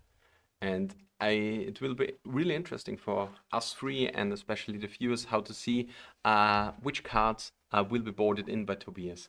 Because like, as we previously mentioned, with the Voidwalkers and the Orcish Bowmasters, you have like 6 additional creatures that can do stuff, especially since like Uru is a big engine in the hot band deck. So like, you board in basically 10 cards because you want the Doughty Voidwalkers, the Bowmasters, the Show and Tells, so you have to bring out 10 cards. But what are those? Maybe you skimp on the Reanimate package and basically drop the Graveyard a little bit, because then you just drop in the Reanimate, skimp on the Greaves a little bit, and skimp on the Careful Study or something like that. Because No, I don't like that. Actually, in my opinion, if you go that way, going more like to the ground and to the face, in my opinion, just cut off the Force of Wills. Force of Will is definitely a cut here because you're playing against control, you're playing Yeah. mid-range. You just force your way through, but not with Force of Will. Yeah. Yeah, you just go Doughty Voidwalker and keep up Orcish Bowmaster or something and call it a day. And if And also, I like a Grief to a fair amount because it is a likely chance that he can hardcast the card. Yeah. Yeah. And this is another threat that potentially adds it all up. Yeah. in my opinion, you could probably go down a little bit of the Archons and Atraxas maybe. Maybe, yeah. So I mean- so the 4 Force of Will, and then you shave some kind of other cards. Maybe shave some Entombs. Yeah. Maybe a petal. Yeah. Maybe a Petal, yeah, because you don't need the full 4 Lotus Petal. But the thing is now, who's the beta? Because Tobias. It's Tobias. For me, also Tobias, yeah. So that's Still. the thing. If you want to, because if you board out like Force of Will and stuff like that, I think you still need a little bit of speed and so on. You kind of need the Lotus Petal. And if you reduce the density of your show and tell targets with Archon on the Traxa, you really lose a lot of consistency. So yeah, it will be interesting how Tobias does it. Yeah, that's Because we don't have the expertise with the deck, especially since it's, I mean, he called it like a Traxa Reanimator because there are no Griselbrand in the deck actually. Yeah, pretty bad in the face of Orcish Bowmasters. Yeah. But would be pretty great in the face of Hot Band. Yeah, probably. Yeah. So result Prison Band is certainly game over against this Because kind of deck. Hot Band does not have Bowmasters. Yeah. But one thing is like Archon does a really good impression in there because like the discard mode, the sacrificing creatures actually And impact Pyroblast on Careful Study, like we said beforehand. Yeah. But I think Tobias is still happy about it because like it's a Pyroblast out, it doesn't hit the show and tell. Yeah. So, yeah. Maybe end of turn brainstorm. The good thing is he has, I saw a Containment Priest on the hand from Gernot. He's pretty happy about that. Which is actually impactful against both Reanimate And Show and Tell. and Show and Tell. Goes for an entombing response to the Ponder I really like that. to be able to pitch and attract into the graveyard. But yeah. Atraxa has a nice signature, I just noticed. It's really a beautiful card, I think. Atraxa. I like it actually. I like the flavor of the card because like with the you can only take one of each. It's very well designed actually. And it's not big into the face, it's just a value machine for itself. Yeah. And it actually made a little bit of an impact in the usual Reanimator list as well. Because it's like you play one of at least despite playing Griselbrand because it's like a sweet refill for your list. Yeah. And now we got to Reanimate. animate that. And there's the fetch. Probably for the Containment Containment Priest, yeah. Do you? It is targeted, and do you have to resolve it? Yeah. You have to put it into play, right? Yeah. So it actually gets exiled. But you get the trigger of it, so it's actually not that bad. You get the trigger of it? Yeah, for sure. Is it a? Isn't No, it? A, No, it's excellent instead. It Yeah. is a replacement effect. So no, you don't get it. Yeah. It's not. if it enters the battlefield, exile it, Instead. but exile it instead. Yeah, it's the important keyword actually. And Gernot also has the force to back it up. And Tobias does not have any response. to No, that. no. It's actually he has a trucks in hand. How many? I see a couple of them. But the thing is that the Traxxas gets exiled. Yeah, this is... No, it does not get triggered. The replacement effect. Yeah, it just gets exiled. Yeah. Yeah. And you also lose the life. This is very, very You strong. don't lose life. Why would you lose life? Because of reanimate. Was it reanimate? I thought it was animate dead. No, it's Reanimator. Okay. So it's pretty... I think one of the best... Situations for Gernot here. yeah, and one of the best containment priests I've seen in a long time. Yeah, that's true. Gernot is simply happy. I mean, I think we can see this in its. Yeah. And this is a card that you don't really anticipate at the moment. Containment priest. Yeah, but it's strong. It's really strong. at It the is moment, strong, and I think it's very, very interesting that Gernot chose to opt for 2 copies of that in the slide pod. It's most of the time like a one-off, and there are a few people that are really, really high on the card. Anurk Das is one of them. Mark-Eric Vogt is one of them. They basically always play like one in the sideboard for like literally every meta. Yeah, and because it's good against elves. It's good against Reanimator. It's good Show and against Tell. Show and Tell. It's good against so many cards. Also against new Cradle control version, it's not the worst. because It's good against Maverick. it's a really neat and strong card in a lot of meta games. Have you actually seen some Cradle control? Not really, right? No. At least once. Gino plays it. Yeah. but besides that, I don't think it has been that popular or actually strong, which I find surprising, because I think the deck is still one of the strong gear decks at the moment. Also, Yeah, the thing is, it died a little bit out because like one of the strengths of Cradle Control was the snuff out, and now with Grixis Delva not really relying on Murktide, because you have still the Orcish Bowmaster, which shoots most of the creatures out from Cradle Control. Yeah. You have a lot of stuff that is bad against you, and especially with Death Shadow on the rise, it's not that good. yeah. And especially for our metagame where Death Shadow is so present, it seems like a bad spot to play with Cradle Control actually. Tobias now opts to ping down the Containment Priests, a trade Trade with the token, yeah. with the token. Yeah. I actually would double block here. If the ping goes If through. if there's any kind of I guess it doesn't. It will not go. I guess there is a sword still in the hand of. Or was this a Veil of Some? Ooh, wow. Strong one. Seems. It's also one of in the sideboard. Yeah. Pretty strong also. He's pretty fine with that. There is no ping possible. He can therefore actually. Double block and sword. No, the thing is now, double block and sword. If the Veil of Summer was cast before the trigger went on the stack from the Orcish Bowmaster, Tobias can ping himself, create the Amas token, Yeah, and double block. and then double block. Okay, but there's the force. So also. Actually the token does not get created when the ping fizzles, right? Yeah, so you have to target yourself. No, you should wait until the trigger is on the stack Yeah. and then cast the Veil of Summer. Then the token gets not created. Yeah, that's the reason the force was also committed. Yeah.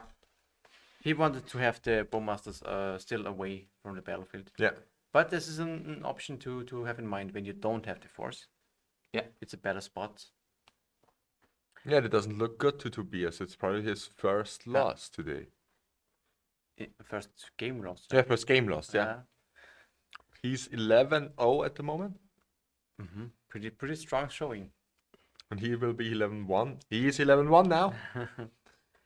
But still, there's a third game to be played. And this is the last one of today's matches. Exactly. And we are it's 17. It's 5 p.m. We are incredibly good in the time, actually. For 6 rounds. We started at 11 o'clock. That's perfect. Well, actually, like 20 minutes past 11. Yeah, that's true. That's true. Yeah, so we catched up on time, actually. Yeah, we are a lot faster than yesterday. Yeah, for bigger tournaments, it's like always that like once or twice a player gets into the extra turn for each round. So you have to expect that the round is not 50 minutes, it's like more an hour or a little bit above, especially with the players getting to the seats. So you kind of need the time.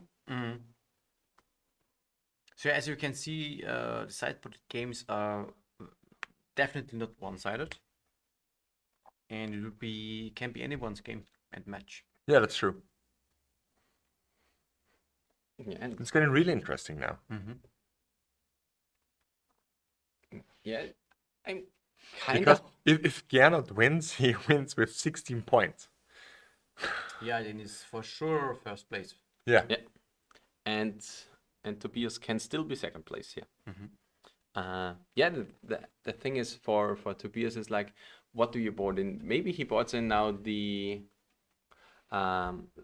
additional creatures, because maybe previously he hadn't had the Void Walkers in there. Because now those are additional creatures that can go through a crowded up board state. Yeah. Because you now seen the Containment Priest, so you need additional creatures that go through. Because like usually or most of the time you play against cards that only stop the graveyard, but Containment Priest is a catch-all answer here. And for the question in the chat, what decks have been doing well the last few days? Well, definitely Shadow or any kind of Underground Sea strategy. Anything with Bowmaster in it. Bowmaster has definitely been strong. I think what we can definitely also highlight in the yesterday's top 8 has been our 2 Storm decks.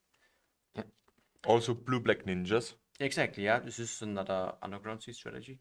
Overall, and a little bit of control, I would say, is still in the mix. Is still, if you're a strong pilot player, as we, for example, here see with Garrett, you can also fare pretty well. Yeah, also Chesca control with Lord and Revealed is pretty strong. Yeah. And today we've seen Loam Pucks. On stream also? Yeah, on stream 2 times, yeah, which is yeah. also can be pretty strong. And the most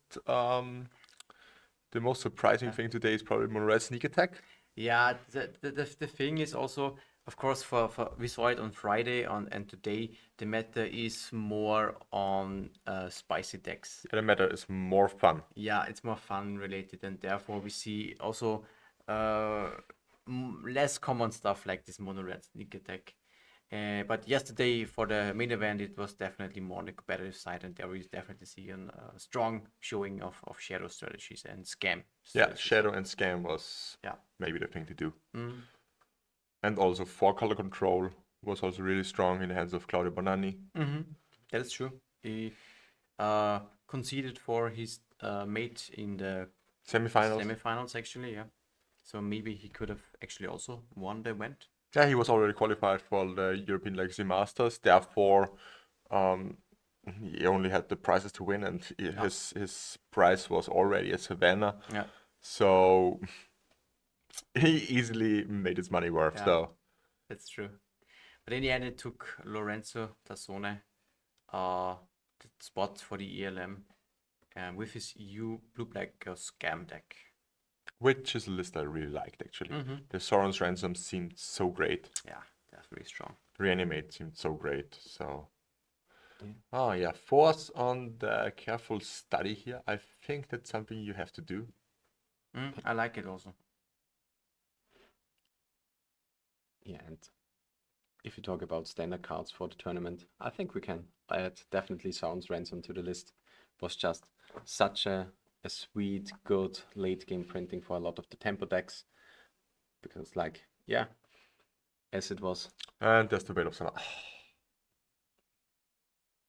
The Wonder Whale of Summer again.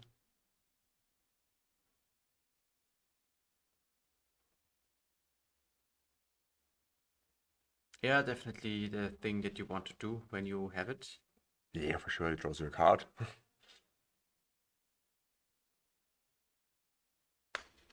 There's a lot of impact from cards from Gernot's side.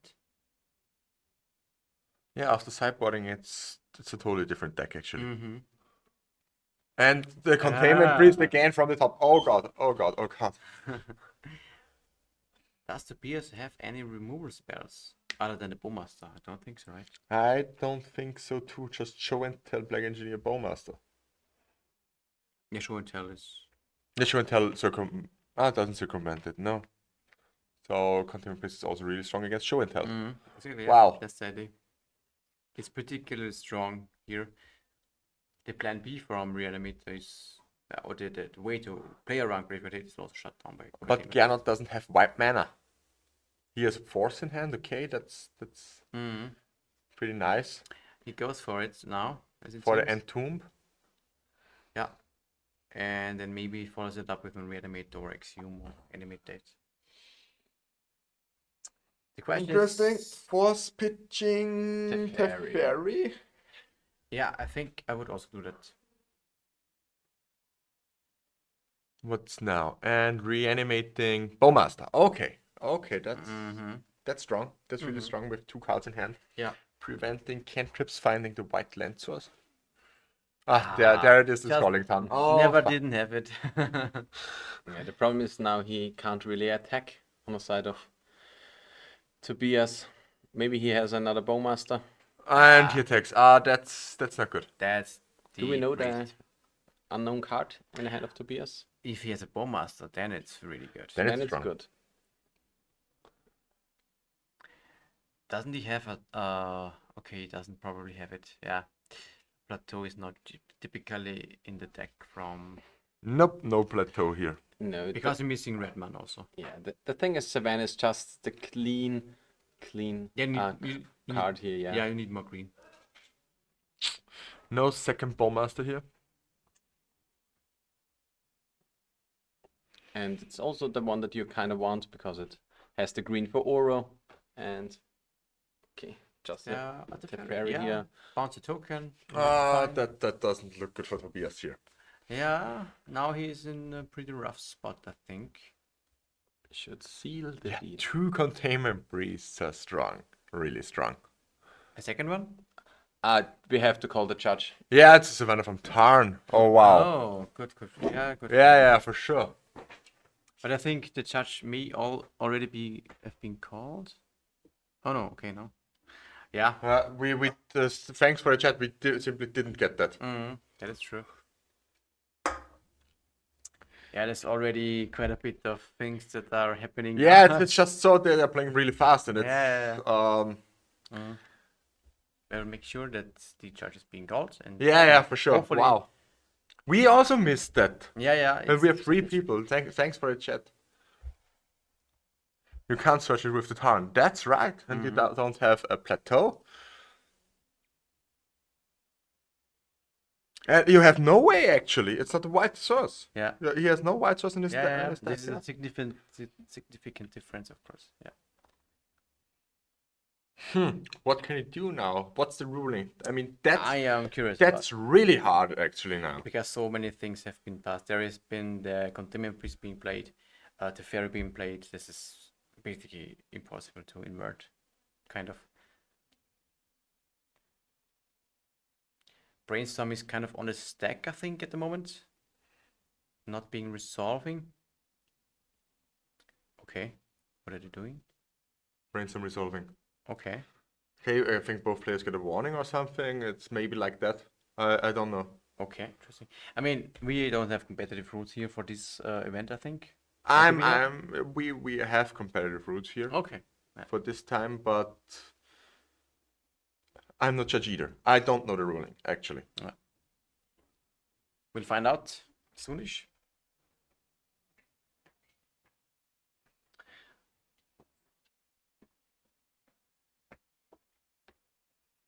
So Peter, you can maybe enlighten us. What was the ruling then afterwards? Game rule violation warning for Gernot, but as it was 2 turns ago, Yeah. it can't get fixed. Yeah, of course. Okay. Yeah, a little bit unfortunate. I mean, it would have been a Tundra instead. Yeah.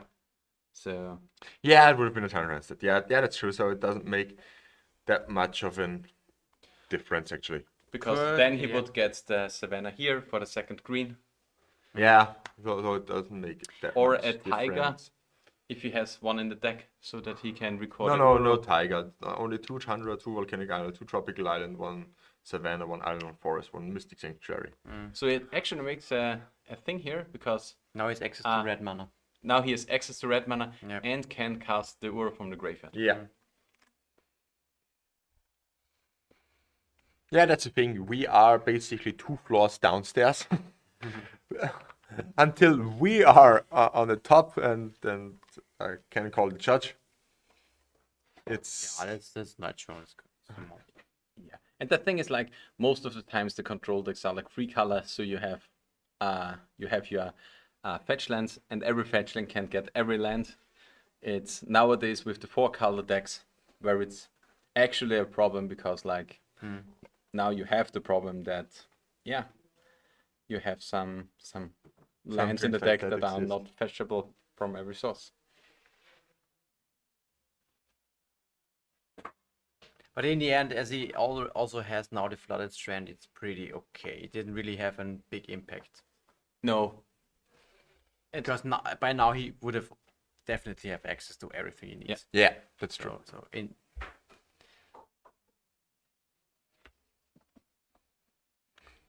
but now it's basically White half. Walker, yeah? Yeah, but this means the Ura comes down on this turn, and Or maybe just, yeah, you can bounce, exactly, replay another Teferi. draw a card. Is it actually exiled? What? The Teferi, it must be exiled, right? Why? Because it it ticks dies. down, it dies, and then you State-based action. Exactly, he points it out. It needs to be exiled because you put away the counters, then the trigger goes on the stack, and then it's already on the graveyard. And the White Walker sees the Teferi in the graveyard and exiles it. Okay, yeah, that's true, because it's unresolved at the moment. Yeah, yeah. Yeah, it's like a trigger that you target, so Teferi should be exiled. But Teferi for sure should be in the exile. But it shouldn't really come up now. Thought Void Walker again. I think this match goes to Gernot here. Shadow means he's not able to block. Bounce again. Yeah, that's not really much. And there's Terminus, there are Force of Winds in the hand. There will come an Uro. So Yeah.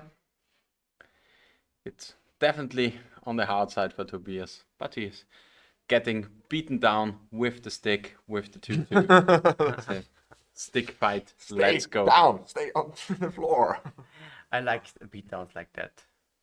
Yeah, and third time you play the Toffee White Walker, it just feels like, I cannot get it through. In Germany, we have the saying like, every day greets the mammal. So Yeah. it's basically the same thing. It's not a thing that can block. You have He now- could just. Why didn't he go for a fourth that lingers? Go for town. I don't think he has it in. He has it in hand, He yeah. has it in hand. Okay, just wants to play it safe, maybe. Okay. I mean, I get it. It's 18 minutes still, so. I mean, Why not? last turn would have been more safe because of the Yeah, Teferi. get it. That's my Teferi now. And the other Teferi should actually also be, Be exiled with the counter. yeah.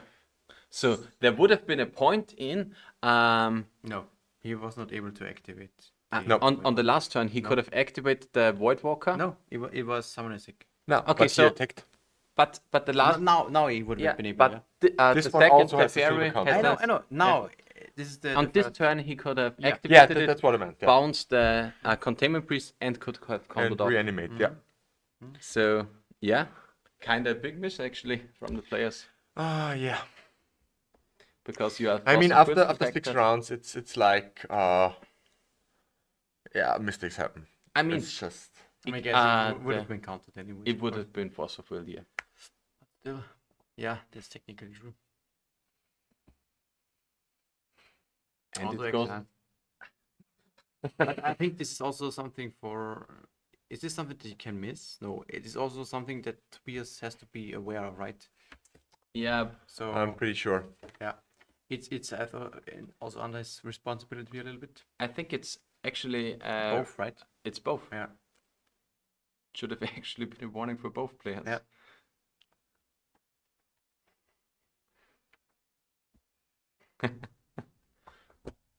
It's late, guys. It's late. Yeah.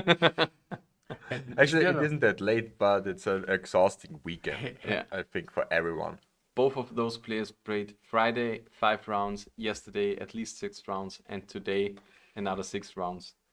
And partying in between, or just eating, chatting with friends. I think the German players actually played Cube last night. So magic for the whole weekend, and yeah, it was exhausting. Yeah, and that's the thing. If you are playing so much Magic, I mean, these little things are just adding up, Yeah. Yeah. and you make mistakes. I mean, we're just all humans. It happens. Especially for a deck like Gernot plays, where you have like a lot of various different things happening each turn. And now it's the hard cost force.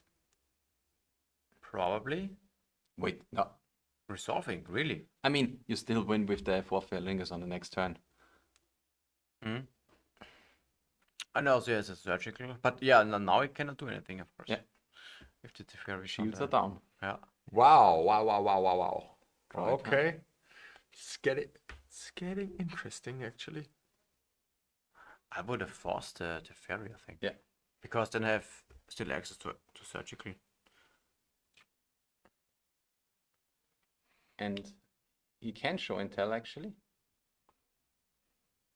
Maybe there is. Oh, wait, how many cards does he have? Oh, is there no blue card? Maybe. Yeah, but he could have hard casted. Yeah, you can. Containment Priest, another one. Ah, the bounce Containment Priest, show and tell. Yeah. And then he scoops it up. Really? Yeah, he had no thing to put in. But why don't you force the Teferi then? No, Tobias had nothing to put Tobias scooped. Nothing. Oh, Tobias had nothing to put in. Oh, okay. Wow. So Gernot wins. in. Yeah. What the fuck? What a roller coaster of emotions right there.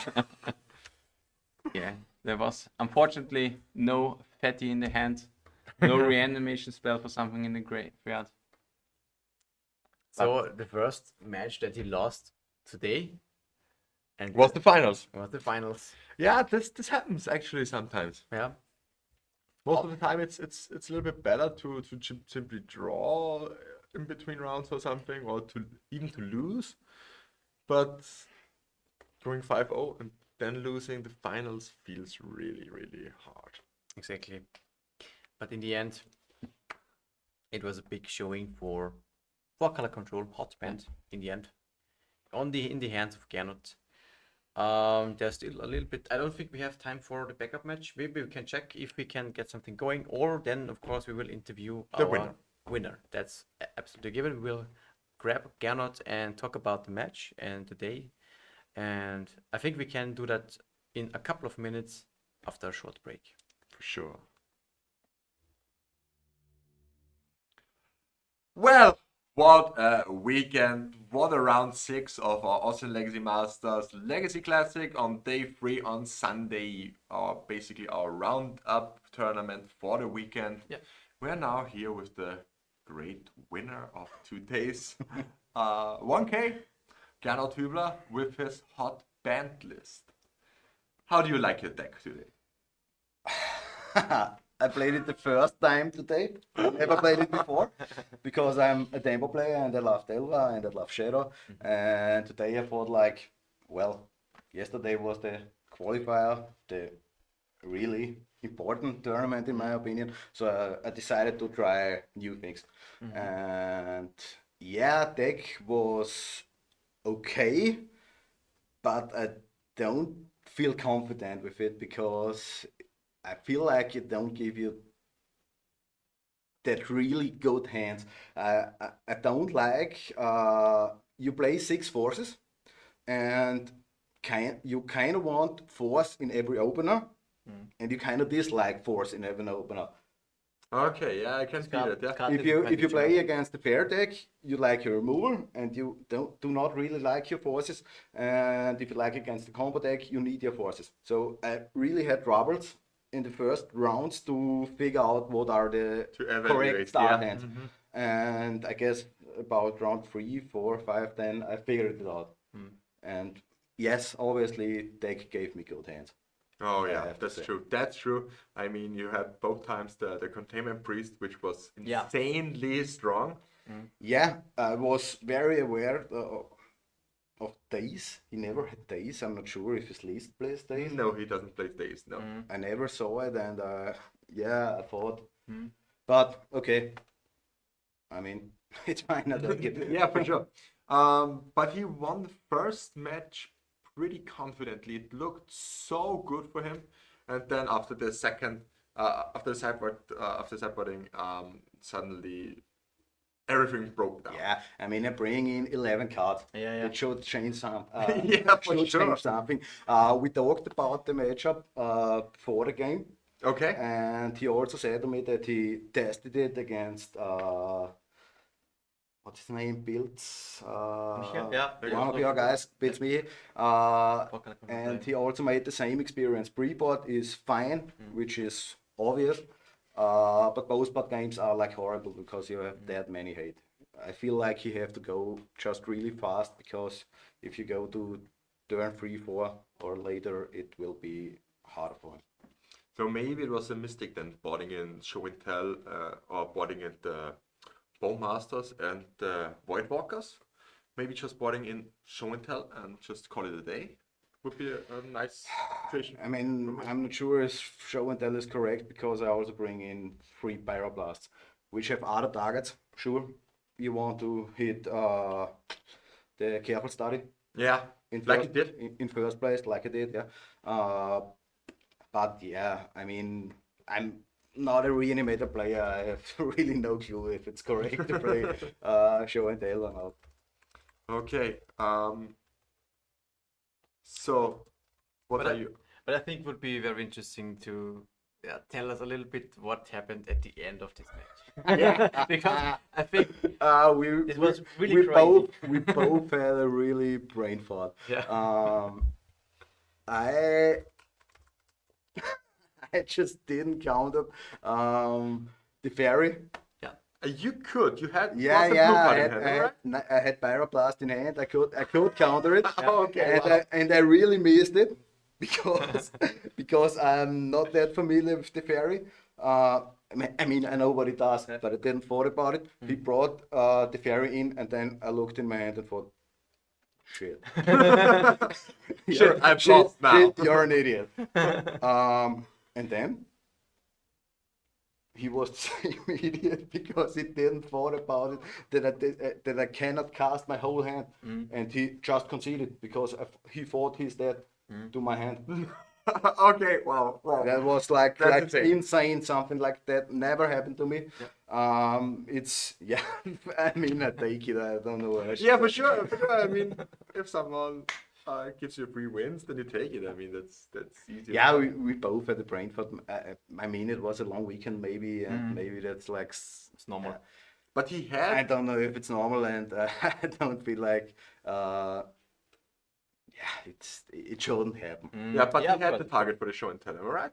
He had a big, He had some. he had a card in I hand. think he had an Archon, yeah. I'm Yeah, not an sure. Archon of Cruelty. I'm not sure what he. I'm pretty sure he He said. could have gone for that, and yeah, maybe it should, could have gone differently then, from that point of view. Yeah, for sure. Yeah. For sure, but yeah.